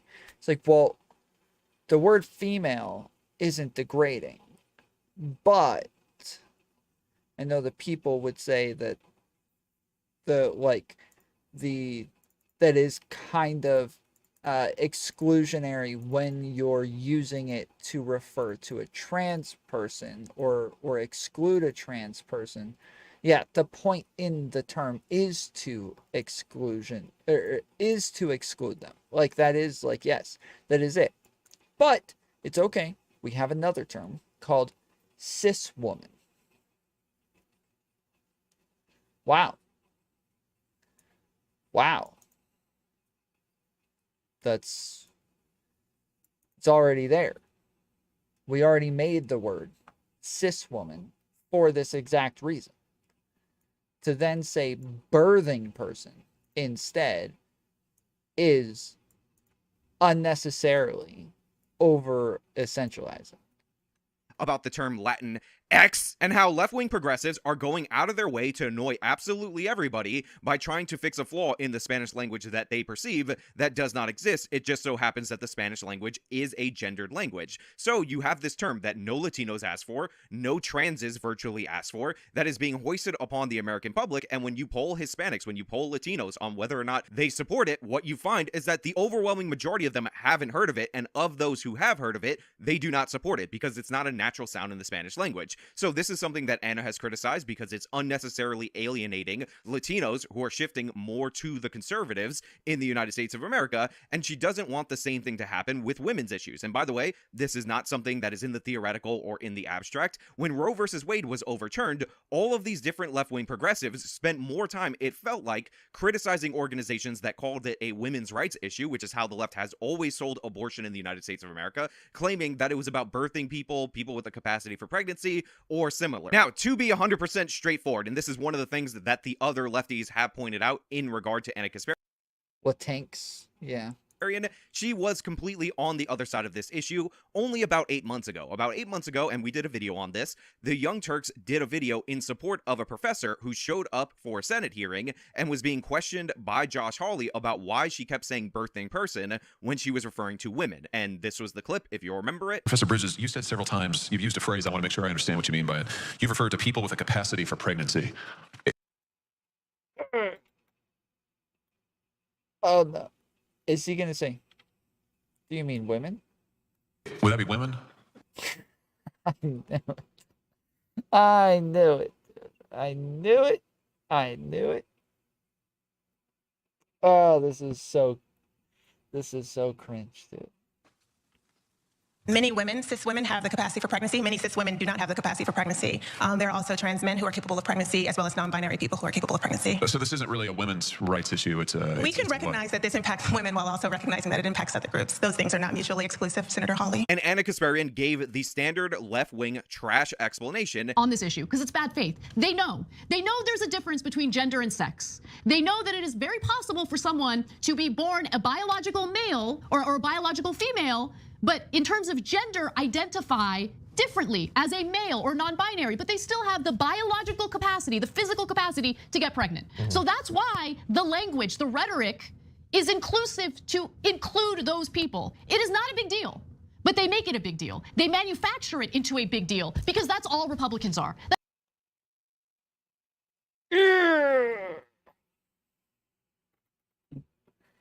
That's all they have. This is all they do.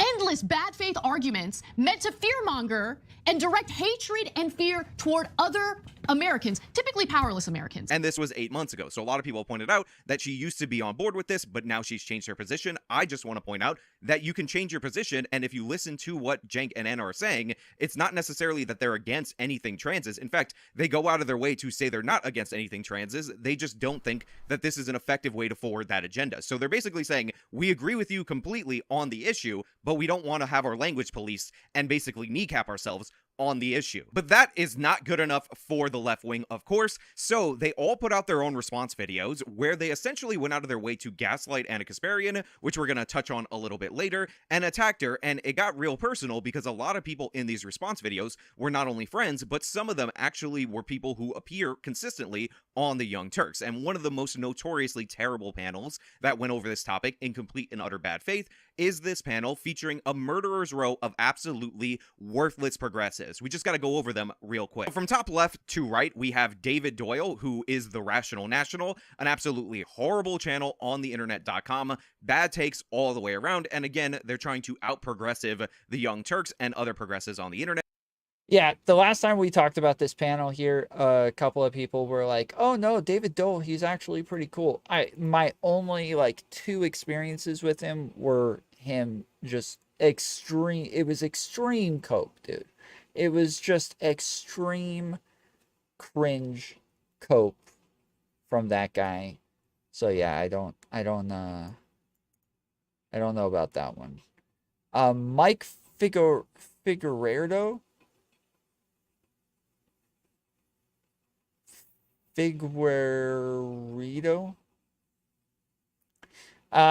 Was he on Hippy Dippy? Am I crazy?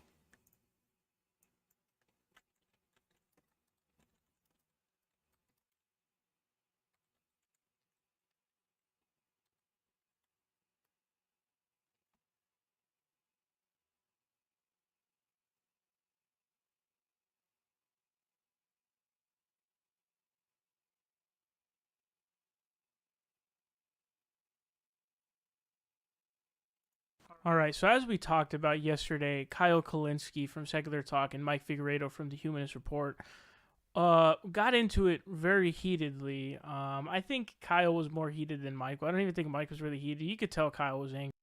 This guy, I feel like he used to be pretty big.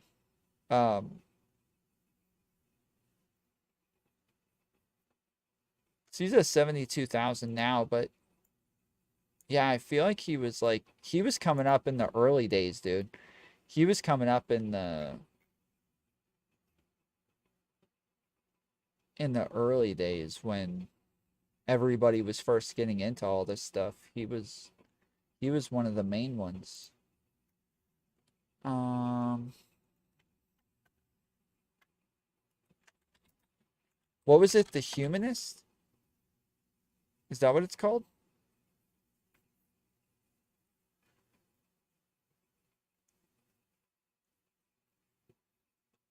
Is that what it was called? The Humanist Report?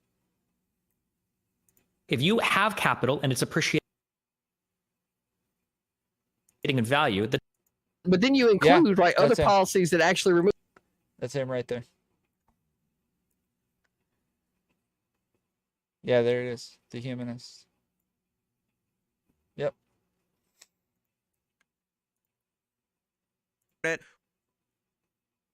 We also have Mike Figueroa, whatever, the Humanist Report. You've never seen the Humanist Report? No, I have seen the Humanist Report. That's how I... That's how I knew.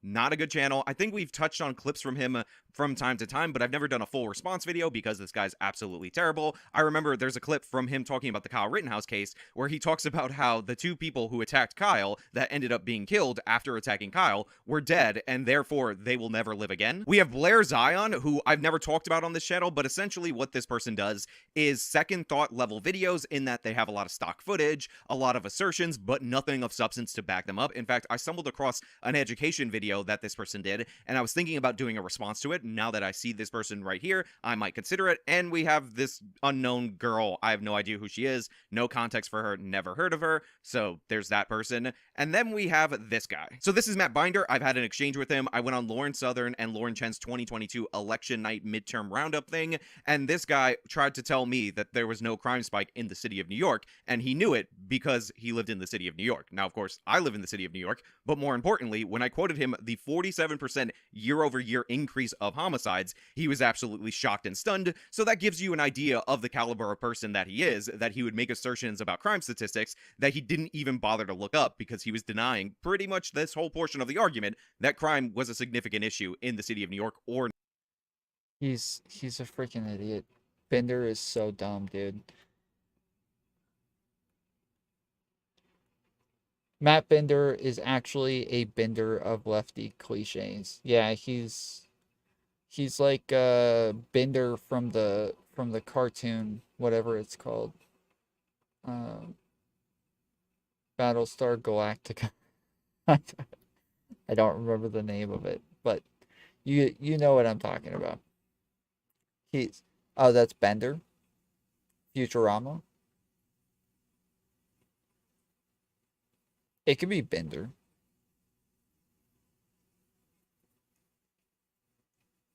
I thought it's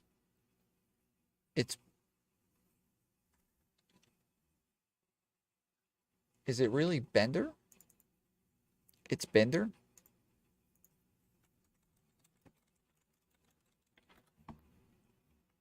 Yeah. Oh, it's Bender. It is Bender. What? Whoa!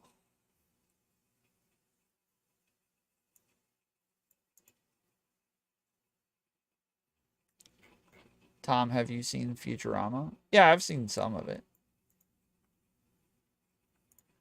Not really interested in it. Nationwide. Again, nationally, we had a 30% year-over-year increase in homicide in the year that we were talking about, which was the greatest increase of all time. And we have the Surfs, who's an absolute weasel, one of the worst, most bad faith, not smart people on the internet. And of course, he did a reaction video to this reaction video, and he's somebody who was at the Young Turks. I don't think he's going to be back after this. And then we have this chick that I've never heard of, but apparently she blocked me on Twitter, called Olay, that has essentially used this moment, this opportunity. And by the way, she's appeared as a guest on the Young Turks. She's somebody who supports prison abolition and police abolition, so completely crazy, completely out to lunch, to attack Ana Kasparian for being white, because the biggest crime is Ana Kasparian is a white woman. How dare Ana Kasparian be white and have an opinion? I have to say it. Oh my God, I have to say it. I like Anna, but I feel a little bit like this is the coddle the white lady hour. And you know why? And you know why? I thought this even earlier, because before this, the Majority Report put out a thing too, and everybody else, and I was like, boy, everybody sure feels the need to trip over their feet to come out to defend her for getting cooked, when all of the people get cooked all the time. Nobody. I have yet to watch a video of anybody. Wait, the Majority Report defended her? Wait. The white girl, what's her name? Michelle something? The blonde girl who I think she used to be on TYT. I'm pretty sure she's from TYT. She was upset with Anna. She called them out. Defended me from getting cooked. I've never seen it. I've never seen everybody come out. She has a lot Emma, of yeah. bad takes, and then she gets cooked because she comes out unprovoked. She asks to be cooked. She got up today and she said, "Twitter, cook me." Right. Defend as in they didn't call Anna a transphobe. Yeah. They still went in. Anna Vageland? I don't think Vageland is though. Is it Vigland? Something like that. I don't know. She's an idiot. She's an idiot. Listen, he has yet to delete the tweet. I want to make it clear. He has yet to delete the tweet. Wait, she hasn't deleted it? You know why? Because at the end of the day, she took a 106,000 like tweet. She didn't even get ratio. She didn't even get ratio. She'll be all right. So as you can see, this group of people are people that Ana Kasparian considers colleagues, people that Ana Kasparian would expect to. Totally Tom's type. Oh yeah, she's a babe. Yeah, she's cute. give them the benefit of the doubt, but of course they have no interest in doing so. Lance, who's even at the Young Turks, who uses the Young Turks to promote his own brand, is laughing about the fact that he's laughing along with this person. I have to say it. Oh my god, I have to say it. I like Anna, but I feel a little bit like this is the coddle the white lady hour. And you know why? And you know why? I thought the best thing about this clip is just that Lance is just here for it and laughs his ass off. So I saw the memes, by the way.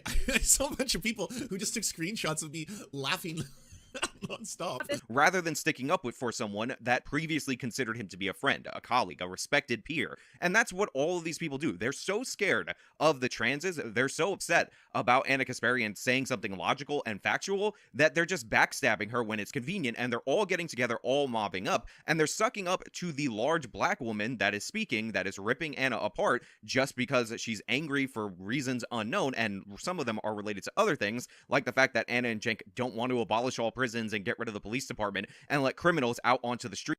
Vigilant works with Binder at Majority Report, which is part of TYT Network. Wait, Majority Report is part of TYT? No way.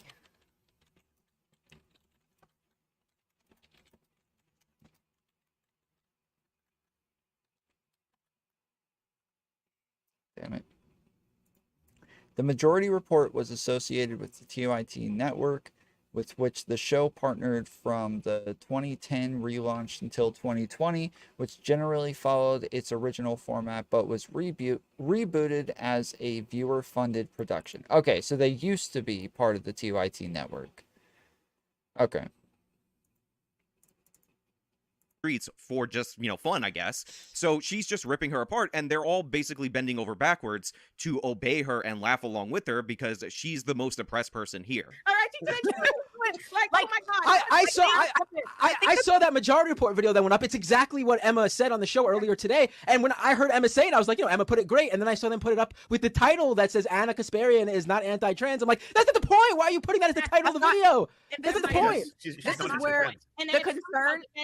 Why do you think that? Obviously, we know why they made that the title of the video. The substance of the viewpoint she is legitimized. You see what I'm saying? The conversation has just shifted to defend. Like everybody's conversation is about defending whether or not Ana is a turf in her career and blah blah blah, rather than talking about the substance of what she put out and why that is offensive to legitimize and why it's a problem for and being held responsible for it. Imagine you come out with the most innocuous take in order to advise people on your side, and this is the reaction you get from supposedly your friends. Like a lot of these people know Ana Kasparian personally, and in the beginning of this stream, Ana hates trans people since when?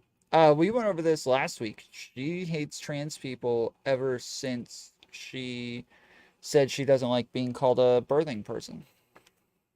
Like a bunch of these different videos, they were going out of their way to say Anna's a good person and all this pandering, disrespectful kind of stuff before finally unleashing what they want to do, which is venom in order to promote themselves. Now, by the way, one of the reasons why this whole drama started up again is because this stream happened. Ana Kasparian was being attacked by all of these people. They're all laughing along with it. They're all saying that she deserved to be mobbed by these woke idiots that only exist online, that are obsessed with policing language in this way. And Ana sent this in a reply to Olay, who tweeted out about how you shouldn't cook your friends, which is their phrase for attack your friends for this purpose. And Ana replied, she's like, this is exactly what you did a few weeks later. And they're really angry that Ana Kasparian dared reply to them because they believe that the Young Turks should just shut up on this topic because they have the wrong opinion according to the progressive orthodoxy. Therefore, they shouldn't talk. So there was a giant back and forth on Twitter where Cenk was quote tweeting each and every one of these people and all of that. But I do want to point out that this was not the only tactic of attack against Ana Kasparian over at the Young Turks. To a T, all of these left-wingers came out with the same exact talking point, which is Ana Kasparian is not personally being called, in common parlance, a birthing person or anything of the sort. And we saw this on The Hill Rising with Brianna Joy Gray and all these other progressives, so I just want to give you a little bit of a taste of that. Of course, Ana Kasparian has the right to be called whatever she wants to be called. If she doesn't want to be referred to as a birthing person, it's not clear to me who exactly is referring to her as a birthing person, but I think others are more than happy to continue to refer to her as a woman, as we all have been Maybe doing she had an this whole experience where that came up, and that's why she doesn't like it. And she was has yet to neutral point- before, but now she has yet to point to that experience. How demeaning and after weeks and weeks of talking about it, she has yet to point to that experience. Now, if you have the show dislikes function, or you read the comments of this video, or videos that are similar to this, what you find out is that the overwhelming majority of people, even on these opposing videos, understand what Ana Kasparian is saying, and that she's being strawmanned. However, Brianna Joy Gray, who's incredibly bad faith here, keeps trying to make it, because this is the tactic that they're all using, about whether or not Ana Kasparian was called this personally. Ana Kasparian said, I don't like being called this, but she was speaking to the broader political As the largest progressive figure in the independent media that talking point was more of a dog whistle than an actual opinion. I don't think that's true. I don't think that she's using it as a dog whistle, though I understand it can be. Like obviously it can be a dog whistle and it is used as a dog whistle, but I don't think she was using it as a dog whistle. It wasn't a dog whistle. Yeah, I don't even think I've ever seen a dog whistle. Dogs can't move their lips like that. Strategy, which in the context of them saying it initially on the show and of her saying it on Twitter and of the responses that they gave to all these people is clearly what they were talking about. But all of these lefties are dirtbags, and what they do is take things out of context in order to call people bigots. So we have a scenario where Ana Kasparian is essentially getting a taste of her own medicine. And the Young Turks specifically are getting a taste of their own medicine, because when you say something right, proper, correct, and all that, and it comes across to the Young Turks, Jank and Ana, and specifically Jank, I believe, does this more than Ana Kasparian, will twist and turn and try to make that into something that they can attack rather than addressing your point. So you're seeing the frustration boil over as these lefties are experiencing this from people on their own side. However, Jank has about the emotional maturity of a child, so he actually decided to go after the surf specifically in this amazing clip. So maybe you don't see that, so you think like, well, what is Jank so upset about, right? So they call us all these names and they feel super proud about it, like, oh, we are more pure. So then I fight back on Twitter, and then all of a sudden they're like, how could you insult us? We were just, all we were doing was punching you in the face. No, that's a right-wing position. You punch, then you gotta expect that I'm gonna counter. So first off, I just want to clarify Jank speak for all you guys out there in the audience. What Jank is saying is a right-wing position is the idea that the right wing, according to Jank, gets to attack however much they want, but then they play the victim when they're struck back. Now, as we all know, this is clearly what the left does, and honestly, what a lot of people do in politics, they attack and then play the victim. It's a thing that happens, but it's very common amongst the left wing, and this idea that that's just a right-wing thing is just a way for Jank to kind of get ahead of the narrative that the Young Turks and Ana Kasparian are going to the right, because you best believe that interlaced in all this commentary is that Ana Kasparian is making a right-wing point when she says that she doesn't want, and when she's talking about in terms of government policies and all this stuff, for these terms like birthing person and all this stuff that is just useless filler language that just distracts from whatever issue you're talking about to take hold in the Democratic Party. They say that's a right-wing talking point, and Ana is anti-transes and all this stuff, despite the million billion caveats that they give, that they absolutely love everything about the transes all 100% of the time. God save the transes. They are truly the holier than thou. But then this gets real fun. Right? I don't mean you kid tested. I mean for folks who are out True there. sass. Lance from the Serps. He's on here all the time on the Power Panel, right? Suck and he comes it, out Lance. And does this, like video about how he's so correct and oh yeah, the Young Turks, correct? No, Lance, you're not goddamn correct. Nobody elected you. The polling shows no one agrees with you. Your 12 buddies online. I don't care. Okay. Cooked. And say, oh yeah, I'm 100%. He's 99.95% correct. Oh, I'm gonna correct him. No, Cooked. no. So don't look. You want to say, hey, I don't agree with you. God bless. You want to say, Jank, you shouldn't say anything back because you're being rude.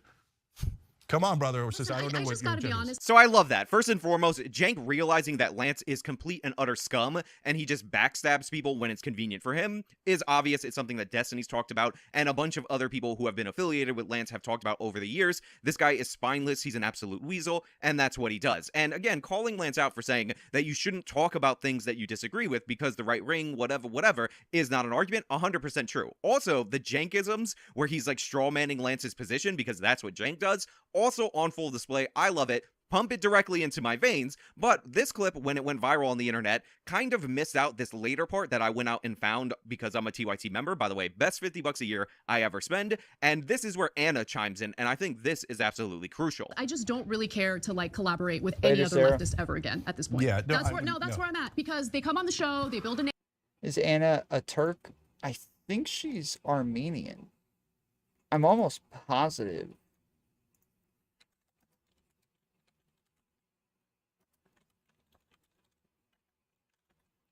I don't know why I put nationality.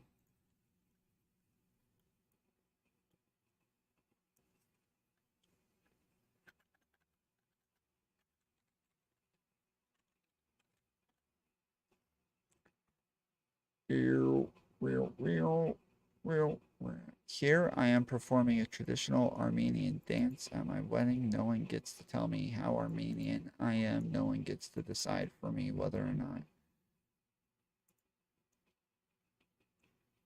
That's the wrong Ana Kasparian.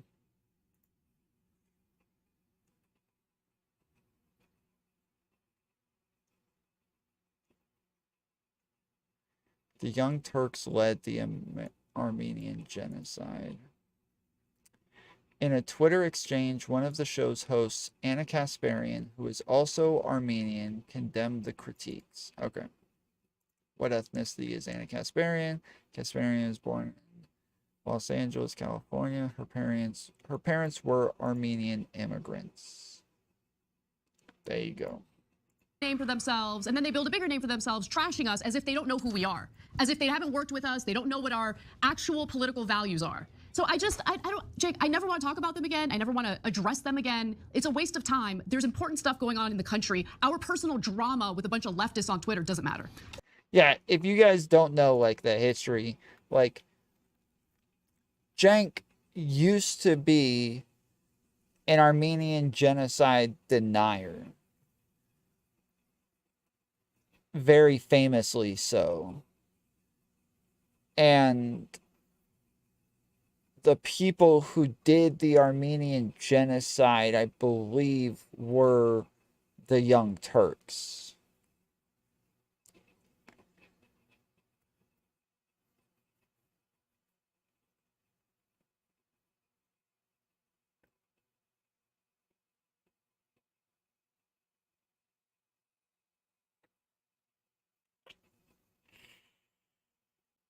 So then he named his show The Young Turks.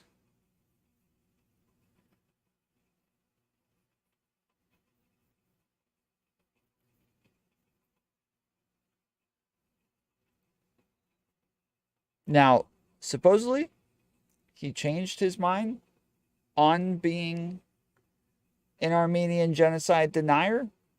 Apparently, he changed his mind, and he is no longer an Armenian genocide denier. And I believe he even said that's why he named the show The Young Turks. But that's like Nick Fuentes changing his mind about the Holocaust and then naming his show The Nazis because of it.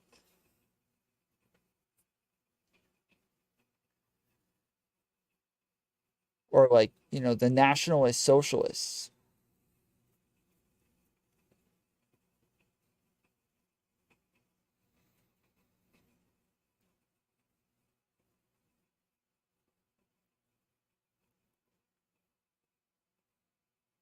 I would like to see proof of that. I assumed it after the Rod Stewart song. Wait. You assumed what? So yeah, like, everything about this show is just so freaking weird, dude. They are the weirdest people. They are so strange. What time zone? I'm in Eastern time. I'm in ATL, ho. And so, yeah, so he was an Armenian genocide denier, named his show The Young Turks, and then got an Armenian woman to be his co-host, who has gotten a ton of plastic surgery and does not look Armenian at all.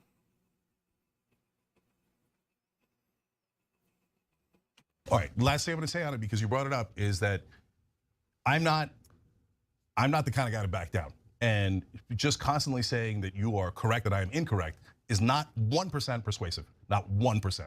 So sorry, that's my real opinions. So first of all, that last part about how the personal drama with the leftists on Twitter doesn't matter is phony high ground, so we're just going to dismiss that out of hand. But what I do want to highlight is the fact that Ana Kasparian is noticing cult-like behavior. A bunch of these people know her personally. A bunch of these people could have just ignored this innocuous tweet. That was no big deal at all whatsoever. Only the lefties on Twitter are crying over this. However, a bunch of these people decided, despite their personal... Crazy how it birthed Hassan. It birthed Hassan. It birthed who is the crap David, there's like 3 massive lol cows that this show has produced. Dave Rubin, Hassan, and who's the other guy? Crap.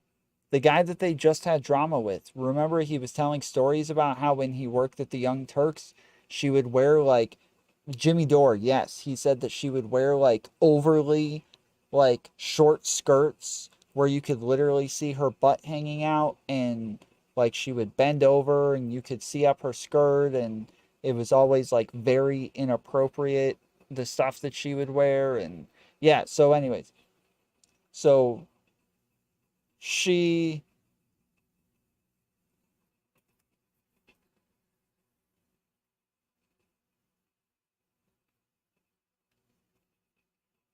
they birthed all 3 of those guys. Yes, Dave Rubin. Yes, Dave Rubin used to be TYT.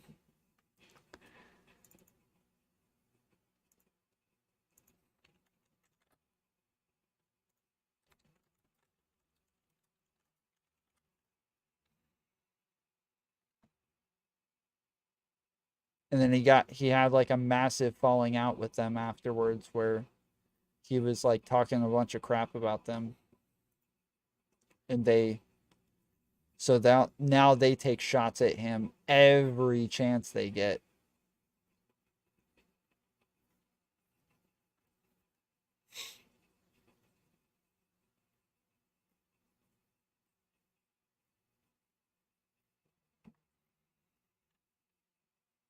Everything's about the drama. I can't find anything that actually...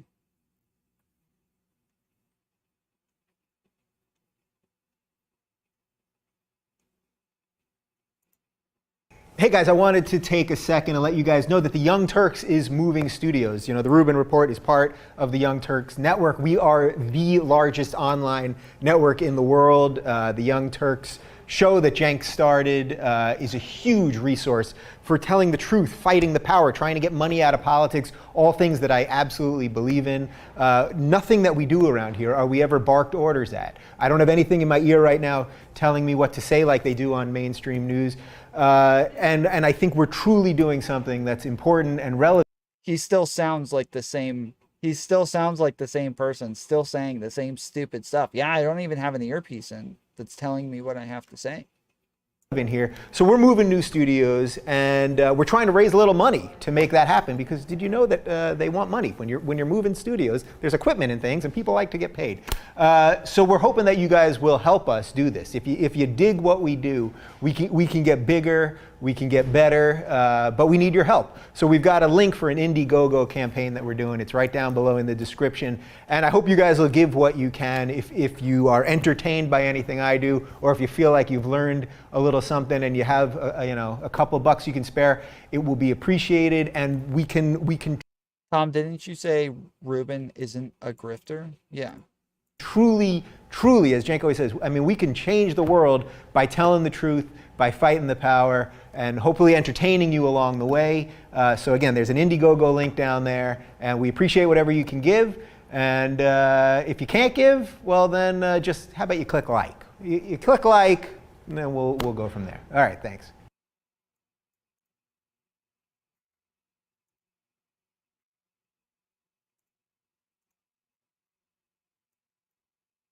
You can stop typing now.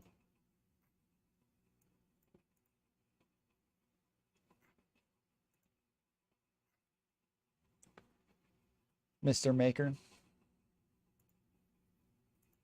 Yeah, can you hear me? Yep. What's up, man?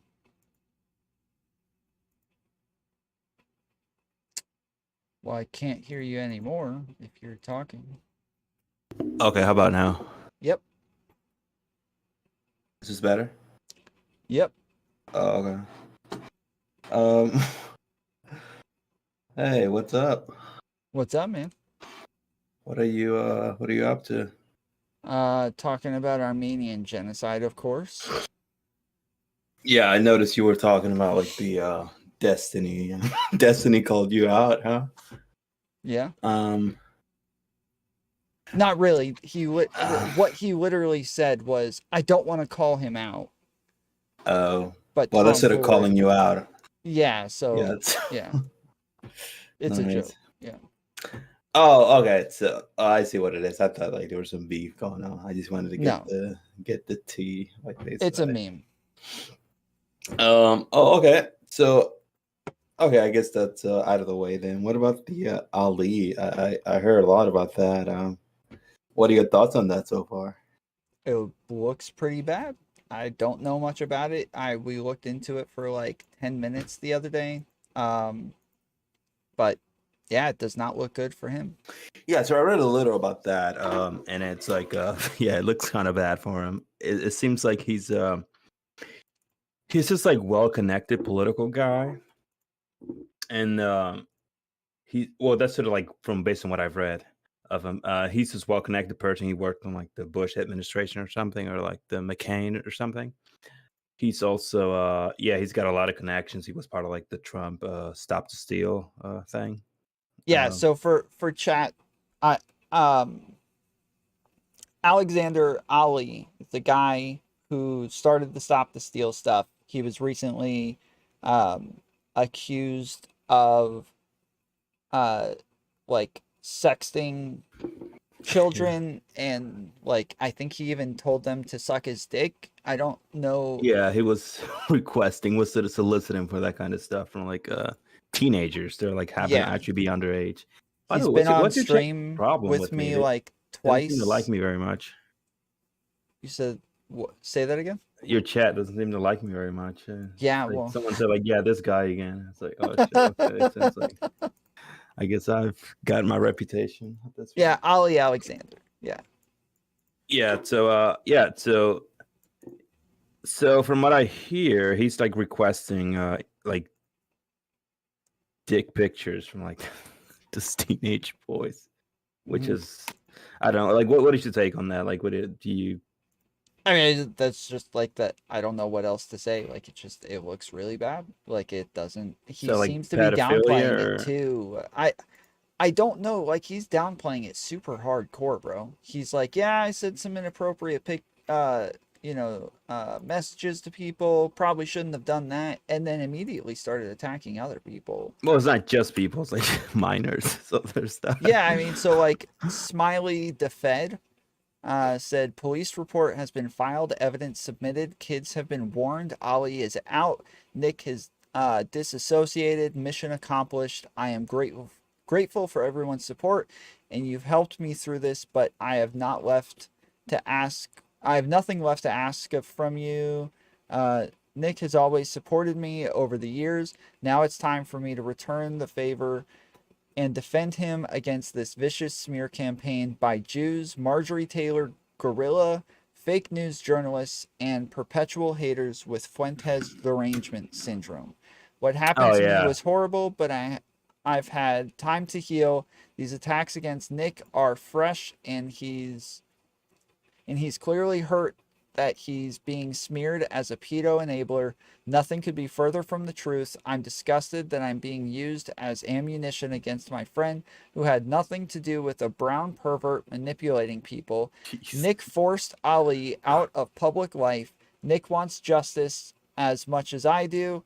He did the right thing. Now he needs our support. So Nick Fuentes apparently knew about this stuff ahead of time and did nothing about it.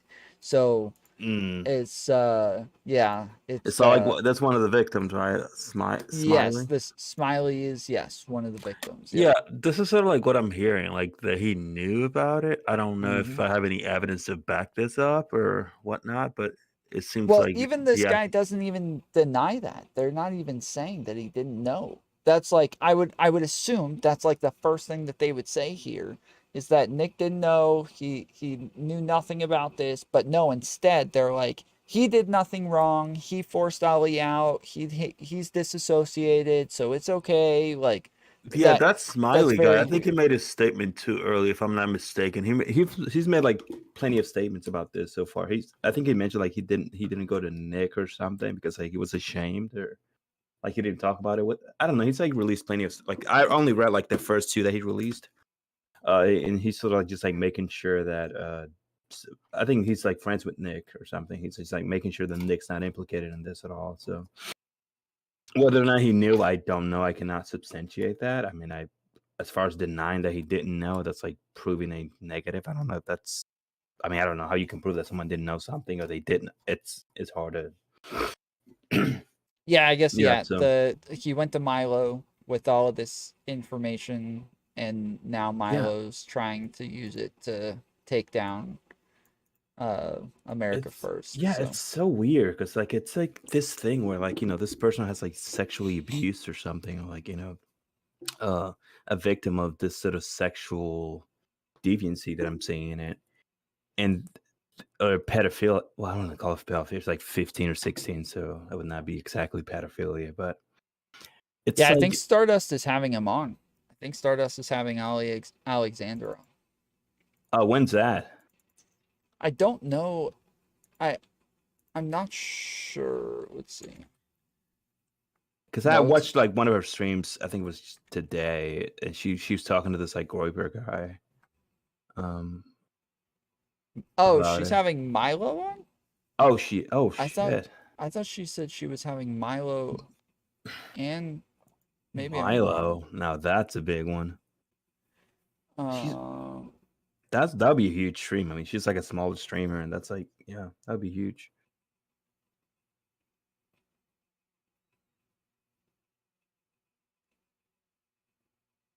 yeah, I don't know. She's had She's talked to one of those guys this. today.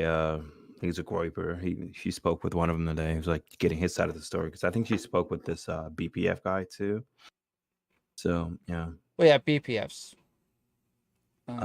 Yeah. So there's that, and he's just like very anti Groipers. So who is BPF? Yeah, I sort of got that impression. And Stardust, I've noticed she has like a lot of those. She's got a lot of those right wingers in her chat. She's like, a lot of those AF right wingers. I think it's like this guy like Seagold or something. I don't know what's his name. It's like one of her mods. He's like one of those white nationalists or something. I don't know if that's really. I should probably point that out to her. Yeah, she probably doesn't even know, but yeah, Eagle or something, Seagull, whatever. Anyways, so yeah, I think that's just like it's like the fact that because I think like MTG, she also tweeted about this, right? I don't know if you saw her tweet on that. Marjorie Taylor Greene. Yeah, you didn't. Nope. She posted about this, and it seems like her and Milo, they're just like using this to like just like target this like this poor guy's like story. They're using it against like AF.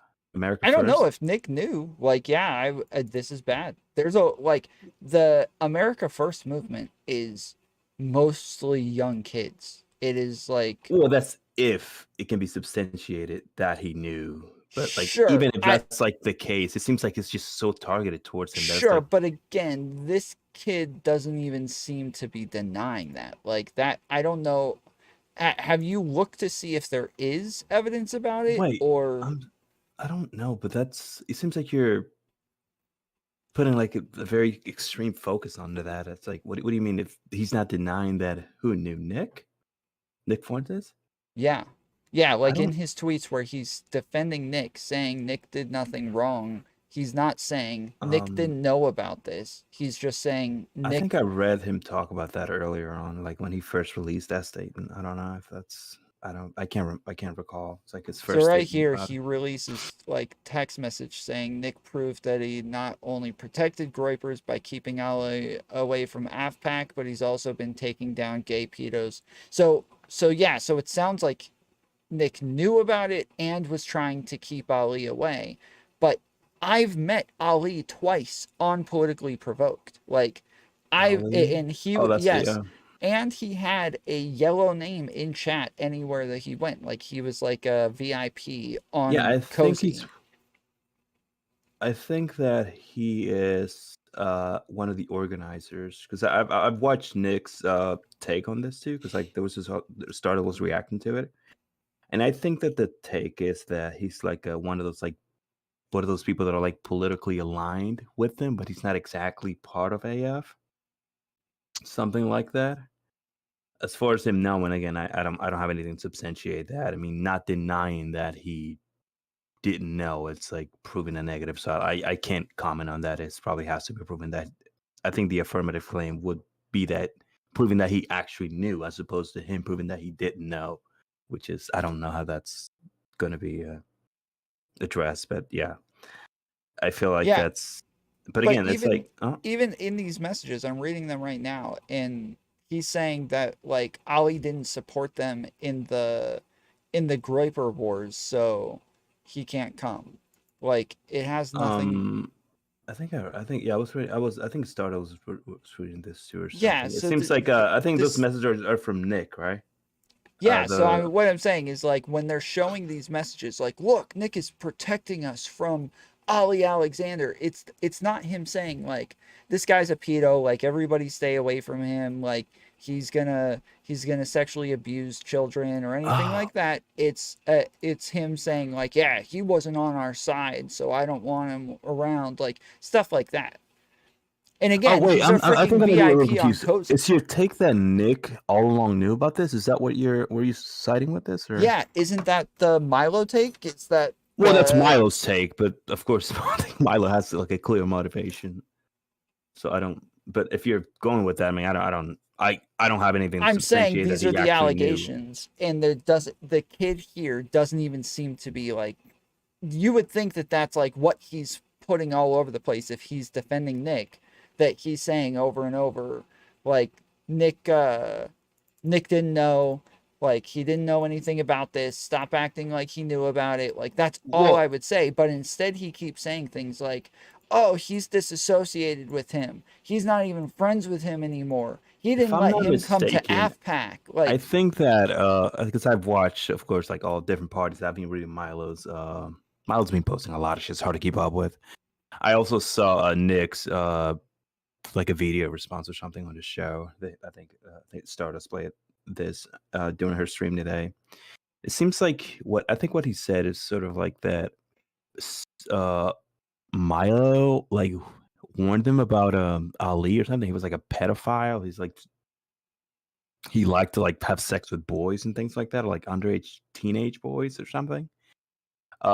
But it's like I think he also mentioned that like Milo had a clear motivation because like he is enemies with Ali, so it's like the motivation to like make up anything and say anything about him was there. So I think that it's like if you have an enemy of a friend of yours that's like making shit up about him, like it's kind of hard to believe because they do have a motivation to make things up, and it's like without any substantiation of it, it's so here's somebody else saying there are countless other cases besides yours Nick knew about for years. He refused to take action. Even to this very second, he refused to take action. Furthermore, just 1 hour ago, he was victim blaming you for saying you knew full well what you were doing and your behavior was gross. This is your post that follows. Snap the F out of it, man. You're nothing more than a pawn to Nick. Did you just miss how quickly he turned on you? Like, they're talking to Smiley, the kid, the victim, that Nick has been apparently, like, coming out saying, like, Smiley was wrong. He shouldn't have engaged in these sexual actions with this person. They weren't married, and it's homosexual, and so... This RPG guy is like also like one of the biggest anti like America First guys. So I mean, I've seen him on YouTube too. He like it seems like a lot of these people here. I mean, again, like I don't have a side, like I don't have like a just like a I don't have a dog in this fight or anything, but it's like that guy's also like pretty anti Nick or something. He's like he does a show on YouTube or something. I've seen this stuff while I was doing research. But yeah, he's it's like Jaden too. He's like he was one of his best friends or something, I hear. Yeah, so those people are like pretty anti Nick or Groypers and stuff. So I don't know. This is like take that with the grain of salt, I guess, if that's. But Yeah, like I mean, it's if there's evidence that he knew, I would like to see it. yeah, if But there's evidence, but like it's accepting. I'm just saying that the even like with what we have, it doesn't even seem like people are denying that he knew. So, well, I mean, like that just makes it more to be like fair, the guy did deny it on his show. I think what he said was that Ali, no, it was Milo, kept sort of making those claims, but he was also like making those claims about a lot of other friends of his too. So it's like without any evidence or any of that, it's like really hard. It's like if you warn a person about that, someone's doing something, but if you can substantiate it, it's like it's kind of hard for them to believe because like, okay, you're kind of enemies with this person. I mean, I do get what because that's happened to me all the time. It's like if you kind of enemies with the other person that you accuse him of certain things, like okay, there's a clear motivation there. So it's like okay, how do I just can't take it at face value without you proving anything. So. I mean, if he didn't know, then that's pretty fucked up. That like you sort of covered that for that. But I don't think that. As far as I've seen, from the stuff that I've seen, I don't think there's been any evidence that he knew about it and covered it up. It seems like those things. I think Milo, because he's like he had like a breakup with Nick. He's sort of like using that as a weapon. This is something that kind of bothered me the most about Milo. It's like he's sort of using that as a weapon. Like this poor guy's stories, like about like his this like bad sexual experience he had, as a weapon to like attack some other guy that's like maybe didn't have anything to do with, as opposed to like taking the appropriate steps, like going to the authorities and things like that. Yeah. So, but again, it's like it's how the story is being used that I find a little inappropriate, in my opinion. It's like he's also like because he keeps talking about like these people, like he's gonna drop more evidence of like just like these people coming forward and like with evidence or admissions of like them being sexually abused. And I'm like, what the fuck are you talking about? Just like go to the police or something, right? It's like report that to the authorities. Like, why are you dropping that? Like it's like it's the next new breaking news or something. Like just go to the authorities when it comes to that. That's what's like it sort of discredits the things that he says when it comes to these allegations, because like the right thing to do is to go into the authorities and whoever's implicated just met and just talk about it, but don't just like play around with that kind of shit. It's like child pornography or whatever. That's like I don't even know what's going on. It's like that's not the right way to deal with that. And yeah, I don't know. There's something wrong with Milo. I mean, like from what I've seen, I keep hearing like a lot of shit about Milo that he's like I don't know. It's not the guy that you want to fuck with, I guess. Yeah, of course. Milo's freaking out there. He's got like a reputation for like being like the most fucking vindictive son of a bitch too. So yeah, he's literally just a provocateur. Yeah, like the Lauren Southern stuff too that I heard. It's like it sort of left like a bad taste in my mouth. Once like Lauren Southern left, dropped that documentary or whatever. But yeah. Yep. I mean, whatever happens, I hope that they go take the proper steps, go to the authorities or whatever. But I don't think that that's like the right step to take when it comes to just like dropping the the next drop is like on the 2 days from now. Like, dude, no, don't do that. Yep. So yeah, I think I watched that too. I don't know. I think TYT. I think Anna and Shank they discussed that. I think I watched that or something. I think I watched a live stream of it. Yeah, I haven't looked into it much. I was planning on kind of reading more into it and finding out more. I just see what gets posted in my Discord about it. By the way, how implicated do you think MTG is into this? Like, because she's like she's like a congresswoman, and she's like posting about this shit. This is like another She's gossip freaking girl. wild. It's like, what the fuck is that? So the weird thing is that she's supposed to be uber pro Trump, but Ali Alexander is like a massive Trump stan. Like he's the Stop the Steal guy, right? Like he's a huge Trump person. They had a picture together too. That's the thing. It's Yeah. like if you go to her Twitter or something, if you look her up, like she posted about this. I'm like, yeah. The you're other a day we were congresswoman. reading. Like, what the fuck are you doing? The other day we were reading that Ali Alexander was one of the people who was supposed to speak at January 6th, and that last minute he got cut from the schedule. So. Oh. Yeah. Like they said, like an hour before or something like that, he got taken off the roster. Yeah, because he was like the main guy for like Stop the Steal. So like I don't know if that's a big. I mean, he even met with Trump, so it's like they're pretty connected, in my opinion. Mm-hmm. Oh yeah. I was gonna ask you about because I've been like doing a lot of research into like these extremists and shit like that. Marjorie and I'm like, Taylor Greene is. I got this advice from Max because I watch Mr. Girl a lot too. Because I've been like siding more Marjorie with, Taylor- I'm not gonna lie, with Max over Destiny. Because I don't. I can Oh, sorry. tell. I'll let you watch. Wait, what are you talking about? What?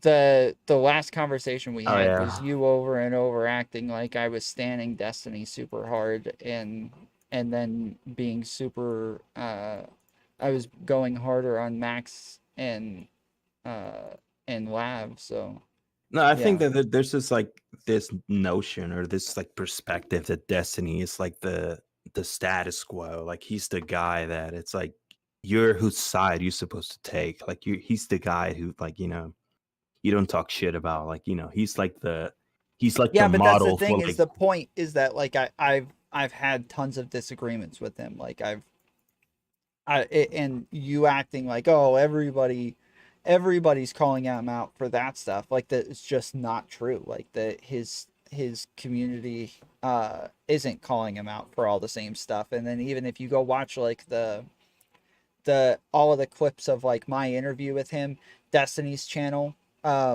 like Destiny has a bunch of clip channels that posted it. You go read the comments and they're like going off about like, oh my goodness, Destiny's the victim by Ana. This guy doesn't know anything about this. Like just yeah, no, it's I think my issue with you was like on the call out is that like you tend to call him out on things, so like point out things that he's just like they're just like things that are just like easy to disagree with. It's like things that are like simple things to like point out, or like things. I that understand no one that would the actually agree point is that not everybody agrees though. Like Right. the No, of people course. who are all staying in line are disagreeing with me. The people who are doing what they're supposed to be doing, the people who care what Destiny thinks about it, they are all, staying on the same narrative, and they're all, they're not going to No, step I out don't. of I don't line. agree. I And don't agree with that notion that they're just like they're all sort of like they all lined up. They just like walk that straight line. Along like with whatever he's. I don't agree with that. I think they sort of like slightly deviate, but like overall, like the main narrative about Destiny still remain. Like people still follow his main narratives. Like whatever he says, that's sort of what goes. But I'm not saying like 100% of the time because I feel like that's. yeah, that's It's not what made I'm up. saying either. Yeah. I'm Okay. saying that the people who are worried about what Destiny thinks and who stay in line and who do what it is that like they need to do to stay super close to him, though, like they are all much quieter about this stuff than me. They're not Yeah. talking about it. They're not having conversations with him about it. They're not. Yeah, no, I got you. But like, yeah. let's just to be fair, like, what percentage of your audience is like is also shared with Destiny? It's like Probably if- at least half. At least like half of at your- least okay. people who would be part of his community that actually like consistently engage with his community, Right. like in in the chat, in the Reddit, in And like, I'm not talking Discord, about that just sort people of to stuff. follow. I'm just like talking about people to follow. I'm just like talking about like if there were to be like a breakup between the two of you, like people that would actually take your side as opposed to his. That's sort of like what I'm referring to. Not just like people that you guys share audiences with or whatever. You go back and forth, but there's not people that are actually like are more loyal to you than Steven. I'm sorry, what was the question? People that are actually more loyal to you than they are to Steven. It's not just like the audiences that you guys share, because you guys could share audiences, but it's like they could still be more loyal to him. There are his audiences as opposed to yours. I'm asking, what is the question? What percentage of your audience Oh, do you what think you percentage? have that is Oh. more loyal to you? Although you guys do share audiences, but like it's more loyal to you than it is to Steven. I don't know. I have no idea. I think it would depend on the issue. I think it would depend on what it was that we were talking about. No, it's just like if you guys have like a general breakup about something that you disagree with or whatever, it's like he sort of fucks you over in a certain way or whatever. It's like you guys end up breaking up. Like, what percentage of the audience that you currently have would side with you instead of Steven? Probably about half. Yeah. Okay, fair enough.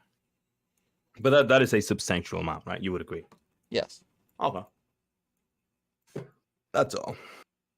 So yeah, it does kind of affect your judgment because of course, you share a larger audience with Destiny than you do with Mr. Girl, right? You would agree with that? Yeah, but it goes the other way. Like, it's more so that I'm like constantly trying to prove that I don't care all that much what Destiny thinks, and that I'm overly like compensating to Oh no! I'm sorry. I disagree think with him on like smaller things, so that I can make sure that people don't think that I'm like. No, but I'm sorry. That's not what I meant. I'm saying like the audience that you share with Destiny, that audience is larger than the one you share with Mr. Girl, right? You would agree? Yeah. Okay. That's sort of like the point I was making. So it's like Okay. it would make sense that you would should sort of show more loyalty or like Right. more, That's what. Okay. So yes, that's what I was responding to. Is when you said like, yeah, it would make sense that you would like understand that affects you, and I'm saying like, sure, but like it tends to do the opposite, where instead I'm trying to show that like instead of being like making sure that they all understand that I'm on the same team and that we're all cool, like I'm constantly doing the opposite, like trying to separate myself. Yeah, that's fair. Do you think you could possibly live without being in Destiny's good graces? Like, do you think that that's something that? Yeah, I don't know that I'm in his good graces now. Like, we've never had, we rarely have interactions that aren't me disagreeing with him. Well, there's an uncertainty about that, but I'm saying like if you were to consciously create a fight with Destiny or like you guys become enemies or whatever, do you think you'd be able to survive at that point? Like, I have no without idea. having Destiny sort of indirect or direct. Okay. I have no idea. I mean, it was just a couple months ago that I averaged like less than 10 viewers every stream, so I have no idea. Yeah, like what is your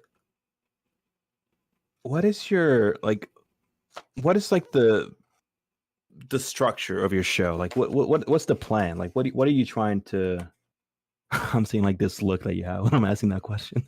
What's like the structure of your show? Like what is the plan? Like what do you talk about? Like when you go like every day to the like, motto stream is something, just whatever. challenge your thought. Like there's not really like a structure or anything. We cover drama, it's just interesting things that are interesting to talk about. We're going to get into it. That's about it. Like it can be news, it can be politics, it can be philosophy, it can be drama, it can be whatever. We're going to go dig into it and debate it and learn about it. Have you tried like gaming the algorithm? Like good thumbnails and like headlines and stuff. Like no. I mean, kind of like I have an editor, so he does all of that stuff.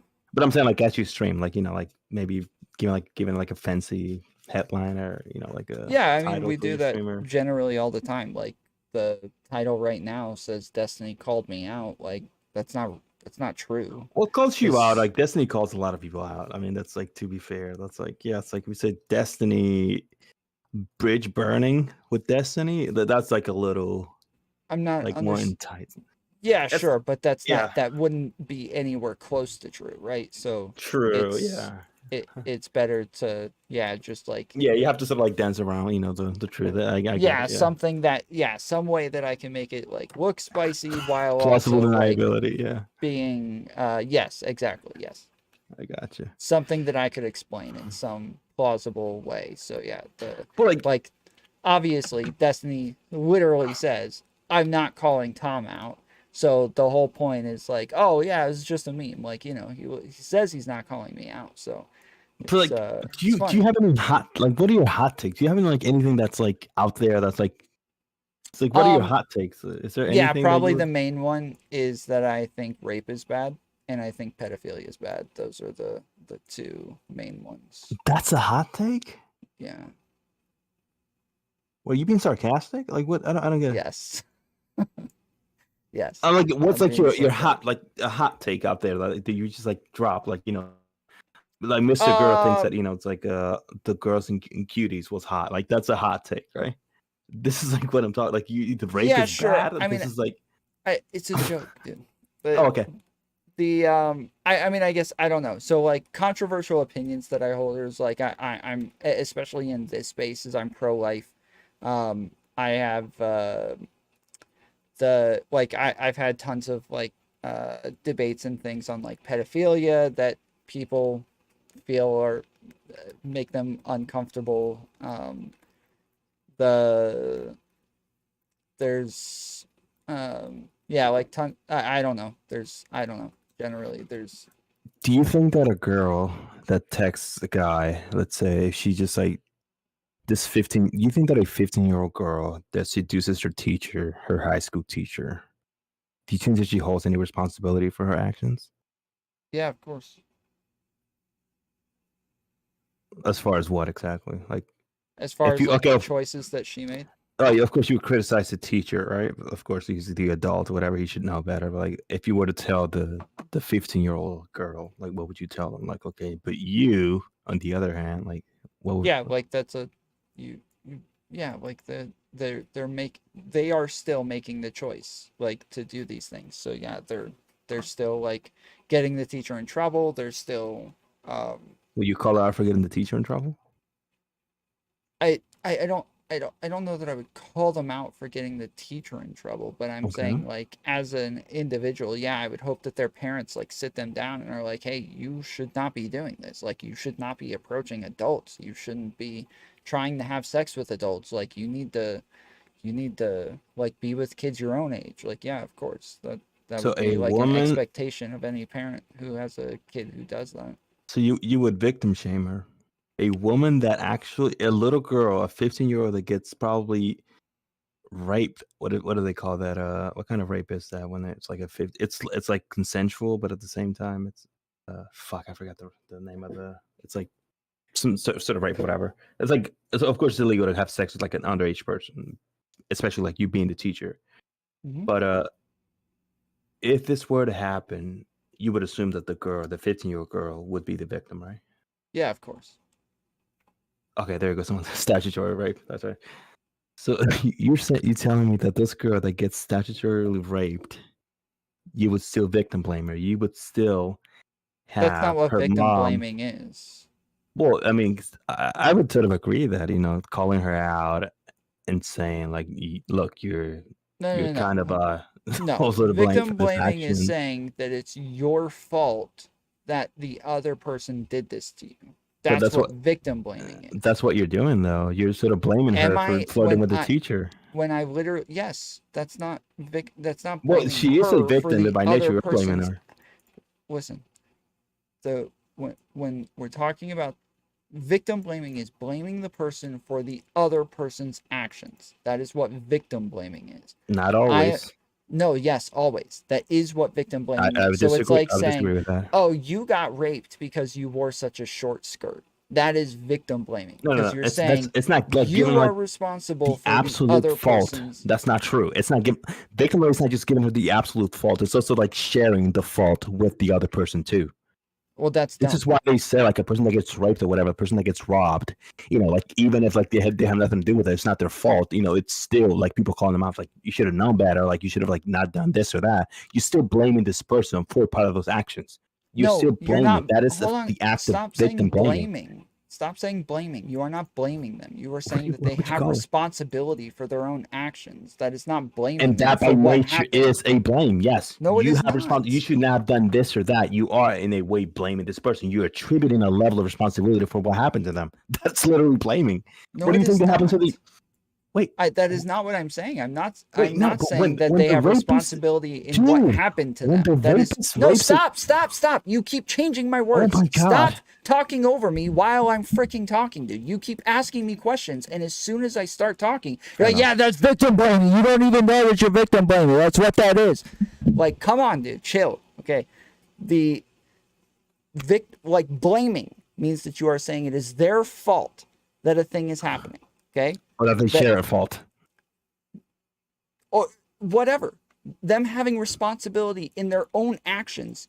When you say blame or fault, you are talking about the other person's what happened, right? You are talking about what happened, not what Yes. they did, but what happened, right? So But- Yes. So if we're talking about, there's an alleyway and it says Rape Alley on it, okay?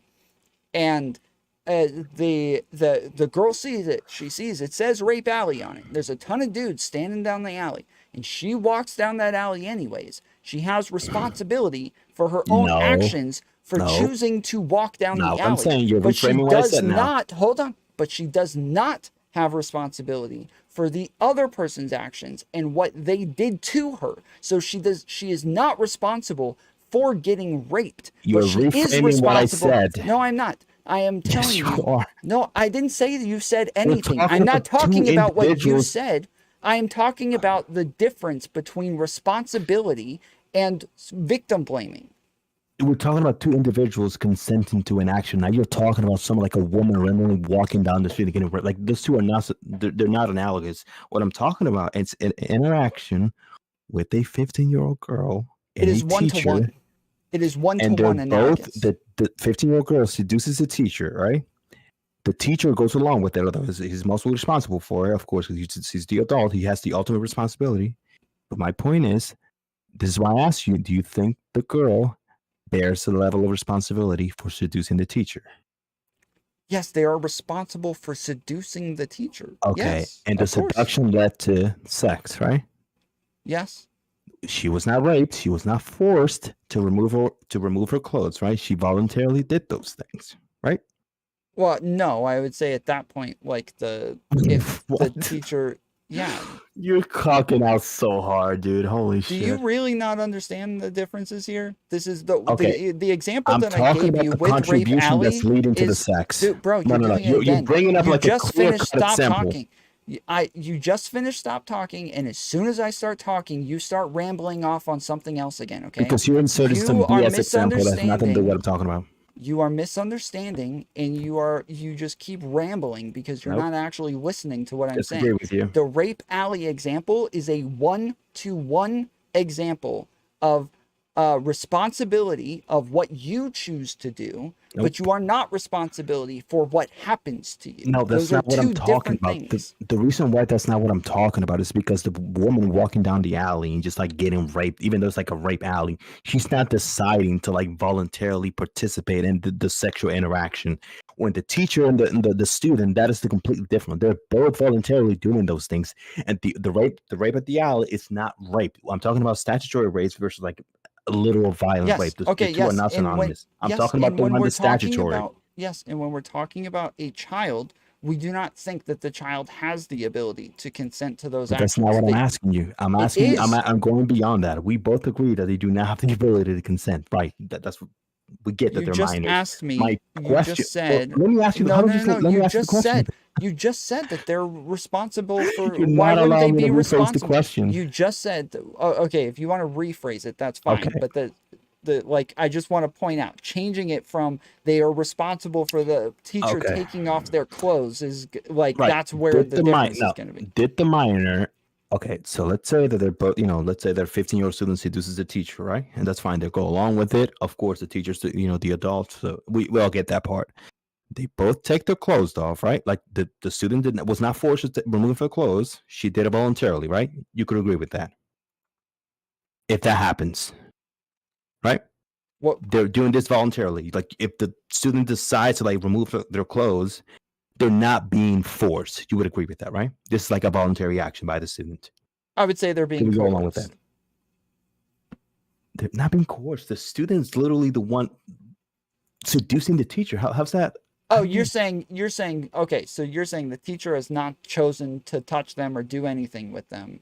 Okay. And The teacher sort of responded back with flirting. We could agree on that, right? She responded back with the flirting. She Right. sort of went back with it. Okay. But again, they both, as he sort of responds, they go along with it or whatever. And then eventually it gets to, them removing their clothes, right? There's the minor, there's the student, of course, Mhm. and the teacher. Yeah. She voluntarily removes her clothes. Yeah. Is this something that the teacher is now held responsible for? The removal of the student's clothes? Not for the removal of the student's clothes, Okay, but so the now teacher would be responsible if they stay in the presence Okay. of this at all. Yeah. Okay. So let's say at that point, if the teacher also follows along with that, right? I don't want to get graphic because, of course, that's like minor shit. I don't want to even. But you get my point, right? So if it sort of gets to the sexual interaction, sexual intercourse, we both agree that at that point, the adult is the one to be held responsible. You would agree with that, right? Yeah, just by the adult Okay. being there, they are like implicitly like Right. agreeing We to get what's that. happening. My question to you is, do you hold the student to any account for one, flirting with the teacher, and two, removing their clothes, like just taking off her clothes and just flirting with the teacher? Taking part in the action that led to the sex. Do you blame the teacher at all for this? I mean, the student. Do you Yeah. give her any level of responsibility? Yeah, of course. Okay. So this is what I'm saying. You are blaming the student for this. For It's not taking off their flirting for the clothes, yes. action. You're blaming. Yes. And also, Yes. if the student was to sit on a chair and she were to sit The on student fuck. Okay, you isn't- get what I'm saying. Okay.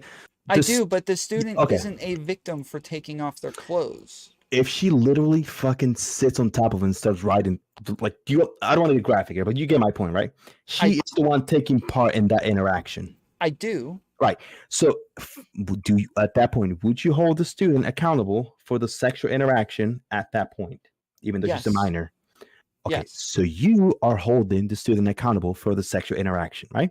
Which means that you're blaming her for the sexual interaction that took place. For her being statutorily raped, you're holding her accountable. You're victim blaming. No. What do you know? You're Okay, following okay. along with everything I'm saying, but like when I get to the conclusion, you just say no. Like it doesn't make Yes. any sense. It is. The only other way I can explain it is with Rape Alley again. You don't understand No, it. because so I don't that's not understand. analogous at all. It is This one like to one. completely one-sided. It's completely one-sided. The person's like being attacked and raped. That's Yes, the two are but not the same. Yes, but Woman- it is on the teacher to like stop the interaction, right? To stop what is happening. Now, if the student comes, a student comes up to me and they just get on top of me and start doing things, Right. and I don't immediately stop it. There is like an implicit agreement here, and at that point, Right. yes, I am responsible for the coercion that happens there. But the But there is no student, coercion. but the student just getting on top of me and doing that, and I immediately stop it, the student is still responsible for what they did in that instance, of course. Right, but if you don't, you can't find. You're sitting on a chair or whatever. You can't find a way out from there. Then what? What do you? What's your? You'll have to go along with that. Mate. What are you going to do? Push this teenager off of you? Like Punch them in the face. Punch. You're going to assault. Okay. You're not assaulting them. They're assaulting you. But that's disputable, right? You would agree, like No, after it's sex not or whatever. disputable. That child is sexually assaulting you. If Well, how do can you not prove want that? them- You what do can't mean prove how- that. We're Well, not now we're going talking down the about- rabbit hole, like who raped who or whatever, and that's like the- hold on, wait, no. There's nothing. It has nothing to do with proving. This is the hypothetical. We are saying that the It actually student does. walked over and did this. In this hypothetical, yes, the teacher should punch that student in the face. But what if? But my point is that it's impossible to prove why. First of all, the punching in the face took place. That's impossible to prove, right? You would agree with that.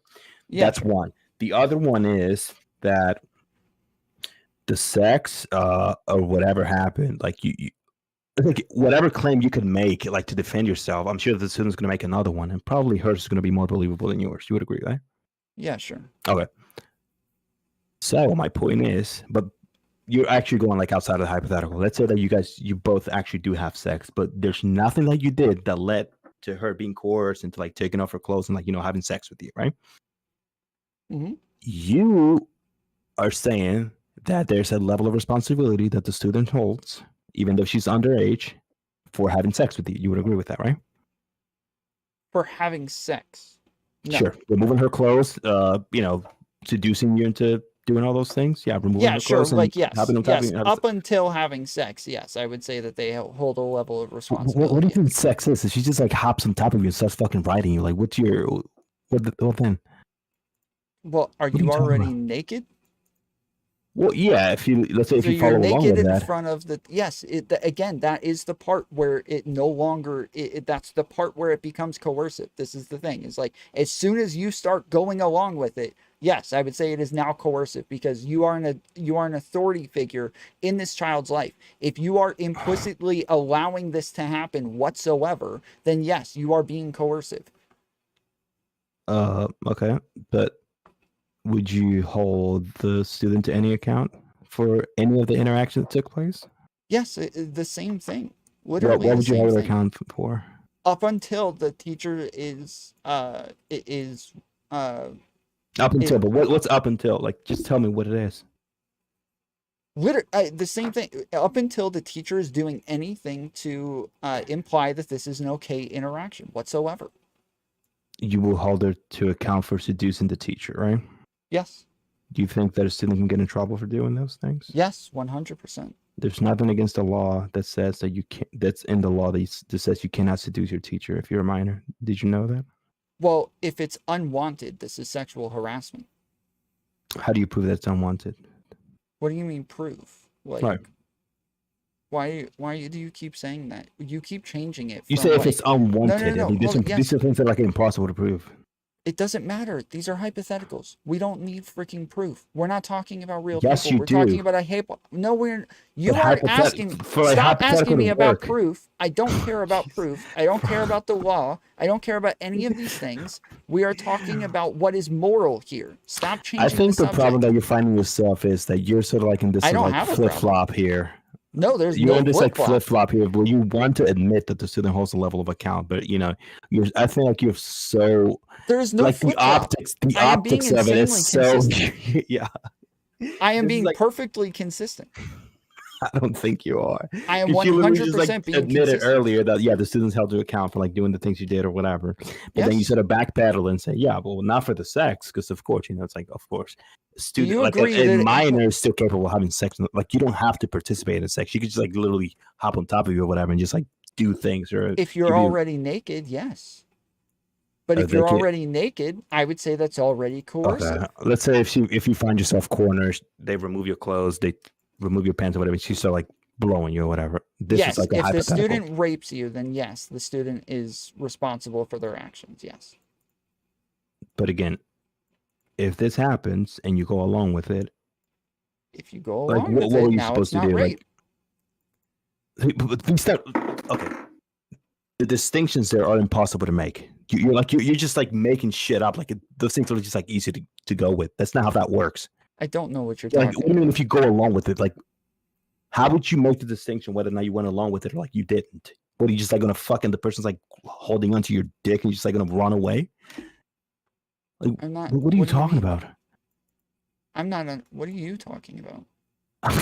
I'm talking about a student actually like seducing you, like having Yes, sex if with they, you.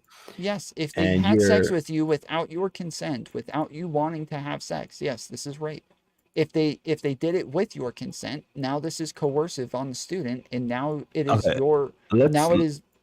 Let's even go back to what I was mentioning earlier with you, because I'm just like wanted to see like. I'm like, actually I terrified just want, if you disagree with any of this. Like this No, is no, no. actually kind of Do you scary. remember why if I you brought this up disagree with earlier? a word 'Cause that I've said. I just wanted to say like what hot takes would you go along with? This is like why I brought this up. You probably forgot already, but I just like wanted No, to like I what remember hot this, takes. but you- I have no Yeah. idea how you think that I'm being inconsistent. You should agree with 100% of what I've said here. There's no possible way that you I can would disagree agree with any of you, this. but you're sort of flip flopping at the same time. Like you're not. You're I'm sort of not agreeing with certain flip-flopping. things, but it's like you're sort of like you're assuming that like the whole consent non-consent thing is like it's that easy to like to dissect, and I just No, don't I'm agree with not. it. I'm not. We're giving hypotheticals. We are already saying who is or is not consenting. We can tell you right here, right now, who is or is not consenting. It is packed into the hypothetical. Well, let's just sort of switch the roles. Let's say that there's like the student in this case is a male, right? And it's like a female teacher. I mean, we sort of see that happening a lot, right?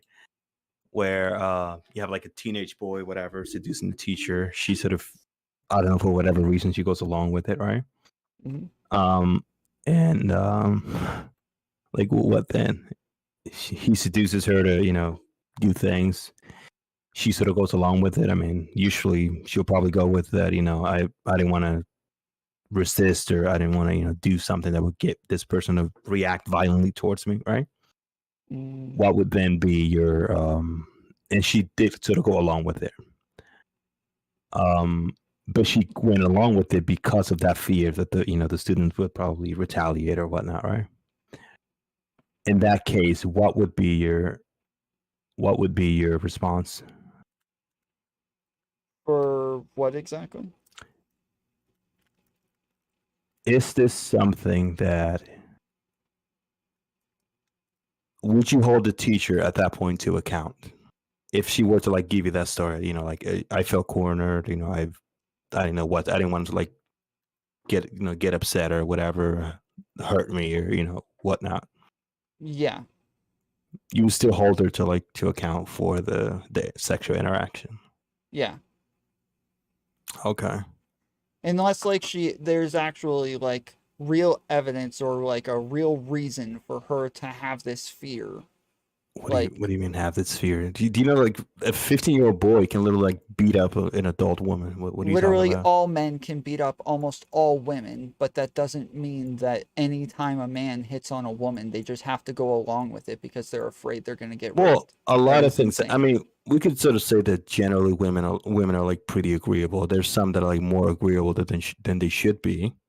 They sort of go along with the interaction. There's sort of like some flirting, sweet talks, whatever taking place. Before you realize the woman is found in a situation where she feels cornered.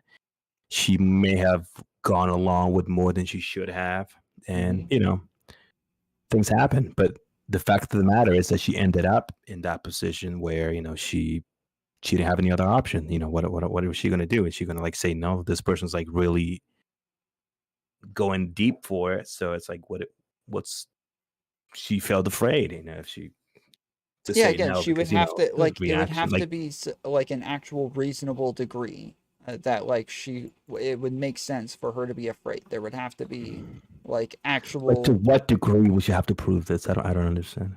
I don't think I can draw like an actual line there. Like you would have to be afraid that you weren't actually capable of saying no, or that there's because even like I don't even know that there's a way for that to be the case without it like some sort of explicit threat.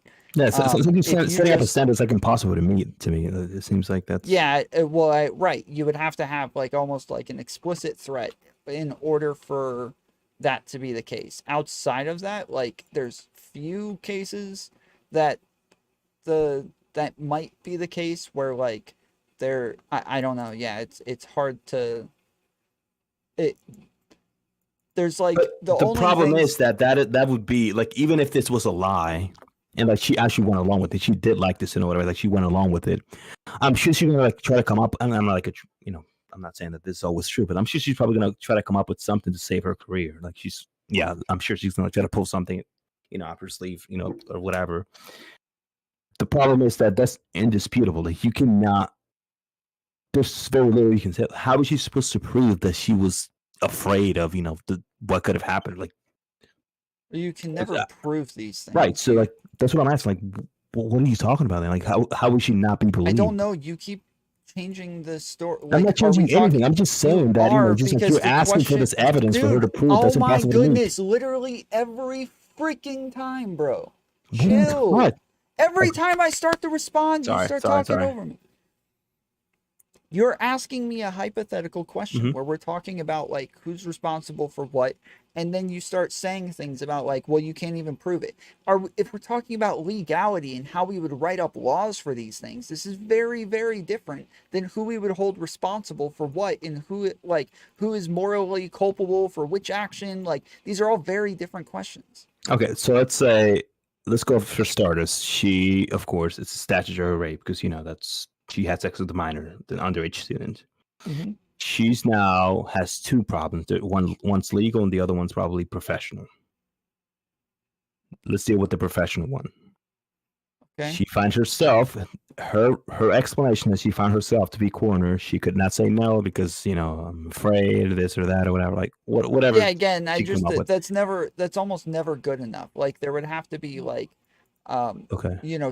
Signs of struggling or some sort of weapon or you know, showing that like he held her down and she's like trying to get away. Like there would have to be all sorts of other things in order for that to be the case. But for her to just go along with it because he's bigger and she thinks he might hurt her, like that's just not good enough. What the fuck are you talking? Where is that ever required for like you to prove your case at all? Like struggle, like risk getting your fucking self beat up or something in order to prove your case? That you try to prevent this from happening? What are you talking about? You have to try to prevent. Where does it say this? So I have never explicitly asked a girl if I could have sex with her, or if I could touch her, or if I could kiss her, or anything. Okay. She just goes along with it, and that's how I know that she's consenting to all the things. That's not what I'm talking about. I'm talking about like how. Hold on. If this person who is not actually saying no, they're not actually fighting back, they're not actually pushing them off, then no, there's no way that I would believe that they were actually trying to stop this from happening, or that they didn't want it to happen. But even if she gently try to fight back, it's like once you go past the point, like that's impossible to prove. Like what is she supposed? Yeah, I did try to maybe push back, but it's a 15-year-old student. He's way stronger than I am, or whatever. Yeah, it's gently fighting back is probably not a good idea. She wants you to punch him? What the fuck? Yes. Dude, oh god, dude, no. No, sorry. Just get raped. You're right. No, just get raped. No, okay. Just get raped. No, you're right. Just It's get not raped. that clear cut, though. Don't hurt them. You don't want to hurt the person. Just get raped It's instead. not also a You're black right. and white You are so issue. right. That's not what I'm talking about. It's not also like a black and white issue. There's like a mixture of emotions there, and like sort of maybe like a yes and no. It's like a gray area there where she kind of wants to, but she knows it's wrong. So she wants to, maybe this shouldn't happen. Although she's sort of feeling it at the same time. But it's not like this sort of black and white of it's like either I'm getting fucking raped or I'm just like fight. No, and I'm saying that's not how that these things work. It is how it works. If she does not actually say no and does not actually fight back, I do not believe that she actually wanted it to stop. If she's civilly trying to prevent the situation or like de-escalate the situation, She should not civilly try to stop it. Now, if civilly she just said the word stop, no, I don't want to do this, and then didn't punch him in the face, sure. Like, that would probably be one thing. But instead, she's just going along with it, but she's terrified the entire time. Yeah, I don't think there's, like, that... Okay, the reason why I mentioned that these things are not like a black and white kind of issue is because there's never going to be like a clear, like yes or no, just stop. Or like these things tend to be a little more complicated than that, right? The teacher could actually have feelings for the guy. She could actually just, be into this person. She could actually like try to like build a good relationship, with him as a student or whatever. She may feel like if she were to like be that, bold about it, that she could alienate this person. She could, make an enemy out of him. I don't know. So whatever could happen, right? Yeah. So people, they're that calculated. Like they may try to like find a different way to de-escalate the situation. It's not just like a clear no, like fucking punch in the face and stop and just like fucking run away. That's not how these things like turned out. I agree that that's a possibility, that somebody wouldn't want to like alienate the person, but in that case, they are complicit. Either way, they are still complicit. They cannot statutorily rape somebody because they didn't want to be mean. But in that case, the student is the one sort of starting the interaction. He's the one sort of instigating. He's the one getting the act going, not her. She's sort of complying because, in fear of actually feeling like, she could get hurt if you were to not go along with it. I understand. This happens to a lot of women, actually, believe it or not. And I'm saying as soon as she starts to comply without any pushback, she is complicit. Well, she could be offering pushback, but the minute that the pushback gets sort of ignored and, like he's sort of like proving that he's willing to go along with it or, continuing, he's persistent and whatever. At that point, that kind of pushback, it's not as useful as you think, right? She sort of has to go along with it. If she's afraid, I mean, what do you want her to do? Fight back. Like literally fight. But she knows this is like a stronger person than she is. She could like be risking her safety or life possibly if she were to like fight and just like, so these things are not that clear cut, and like you seem to just like have this. They're not that clear cut, but most of the time, if a woman fights back, the guys are less likely to want to deal with somebody punching them, clawing at their eyes, kicking them in the balls. Like they're less likely to want to keep going. But wait, we keep going back to this like clear cut situation. That's not. I already told you. It's more like a gray area thing. It's like, she kind of likes him, but she doesn't want to cross that line because they're students or whatever. There are gray areas, and I'm saying that without these things, they're going to be complicit. Okay, but you understand what I'm saying here, that you keep sort of pushing it back to this black and white area, and I'm just like, I'm keep bringing it back to this gray area where there's mixed feelings going on. Yes, and I'm saying mixed feelings makes them complicit. What? Okay, we'll just have to agree to disagree on that one. Their mixed feelings do not excuse statutory rape. She could still have mixed feelings for this student, but at the same time, like, not want to have sex with them. Sure. So they could totally not want to have sex with them, 100% not want to have sex with them, and completely go along with it, and they'd be 100% complicit. But if they don't put themselves in like a very dangerous situation of like fighting back against a person that's probably twice as strong as she is, then she's like not doing enough to like, dude. Yes, they need to do it. I don't know what else to tell you. That's just like get raped instead. That is such a no. It is not. Just saying just get raped instead is a much worse prescription here than saying fight, punch them, kick them, claw at them, scratch them. Like all of those things are a much better prescription than just get raped. So wait, if we were to move that scenario to something else, let's say like at a party or something, and the woman behaves the same way, let's say it's not a teacher, but they're like two individuals, and the woman's like sort of subtly pushing back, but she doesn't because she's afraid he's probably stronger. You would still say that it's like it was a consensual sexual interaction? No, but again, they would be saying the words no. They would be saying stop. They would be saying these things, No, that's not always how that works. well, then they're complicit. Dude, oh God, no. Just stop. Okay. A lot of your feminist fans are not going to agree with you on that one. I don't care. Like I've talked about this many times. This is literally the Katee entire when you meet her? discourse that you and I talked to Katee about. This is where it started. Was with the what was it called? The stealthing issue, where the girl did not actually say no when the guy stood up to take his condom off and then got back on top of her and started having sex again. Tom? She didn't actually say the words no. And then she said, yeah, I was terrified. I was scared. He's bigger than me. He could have hurt me if I said no. Maybe he punches me. And we're saying, yeah, do it anyways. It's not like this just like clear black and white, no, yes, stop. Just like people tend to be a little more complicated than that. There tends to be more sort of subtle signs or, Well, written then signals. we can and whatever. arrest them in a complicated way then. How about that? We can what? We can arrest them in a very complicated way. How about that? No, but we're talking about like past the point of sex. Like, would that be considered rape or not? Like, how would you? Because then, if you're agreeing with me at this point, if you're willing to cross that line and grant to me that, yeah, that is still considered to be an offense, then we have to take it back to the teacher versus student. Wait, I don't know what we're talking about now. Well, you did agree that it would still be considered rape, even if she were to go along with it, if she were to not push back in the way that you want her to like draw that clear line and say that, yeah, no, this is not happening. No, I did not. When do you think I did that? Oh, When okay. do you think that happened? Okay, so when I pointed out that it's a lot more complicated to like, make decisions on these things, like, sometimes I said we there's can arrest them in a complicated way then. What does that mean? I don't know. Like I don't care that it's complicated. They're gonna get arrested.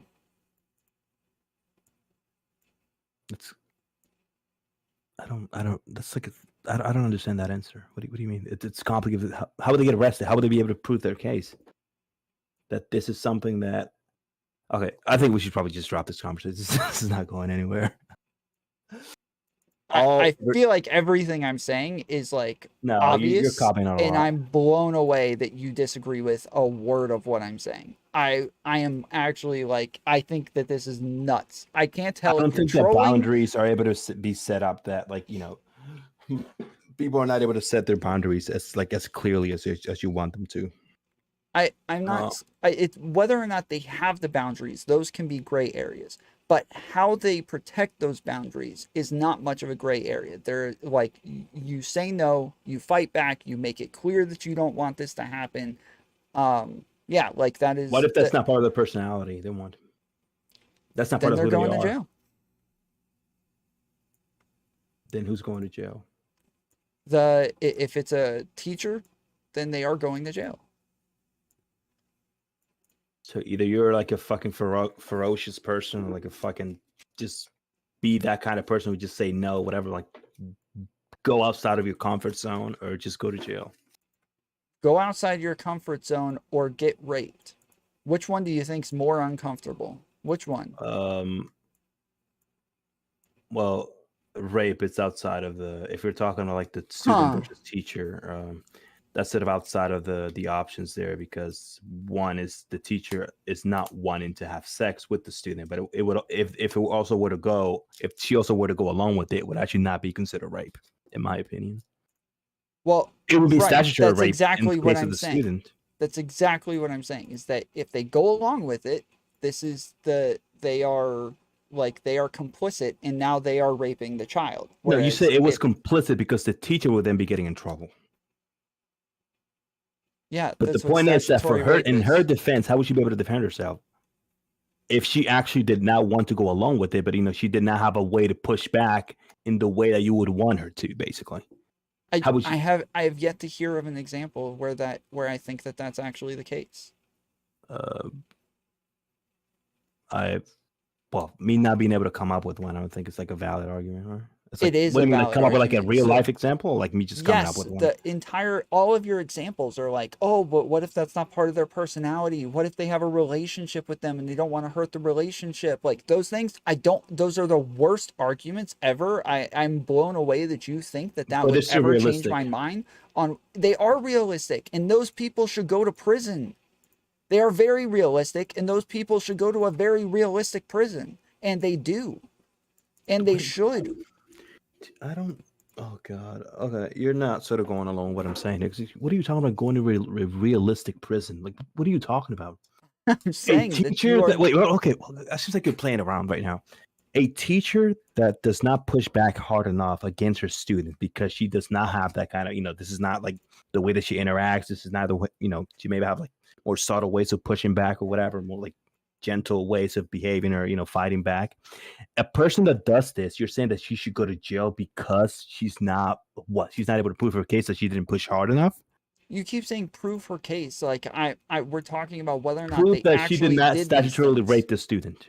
Whether or not they actually did these things. So we're talking about whether or not they should go to jail. Whether or not they can prove the case. I don't know. That's a The completely sexual different question. act took place.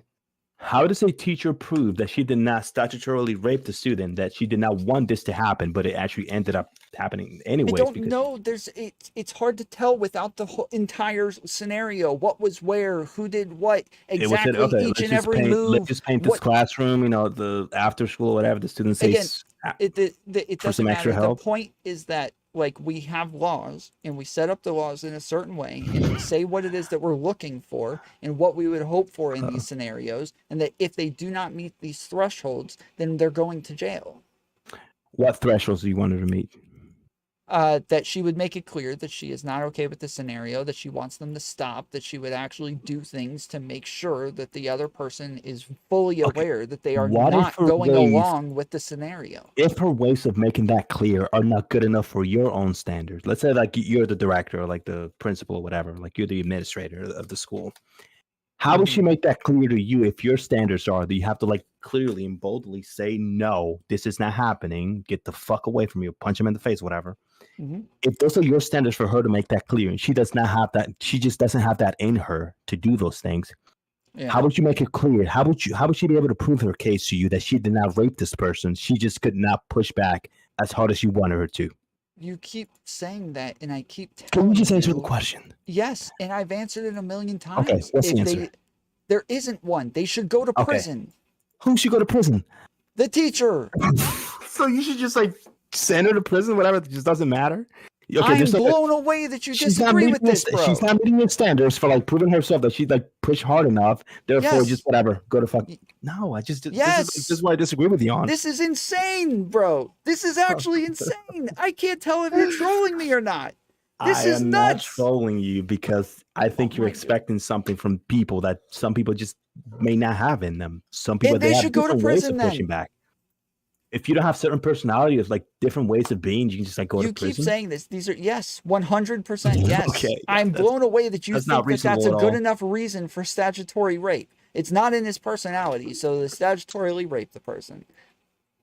If you're This is such if a you are horrible against reason, a bro. student who's like way stronger than you are in a classroom alone by yourself, the student like trying to make moves on you and trying to have sex with you or whatever, and your ways of pushing back are very subtle and very sensitive or whatever, and you just don't have They that in you shouldn't to be fucking subtle and sensitive. I escape keep or- telling you this. The same thing. They should not be But subtle what and if that's just sensitive. the way that she is? This is like Then she women should are go to prison. sensitive. She should Okay. go to prison. Okay. I'm gonna keep Fair saying the enough. same thing. She should go to prison. I think your chat's kind of disagreeing with you on that. Okay. I am. Oh my goodness, dude. Oh my goodness. What? All Chat, right. can you please? One's in chat. If you agree with me, Bro, I'm Please. just kidding with This you. is- Why would you ask your chat like who they agree with? because it's insane. There's no way that they disagree with this. I I they don't think keep a saying that woman, you're a trolling. female teacher who's like going against like a 15 or 16 or 17-year-old student is going to be able to push back the way that you want her to. That's like an impossible standard to meet. I'm sorry. Okay, you're just wrong, and they should go to prison if they can. Like 100%, guess. they should be in prison for the rest of their lives. These people are predators and creeps, and they should not be around anymore. This is insane that you think that that's anything different than that. That is actually mind blowing. I don't know. I You're think I'm- saying I just disagree rape with you the on that. person because you have a personality difference. That is nuts, dude. I think the way that you should go about this is that just like try to investigate things, question the student, the teacher, and so forth, and just try to figure things out. Not just like, okay, the teacher's like automatically guilty for those things when maybe she did try to push back, but she just couldn't. Going against a stronger person, so Yes, again, if they couldn't, they should go to prison. Teacher, okay. Yeah. So, anyways, yeah, I think that's sort of my take as far as all that I had. This is wild, bro. This is I know. actually wild. Hey, did you like, bro? It's like almost 5 a.m. where I am. Hey, hey, I bring up some points. You may not agree with them, but it's some fair points to bring up. This is good conversations to have. I think a lot of people actually disagree with you. I mean, there's some feminists there that would, that would actually disagree with you on that. So it's good to. I'm actually like mad at the debate. Like, I'm not this person who's like does streams or what. Like, I think I should. I don't know if that's like Yeah, maybe. I think that I should do. Like, I should get better at like public speaking because I'm kind of shit at it. It's funny too, because like I have you on my screen, like I have you muted, but like I'm actually looking at you as you speak and move. I don't know if this is weird, but I'm not like actually looking at you. I assume everybody does that. Oh, is that normal? Okay, because like I feel like if I just like stare at you, like in your like icon or whatever in your Discord profile, it's like it just feels different. Because like I know your chat's talking shit about me or whatever. And it's like I Yeah, want to be able to like look at it and read. So it's like okay, That's what everybody does. okay, if that's normal then. Cool. Because like normally the only other option is that we're both on cam and Yeah. we're looking at the Discord talking to each other like that. Otherwise, yeah, the other person's going to be looking at chat the whole time. Okay, fair enough. Yeah, I should probably do more of this. You're like the only person who's like added me to their. I think I tried to talk to Stardust or something about this before, and she fucking blocked me, bro. What's her problem? I was like, I wanted to give my take on like the Ali and stuff, and it's like I was like talking to her, like I wanted to ask her some questions about like what she thought. She's like fucking blocked me. It's like if I'm Yeah, not like a, yeah. Most streamers are not like taking calls all day like I am. They don't want to debate. They don't want to have like people challenging them all day. They just want to talk on stream. So like the only other person I know that does this is Destiny. That's it. Or I guess Chud does as well. Like he'll bring people in a bunch too. But yeah, most people don't do this. Yeah, I think she's like I wasn't a streamer or something, so it's just like, yeah, that's fair enough.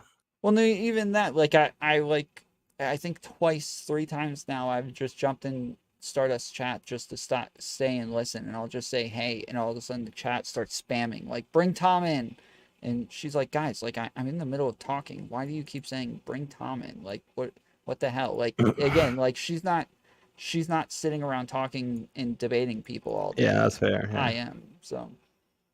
Oh yeah, I should probably do this more often. I'll have to like ask people questions and stuff, like get involved in this like online sphere of like having conversations. I feel like I like having conversations with like interacting with different ideas, going back and forth and stuff. I feel like that's something that I kind of like to do. So There's one thing that you said a while ago that was just so bad that it has stuck with me ever since. And it seems similar to this in the way that there's like an obvious difference there and you just don't see it. What's the difference? So there's you were saying one time, like, would you date a girl with an OnlyFans? And I was like, no, probably not. And you're like, wait, but doesn't that go against liberal values to like let women do whatever they want? I was like, I think I was just trolling you at that point. Yeah, I was like trolling you. I was like Okay. I was like on this like political provoked panel or whatever. Yes. I get out of there sometimes. Yeah, I think I asked you that. It's like because you did say like that you wouldn't date like a girl with an OnlyFans. It's kind of a good question. Like right now, like what's like a woman Well, that I like wanted to likes- make sure because you said it like 3 times. You're like, yeah, but that's like obviously against liberal values, right? Like letting people do whatever they want. That's very much against liberal values. And I was like, no, it's not. I can still have preferences. No, with that was who just I trolling. That want was just to me date. trolling you. Okay. Yeah, but to be fair, I mean, would you discriminate a woman like if she were to have an OnlyFans, if she would like do sex work, would you discriminate against her for like doing those things? Like if you were to like have the option to date her and then you get to find out like she has an she had an OnlyFans. Yeah, Like, I would. Yeah. You would probably break up with her? Yeah. Damn, bro. Whoa. It's kind of Yeah, there are things that like I would rather be like intimate for me and my partner. Like there are things that I think that should just be between us. And if it's not and it's for everybody else too, then like it's not as intimate anymore. It's literally not intimate. It's Well, public what if now. she like turned her life around, later on she just like, changed a lot of things If she for her, used to do an OnlyFans, then yeah, I don't think like I don't think I would care all that much if she used to do it. But if she's So wait, currently what's doing the it, difference then? well, that's like saying like, well, what if they've had sex with other people in the past? Like those people now saw those intimate things as well. So why would you date a girl who's had sex with anybody else but you, right? Well, no, that's not my point. My point is that OnlyFans is not exactly actual sex. It's just like posting pictures for whatever. Right, and I'm saying getting that the payments. intimate parts is like seeing them naked, seeing them in this sexual way, like being able to interact with them in that way. Like, yeah, that is the intimate part. That is the thing that is just meant for me and who I'm with. And if other people have access to that part of them, then it's no longer intimate. But let's say that if she used to do OnlyFans, but then her like pictures are all leaked online or whatever, that you can like easily Google them or whatever. It's like I don't know. Yeah, it's more about what they're doing in the moment. Like again, like this would be similar to like I'm with a girl who like who sent nudes to her boyfriends, but then they broke up and those boyfriends still have those nudes. Like, yeah, that happens. It is what it is. Like there's that. But while she's with me, So the current act is what sort of matters with you. If she's Yes. while she's with you and posting pictures and selling, of course, yeah. sort of. Okay, I guess that's kind of a weird standard to have. Okay, but that's I don't know. Because to me, like if I were to have a problem with OnlyFans, it's like the fact that they have like their nudes out there, as opposed to her like currently doing it. It's like, what would that matter? Like, if she's still doing it now versus like if she used to do it, her pictures are still out there. What if she's like? it's like cheating. Like it's like if you have rules around your relationship that these are only supposed to exist between the two of you. Right, but what if she's like posting those still, like the same stuff that are leaked out there, and she's still like posting the stuff up, and on OnlyFans, but she's like getting an income from it. Yeah, I would still consider it the same thing. Like, because that's how other people are going to look at it as well, right? They're going to look at it as I still get to see your girlfriend naked, right? Right, but they still would if she wasn't still doing OnlyFans, because there would still be leaks out there to. Yes, those but things. that girl that they're looking at isn't actually my girlfriend. So if a lot of it is, it's about like, there isn't much of a difference between perception and reality in this case, right? So Right. if people say, a girl, you and her are sexting and you're like, hey, send me some nudes, and she sends you nudes, but they're nudes from like 2 weeks ago or a couple months ago, or they're nudes that she took for another guy and she just happens to be sending them to you.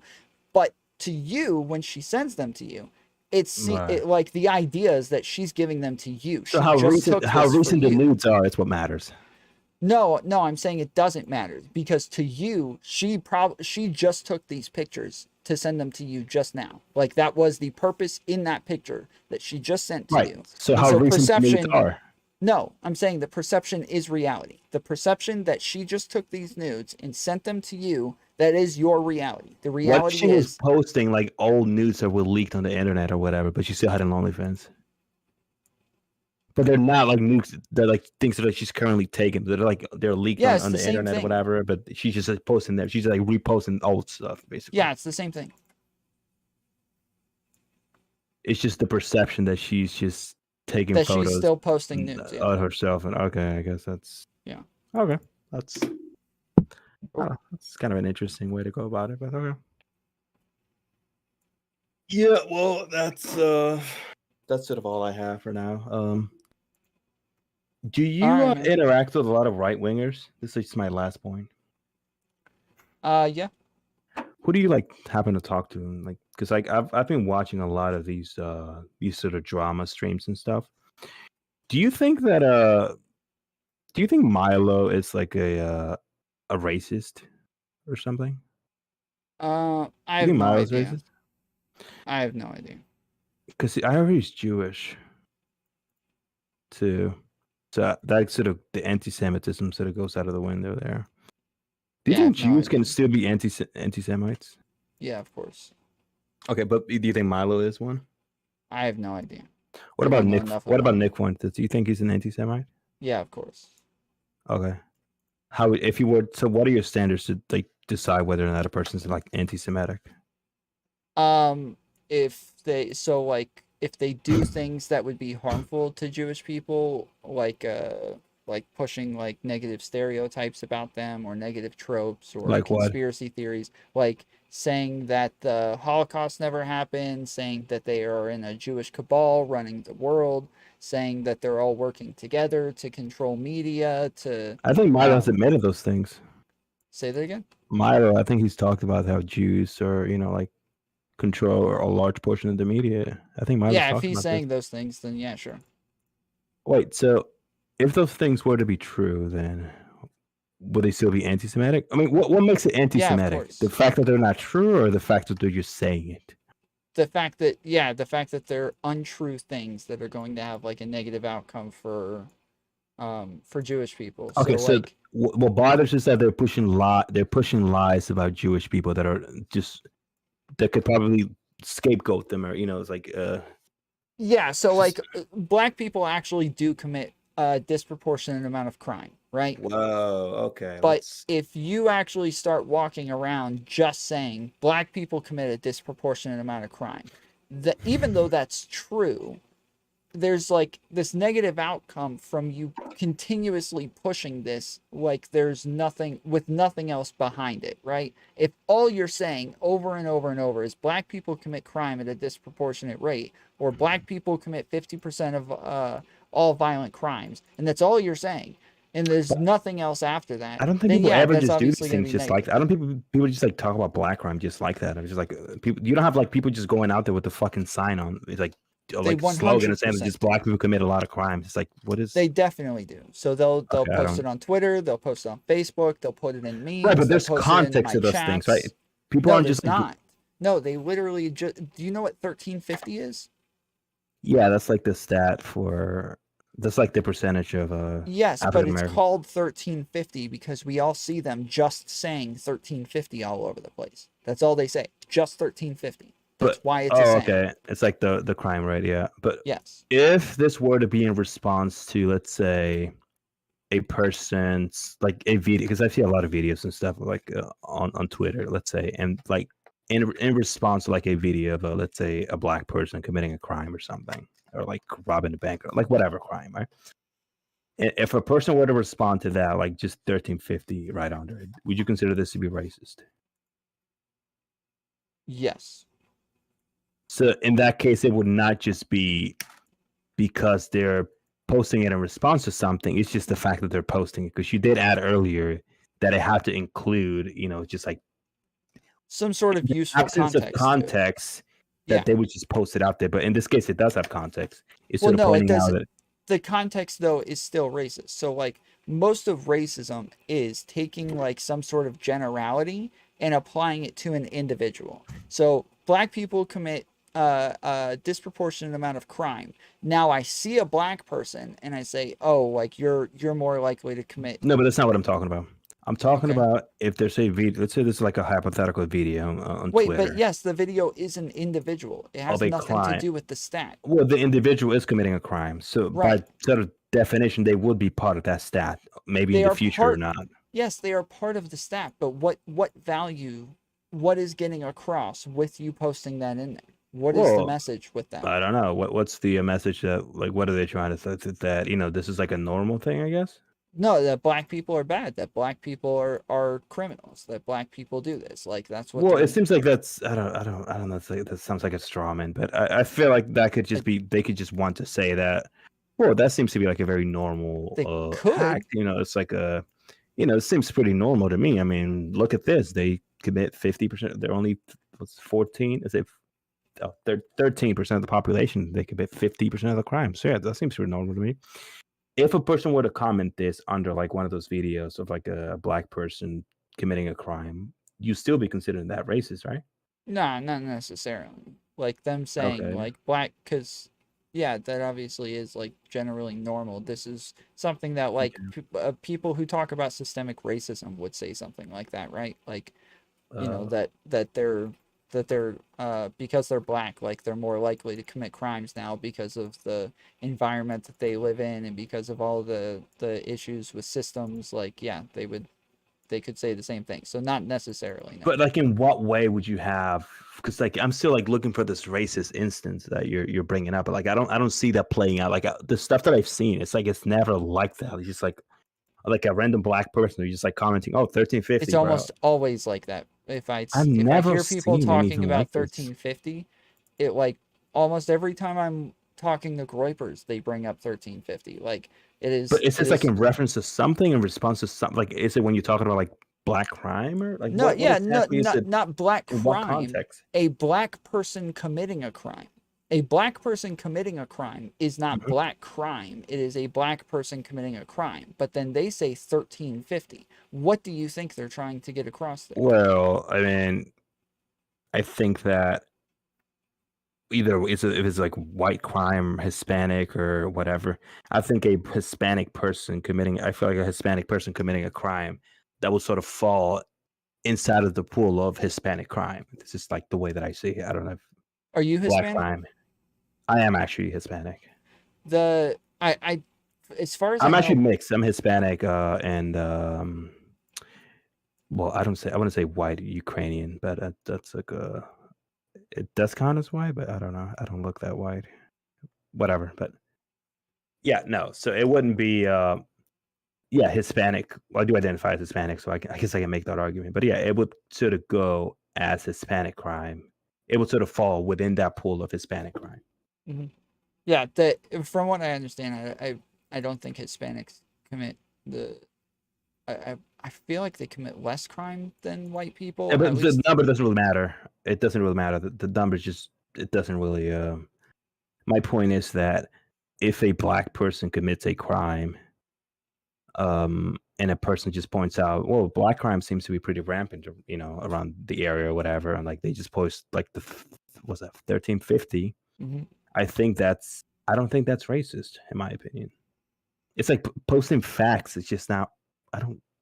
Since when is that racist? I just don't understand.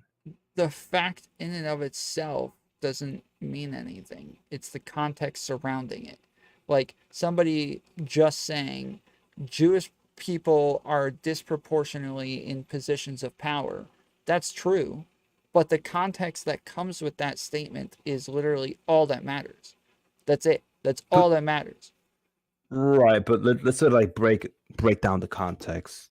Again, I'm bringing up enough context to sort of make a determination, but you sort of keep going back to like it just depends on the context. well, let's say the context in this case is there's like a mass shooting or whatever, right?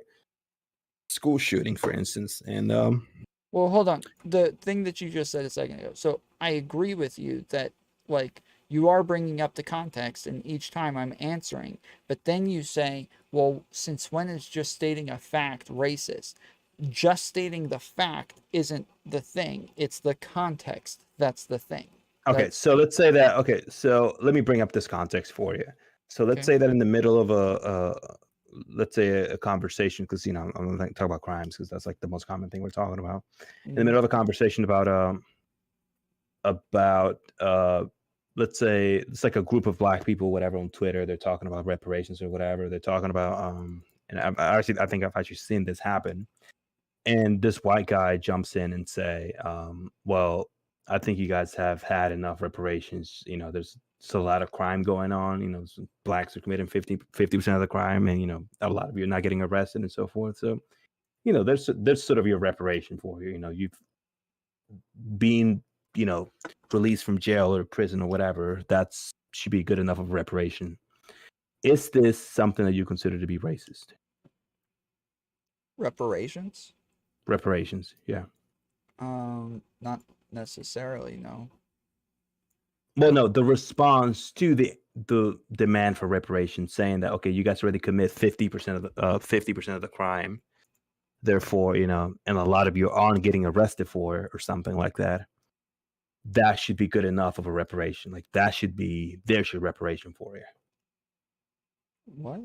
I am so lost. You're saying that they're not getting arrested for the crime, and so not getting arrested. Well, what the guy said was that, because they're not getting arrested for like the large amount of crimes that they're committing, that is like a favorable thing. That's like a good thing for them. Therefore, that should count as reparation. That should just like compensate for the basically reparation.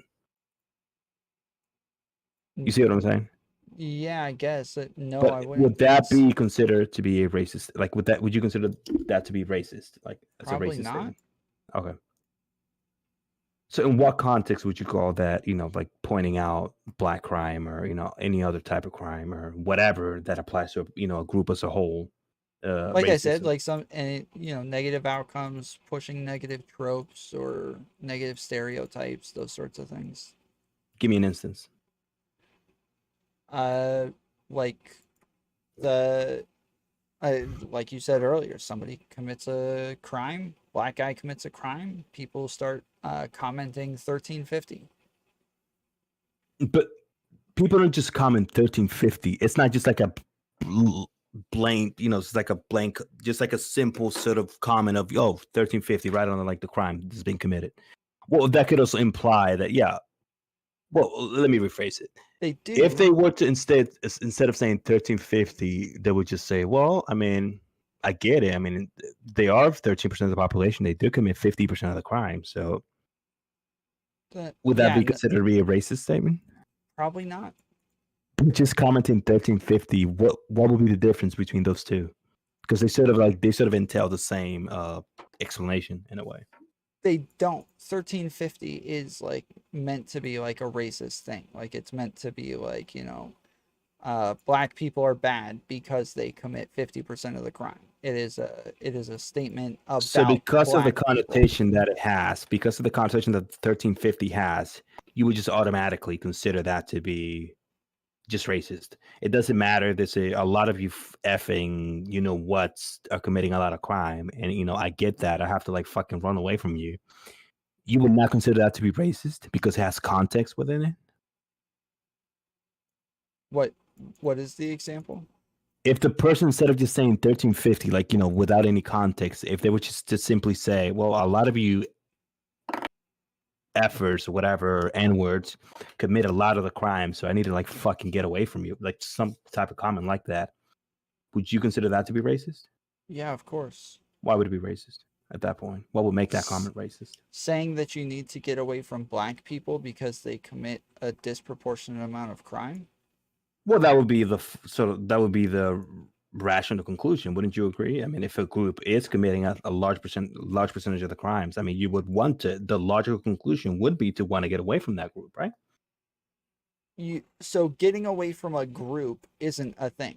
but you can get away from like individuals. Okay, in that moving group. away. Let's say there's like a predominantly black community, right? But Mhm. because of the high percentage in crime, you're now moving away from a predominantly black community because of the high crime, right? Yeah, sure, but Would you're not this be moving away considered because they're racist? black. You're moving away because there's a high amount of crime. Well, you're also moving away because it's a predominantly black community, and if it tends to be a If you're very moving common away thing, because it's predominantly black, then yeah, that would be racist. If you're moving away because they commit mean- a lot of crime, then no, that's not racist. but let's say if most of the predominantly black communities tend to, well, if this word, I don't know if this is true, but I'm not even going to assume, but if most of predominantly black communities happens to have very high rates of crime, and you happen to move away from predominantly black communities, well, or predominantly like high crime areas, would that be then considered racist? You're moving away from high crime areas. Because they also happen to be predominantly black. Yeah, if you're including because they are black, obviously. Now, because it's no going one's to be going to say that I'm moving away because these people are black. They're just going to, okay, this is a high crime area. And I'm sort of noticing this pattern that, a lot of these predominantly black areas, they tend to, have a lot of high crime. So at that point, would you, if their next neighborhood is not predominantly black, if they're trying to intentionally at this point avoid predominantly black areas, at that point, would you consider this to be a racist approach? Again, it's going to go back to the same thing. If it depends on the reasoning. If the reason is because they're black, then yes, that's racist. If it's because What there's do a you mean high if the amount of reason crime, is because they're black? That doesn't make any sense. No one's ever going to like move away from a person and say, I'm just leaving because you're black. I mean, it's you like, keep okay, they're just going to changing it, blame the crime. Dude, listen. Okay, you keep doing this. Okay, so when you give a hypothetical, you are building the world. You create it, right? You make that world. I know how hypothetical But then, works. no, but- you don't. But then you say afterwards, Okay. but nobody does that. We're not talking about what people do. We're talking about what that person is doing. You decide what they are doing. You decide what it is that they are saying. You decide what it is that they think. You decide the reasoning behind it. You decide that. You can't say, this is my hypothetical, and then when I answer your hypothetical, you say, well, nobody would ever do that. Okay, let me make it more clear totally and different. precise. If the person at this point picks up a pattern that a lot of these predominantly black communities tend to have very high crime, Mhm. and they get to just point that out and say, well, it tends to happen that a lot of these predominantly black, majority black areas, it tends to just have very high crime. So I'm not gonna bother even, trying to move into those areas. Mhm. While that's also true, would you call that racist? No, because it sounds like their reason for not moving there is because there's a high amount of crime. But they also pointed out that it also happens to be predominant. It happens to be common among predominantly black communities. They are pointing it out, and that is true. But the reason is because of the crime. So it's the same thing. I mean, they keep saying the same Right, thing. but that's like It an depends on the impossible reason for it. standard it's then to about- have. So I don't think like people don't just like fucking move away because like a person's skin color looks different. Like people, yeah, well, that's probably like a factor. There's always reasons for why people don't like black people. There's just not good reasons. Yeah, but it's like it's never gonna be simply because the person is fucking just black. That's not how that works. It's always gonna be for like ulterior, like okay, they're these people are sort of like the kind of behavior that these people have. I'm not like okay with it. Maybe like the crimes, the kind of like crimes that they commit or what. There's always gonna be like outside reasons, but it tends to be centralized around their skin color. You see what I'm saying? I do. I'm saying that yes, people use different reasons to not like black people. Normally, it's just that they don't like black people. They're just like using other reasons to excuse the fact that they don't like because black the people. pretext is not So that they're I'm saying black, that you're in saying your okay, well, yeah, you get hypothetical- past it. That's not racist. I'm saying that in your hypothetical, we would decide if the hypothetical is about somebody who actually doesn't want to be around the crime and that's why they're moving away, Right. or if it's somebody who doesn't like black people and that's why they're moving away. But do you think that there's ever a person who would be considered racist that the reason why they'll move away is simply because they just don't like black people? 100% yes. Where is this person that have not like okay, there's nothing wrong with, there's no crimes, it's not even that I cannot relate to them, it's just that I don't like the color of this. It's like where does this happen? You're oversimplifying it. I keep saying people. But that is what we're talking about.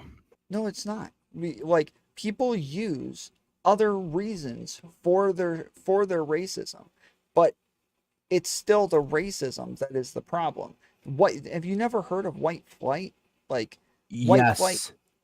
Okay. And do you know why white flights in many cases it's not because the people moving in are black. It's because of what happens in those areas that pushes them away. It's never because, oh, they just look different. I mean, the people are just not white anymore. Their skin color is just darker, bro. So I'm just like, no. Bro, it's always because of outside reasons.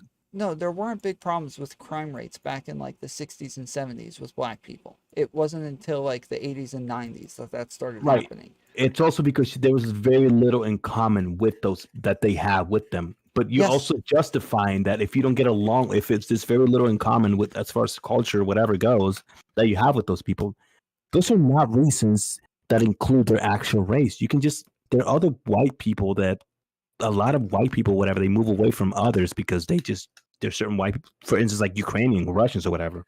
Yeah, a white American has very little in common with a Russian. They can still move away for those reasons. White flight was where black people were moving in, and they were like very much so a minority and spread out. But just having a black neighbor made people want to move, and then when they'd move, another black person would replace those people. That's because it was and then their neighbors would want to move, and then another black person would replace those people. That's how it actually happened. Right, but that's because there was a stigma around that. That's because they sort of like had in mind what having a black neighbor meant. Yes. It could probably mean an increase of crime. It could probably mean plenty of other things. It's not just, okay, this person's fucking skin color looks different, so I got to fucking move now. No, it's because they had in mind that, okay, having more black people in the community will bring a lot more crime, so a lot more different cultures, a lot more different behavior, things that people will not want to live around, probably crimes. When there's crime, people don't want to be around that area. So what happens? The property value drops, and therefore you don't want your fucking homes to lose value, so you fucking leave right before it's too late. Yeah, So but that's not actually the case when it's, like I said, when they are like a large majority. Like they are a very small amount of people in this area. They are very spread out. They don't actually compact like that to where it would lower the value until people start moving out. Now, real quick, do you think slavery was racist? Slavery, I think that this may be a little, and I got this take from Max actually, and it'd be weird because like you may think I'm kind of unoriginal, but I used to think it was, but I don't think so anymore. I think it was in a way, but it's not for like the common racist reason that people think, right? I think that it was racist because, well, I'll get to whether or not it's racist later, but I think that slavery just happened to be that, people just needed labor. I can't stand your fucking chat. I'm sorry. Okay. People just needed labor, so like, cheap labor or whatever. And it was like a normal thing back then. So I think that what ended up happening is, you had indentured servants, you had things like that going around. Mm-hmm. So I think what ended up happening is that people, I think in the Americas and places like that, they just started to, I don't know why, because they did have indentured servants, but it's like there was this notion that white slavery or something was like looked down upon or something, or I don't know what the name of that scientist. I don't fuck, I don't know. Charles Darwin, whatever. There's something that went around that area, around that time period, that sort of pointed out like differences in IQ or whatever, like that kind of science, whatever that went around. This is literally why I brought this up. And because the most racist thing to ever happened because there were reasons for it. They said that black people weren't actually human. They're not the same species. Yeah, but my reason for why black people were the chosen slave was not because they were black. It's because they were like the most accessible people to enslave. Yes, wait, but And there I were mean, other if people. Chinese were like, if Wait, Asians were the most hold on. successful, they would have chosen Asians, I think. Sure, but that would still be racist because there were other accessible white people that they just chose not to kidnap and put into slavery, right? So it is like when you say like, oh, well, it's just as long as they're a different race and they're accessible, now it's not racist. Right, No, but going it's back to the argument, making it that it no, is but about a different race. I feel like the reason why it's like No, hold going on, back- wait, hold on. The fact that it is a different race is what makes it racist. And the reason I bring this up is because we are looking at the most racist thing to ever happen in the history of humankind. And you're saying, well, I don't even think I would call this racist. Well, it's going to be impossible for you and I to have a conversation about what racism is when the thing that is the most racist thing ever, you don't even consider it racist. No, I agree that it's racist. I did agree that, obviously considering a different group of people and enslaving those people, considering them to be inferior, I would consider that racist. Yeah. Wait, I but don't- there were actually like scientists. Like the scientists were telling people that they were inferior, that they were animals, they were not humans. even if that's true, I mean, I feel like a lot of truth are racist. Okay, Yeah. exactly. So when A lot you're of things that are saying, true are racist. I've never disagreed with this. okay, exactly. So when They're you're just saying, mean. Racist are just things that are mean. That people are hurt by. yes. So when you're saying, hey, but they have other reasons, like it's not just that they're black, it's just there's lots of reasons attached to it that actually, like, it's never just going to be that No, I they're was black. talking about the No, reasons that people duh. give you. The reasons people Yes. would give you for moving away. They're never going to say, I I'm just moving understand, but I've because people are black. I'm explained just over saying and over that doesn't matter because it's like the reason has to be packed into the hypothetical in order for No, it us to have does. a No, I conversation about it. disagree with that sort of Then I framing that you're can't. setting here. Okay, then I cannot answer your question if I don't know why it happened. There's no way for me to answer whether or not it's Why? racist. What happened? Why somebody would move away. If you do not tell me why they moved Okay. away, it is literally impossible Okay. for me Do to you tell you whether or agree? not it's Okay. racist. Do you agree that while admitting that, let's say if a white person has a perception of like a Hispanic or a black person or even an Asian person, right? Let's say that a Hispanic person, oh fuck, I can't think of. Let's say a black person, right? Let's say because there's like a lot of stereotypes or whatever going around. If you have the perception that having black people around you would increase the level of crime, the rate of crime around the area, it would increase the amount of robberies and things like that, and like the culture that you have around the community, things would just be different. People, their mannerisms would change and things like that, right? Mm-hmm. These are things that you can also attribute to a lot of black people, to black people in general. And those are also characteristics that you may not be in favor of. These are things that you may disagree with. It's just things that you find, So unfavorable. black people as a group are more likely to commit crimes.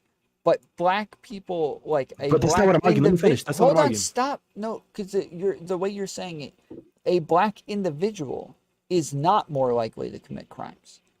Just because an individual is black does not mean I that never make that individual. argument. I don't know what you're talking I about. understand, but when we're talking about racism, we're going to be talking about these on interpersonal levels. But and you're then when making you these say, responses. It's nothing that I've said.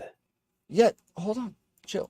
So then when you say that, like, oh, well, actually, they are more likely to commit crimes, and so blah, blah, blah, we're talking about people interacting with individuals. And so now, if they are taking this trope and attaching it to individuals, then yes, that is going to be racist. A lot of your fans a lot of your communities, I don't know. They're still invalidating my Mr. Girl fans credentials, so I don't. Anyways. No, but I think that that doesn't even go against anything that I've said. You just sort of like for the purpose of disclaimers. I get okay, fine. No, because you keep saying, I literally just told you, it's because you keep saying that they can move away and that there actually is this higher likelihood of crime because they are black. And I'm saying, no, not on an individual level. No, that is not true. They are not more likely to commit crime. I'm not saying that they are, but my point is that if that is the perception, that even if the perception is wrong, if that's the perception that they have, my point is that that's what they'll think will happen. Correct. And as they accumulate, after the percentages gets larger and larger, percentage of black people gets larger and larger in the community. That's what they'll have in mind. Okay, that means that the crime is going to increase. I'm sure that they're like only 3 people in like the community or whatever. They're probably not going to think that is okay. They're the minority. They don't have a substantial enough amount for them to sort of feel comfortable doing those. That's probably what they'll think. I don't know. Yeah. But I feel like as the numbers do increase or whatever, people are gonna like that perception is gonna kick in a lot stronger, and Mhm. and even if all of those people that moved into that community committed 0 crimes, that they were not anything like that, I feel like they still move away because that perception of that possibility is still there. And yeah, but they will never admit that they're moving away because those people are just black. It's because they're just okay. I feel like things are changing. The fabric of the community is changing. I don't feel comfortable enough. It just doesn't feel like the neighborhood that I used to live. Like there are always going to be other things, just other than just like their skin color. Yeah, we call those things dog whistles. Sure, but whatever you may call it, it's still not racist because by your own admission, you're saying that saying anything other than their skin color is by default not racist. No, you're doing this again. I am not No, saying did you what not they admit this? say. I am not saying that what they say is the reason. I'm saying what the reason is. But unless you're able to read their mind, there's nothing else that you can do. So what? Okay. Yeah, but you have to go with what they say because you're not able to read their minds. Some of them are actually moving away for those reasons. Some of them are actually not moving away. Who cares? That's what they're saying that they're doing. So what? You can't read their minds. You can't call them a liar or whatever. Okay. So again, the standards that you're setting for like whether or not a person's racist for like moving away or white flighting or whatever, it's not realistic. And that's what I'm telling you, because almost no one's ever going to say that they're moving away because a person's black or like they hate black people or like they hate other groups. Like that's not how things work. That's not how people respond to things. Or those are not the type of reasons that they'll ever give you for moving away or doing things like that. So. Again, all of the reasons that you gave are the things that I would be looking for. Like, the fabric of the community is changing. Like, okay, yeah, that sounds like an obvious dog whistle. Like but that could also be true. It could be, but how would you just assume that they're being racist? Oh, it's just a dog whistle. Even that could be true, but it could also be a dog whistle. Someone just go with the like, what? Yeah. Yes. Just yes. That's just. It could be one or the other, but I'll go with the worst one. I mean, that's. Yeah. Okay, so you see how unreasonable that is. What you're saying right now is it doesn't make any sense. It's unreasonable. Well, because a person could actually legitimately don't think it's unreasonable at all.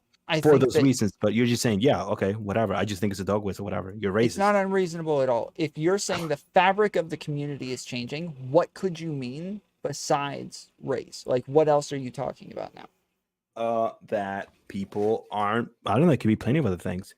The people that are moving in here are not people that I can get along with anymore. I used to have a lot of neighbors that I knew, people that used to be more talkative, more. Wait, what?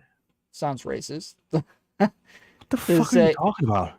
If there's a growing black community in where you live, and you're like, yeah, I just don't get along with the people who live here anymore. Yeah, that sounds pretty racist. Why would that be because they're racist? It could just be the people that are, the people there could actually not get along very well with that white person that's there.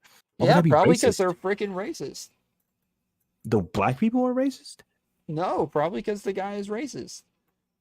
Yeah, I don't think they're gonna get along with the black people if they're fucking racist. Sense. How would you know if he's racist? What if they just don't get along with him? What if the black people moving in, they have their different culture? Maybe he doesn't fit into it that well, and things could just not work out. The way that his way of greeting people, his way of interacting with people is different from that of the people who have a different culture. Why would he be racist for that? It's just usually going to be racism, yeah. Even the way you're describing it just sounds freaking racist. Have you ever like been to a fucking school that's like diverse, like where like a white kid sits like with the black kids or whatever, like Hispanic, like they don't have a lot in common, so like things don't get to work out that well? I went to an all-black school, went to an all-black church, lived in an all-black neighborhood. Yes, I am well aware. Okay. So you, for not getting along well with the black kids, let's say if you were not able to get along well with the black kids or whatever, you were not able to fit in that well, you'd be called racist. Not just not by being able to fit in, but if I was like, oh, I'm not talking to these people anymore because they're just not my kind of people. I just don't get along with these kinds of people. But that's not ever what anyone's going to say. Oh my That's not my kind of people. Brandon Cavallaro This is super chatted $3.35. What are you talking about, dude? Peacemaker, please stop. I don't know, dude. No one's ever gonna say it's not my kind of people. Okay, I don't care. I don't care. It's like you said to me, like you like smuggling these like dog whistles into like what I'm saying. It's just like hilarious. These are literally things that people say, but I'm not talking about what people say. We're talking about what people would say for us to say that they're racist. And Well, then I guess then being racist doesn't really mean anything. Like this guy said, Tuesday 13th, like okay, being true doesn't make it not right. I mean, I guess then racist doesn't really mean anything then. It's like, what's even like, how do you like run away from racism? Just, like, I know lots of racists who live say a that. miserable life. I think it's obvious to everybody else, but normally it's racists who are like, well, it's just saying something true. That's racist. Wow. Wow. Everybody thinks everything's racist now then. But no, like just saying something true isn't racist. It's the context that comes with it. It's everything else surrounding that makes it racist.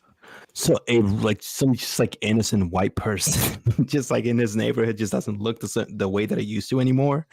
He's like suddenly, okay, I'm moving out, and someone were to ask him, okay, why are you moving out? What's going on?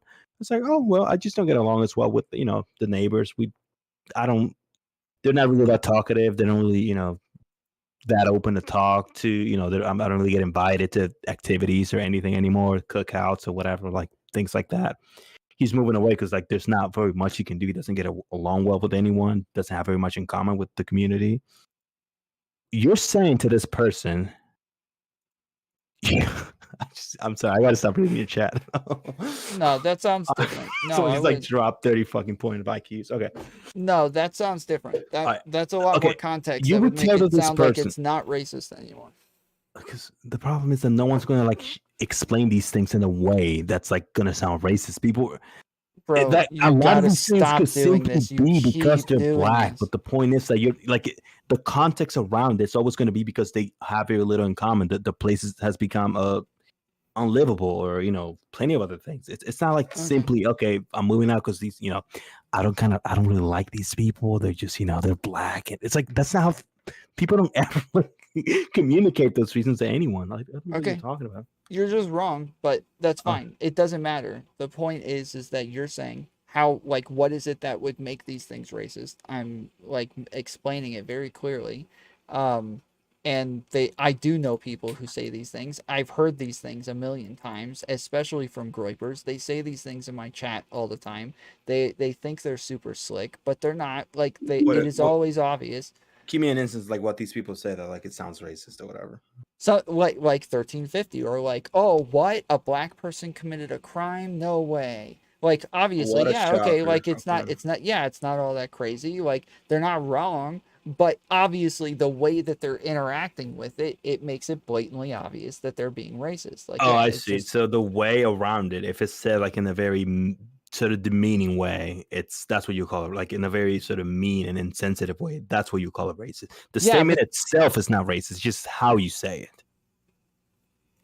Yes, that's what I keep saying. Is like the surrounding context is what's going to change these things. So like just stating that, like I said, just stating a fact is not racist, but the surrounding context is what will change these things. But I feel like people just like easily weasel out of that. They can, they don't. It's like the most simplistic standard like weasel out of. Again, they like I don't. Well, if you just like say racist things You're like a making nicer this way, people just impossible to the engage racism with, out of like, it. Yes, but this is how they do it. They all do this purposefully, because this is why they're called dog whistles, is because they're trying to get the same point across without saying the things, right? This is exactly why they're called dog whistles. So like, you know, it's a common thing where if a black person gets arrested, they call them a thug, right? But a white person gets arrested and it's just a criminal. These are obvious. It's an obvious dog whistle to keep calling the person a thug. Like they're looked at very differently for being a criminal as a black person than they are if they're a white person who's a criminal. By the way, people are calling me like a Groyper. I'm not a Groyper. I don't know if that's like a new thing in your chat now. Yeah, he's I'm like not the a fucking Groyper. worst person ever now. He hangs out in like the political. Yeah, I do hang provoked out like around community, the but politically that's provoked. not, he's not a Groyper. I don't know if they're like actual Groypers either. They're probably like I mean, they could be. I don't know. I'm not like. All right, I gotta get off. All right, well, same here. I have to go to work in like 7 hours. So. All right, later, dude. I'll talk to you later, man. Hey, by the way, All do you check your DMs? Yeah. Did you read the the last one? I don't know if you'll. I send you like the last DM. So the only way to do that is to give you streamer perms, and you have to actually have like a channel and everything at that. Oh. Well, you should have leaked what I said, but that's.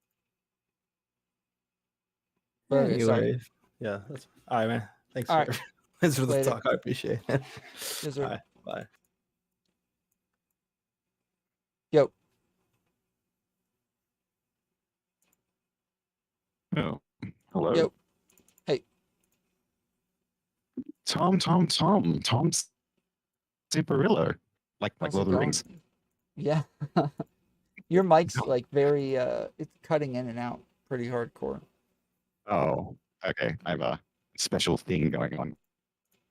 Should I talk louder? Is this better? It's just it's like it's not, I don't know how to explain it. It's like fuzzy almost. Brandon Cavallaro super chatted That is interesting. $1.34. Come. Wonder if I Thank you, Brandon. I don't really know how to fix that. Huh? Sorry, somebody sent it, don't know. Oh, okay. Yeah, so I was just wondering, can you hear me all right? Yeah, Can close you enough, actually yeah. hear what all right, yeah, so I was curious. I was just Googling some things. I was wondering, right? Okay. Fran Dresser? Sorry? Would you say that's like? Would you say Fran Dresser would be mid or top? Would you say? What do you think? I'm really T sorry, wise. dude. I'm not able to tell what you're saying. Oh my god. Oh, that's horrible. Oh, that's a shame. Damn it. It was a funny joke too. I'm sorry. I'll, It's like I'll find- roboting hardcore, and then it's like a super, like, I don't know how to, I can't explain it, but it's like clipping. It's like clipping the entire time. The entire time. Let me see if I can take the filters off.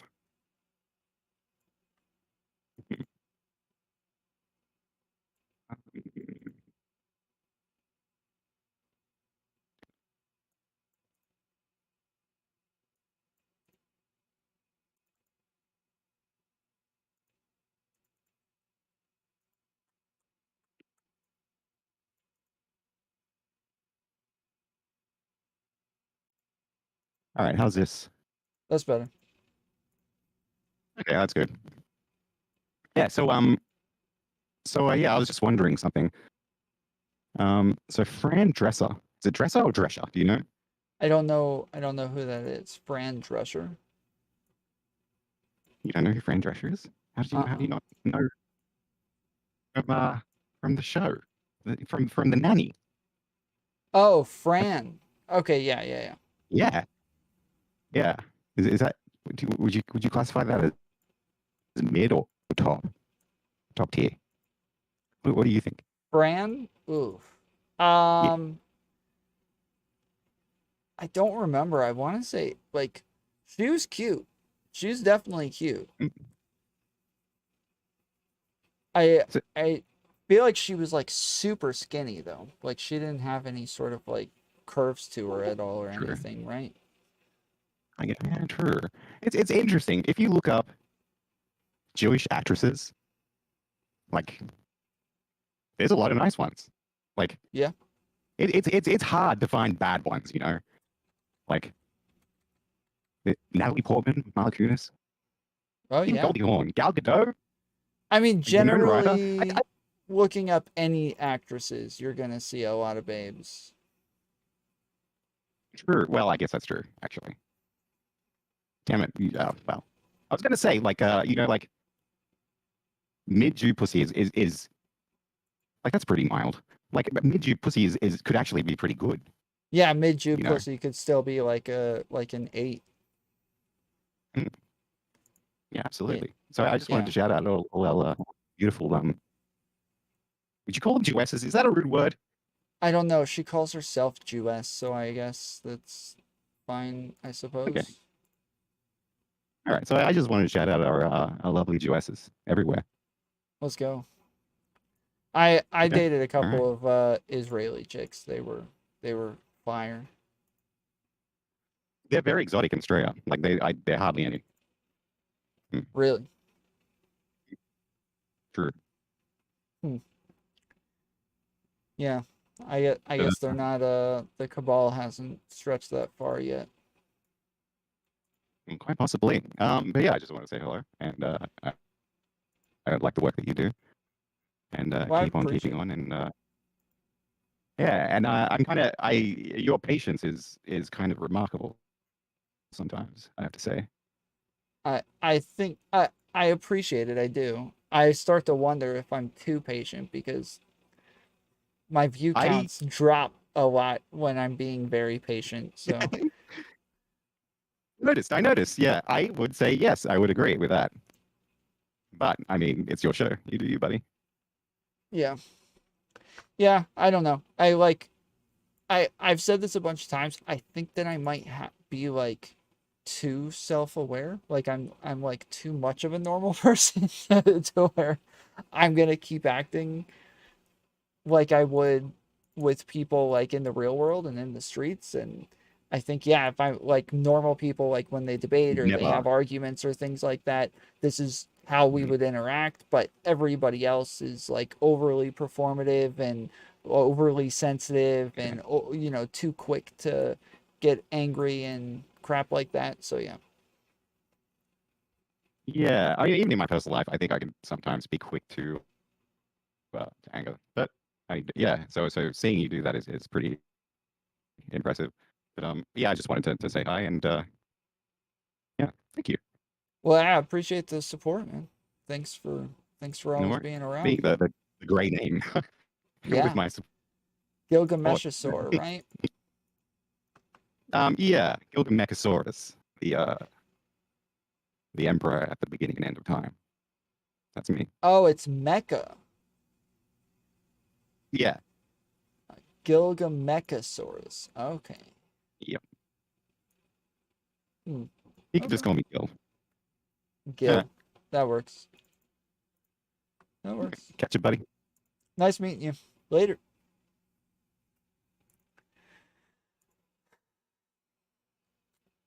Ravencrow Productions. I know that name.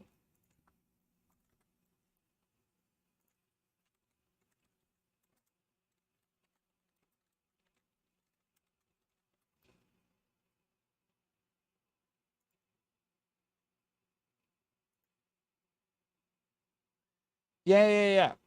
That's right. You pop up as the you were at like the top of my, what do you call it? Yes, on Twitter, yes. Yep. Exactly. Yes. With like the pink hair. Yeah. Yeah, you were recently in the shoe on head video, right?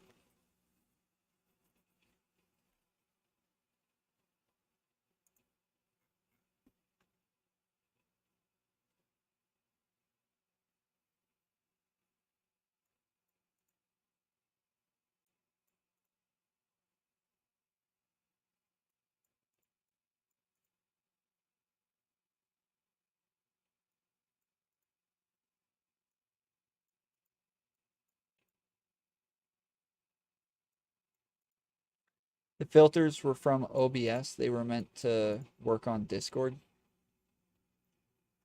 Huh. That's odd. Hufflepuff Productions. Yeah. All right. What are we at? 6-hour stream. Kind of cutting it a little short. Excuse me. Cutting it a little short today, I suppose, but all right. I'm going to sleep. Yeah, I'll likely be on. Yeah, I'll have an early stream tomorrow. I know we're talking to Rezi at some point tomorrow. Tom,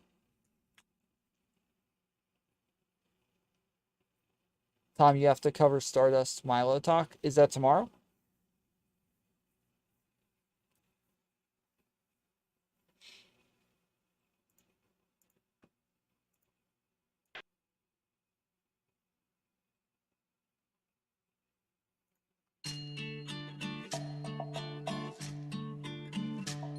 Or today, Thursday? Yeah, sure.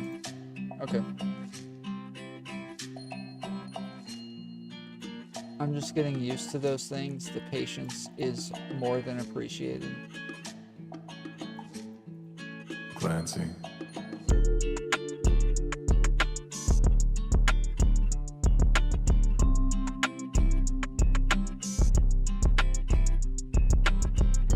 We should go over her 3 interviews, to be honest. Oh, snap.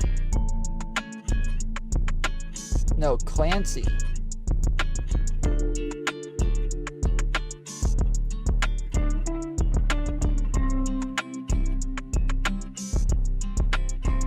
But alright. Till then, appreciate you. Love you. I'll see you next time. Later, fools.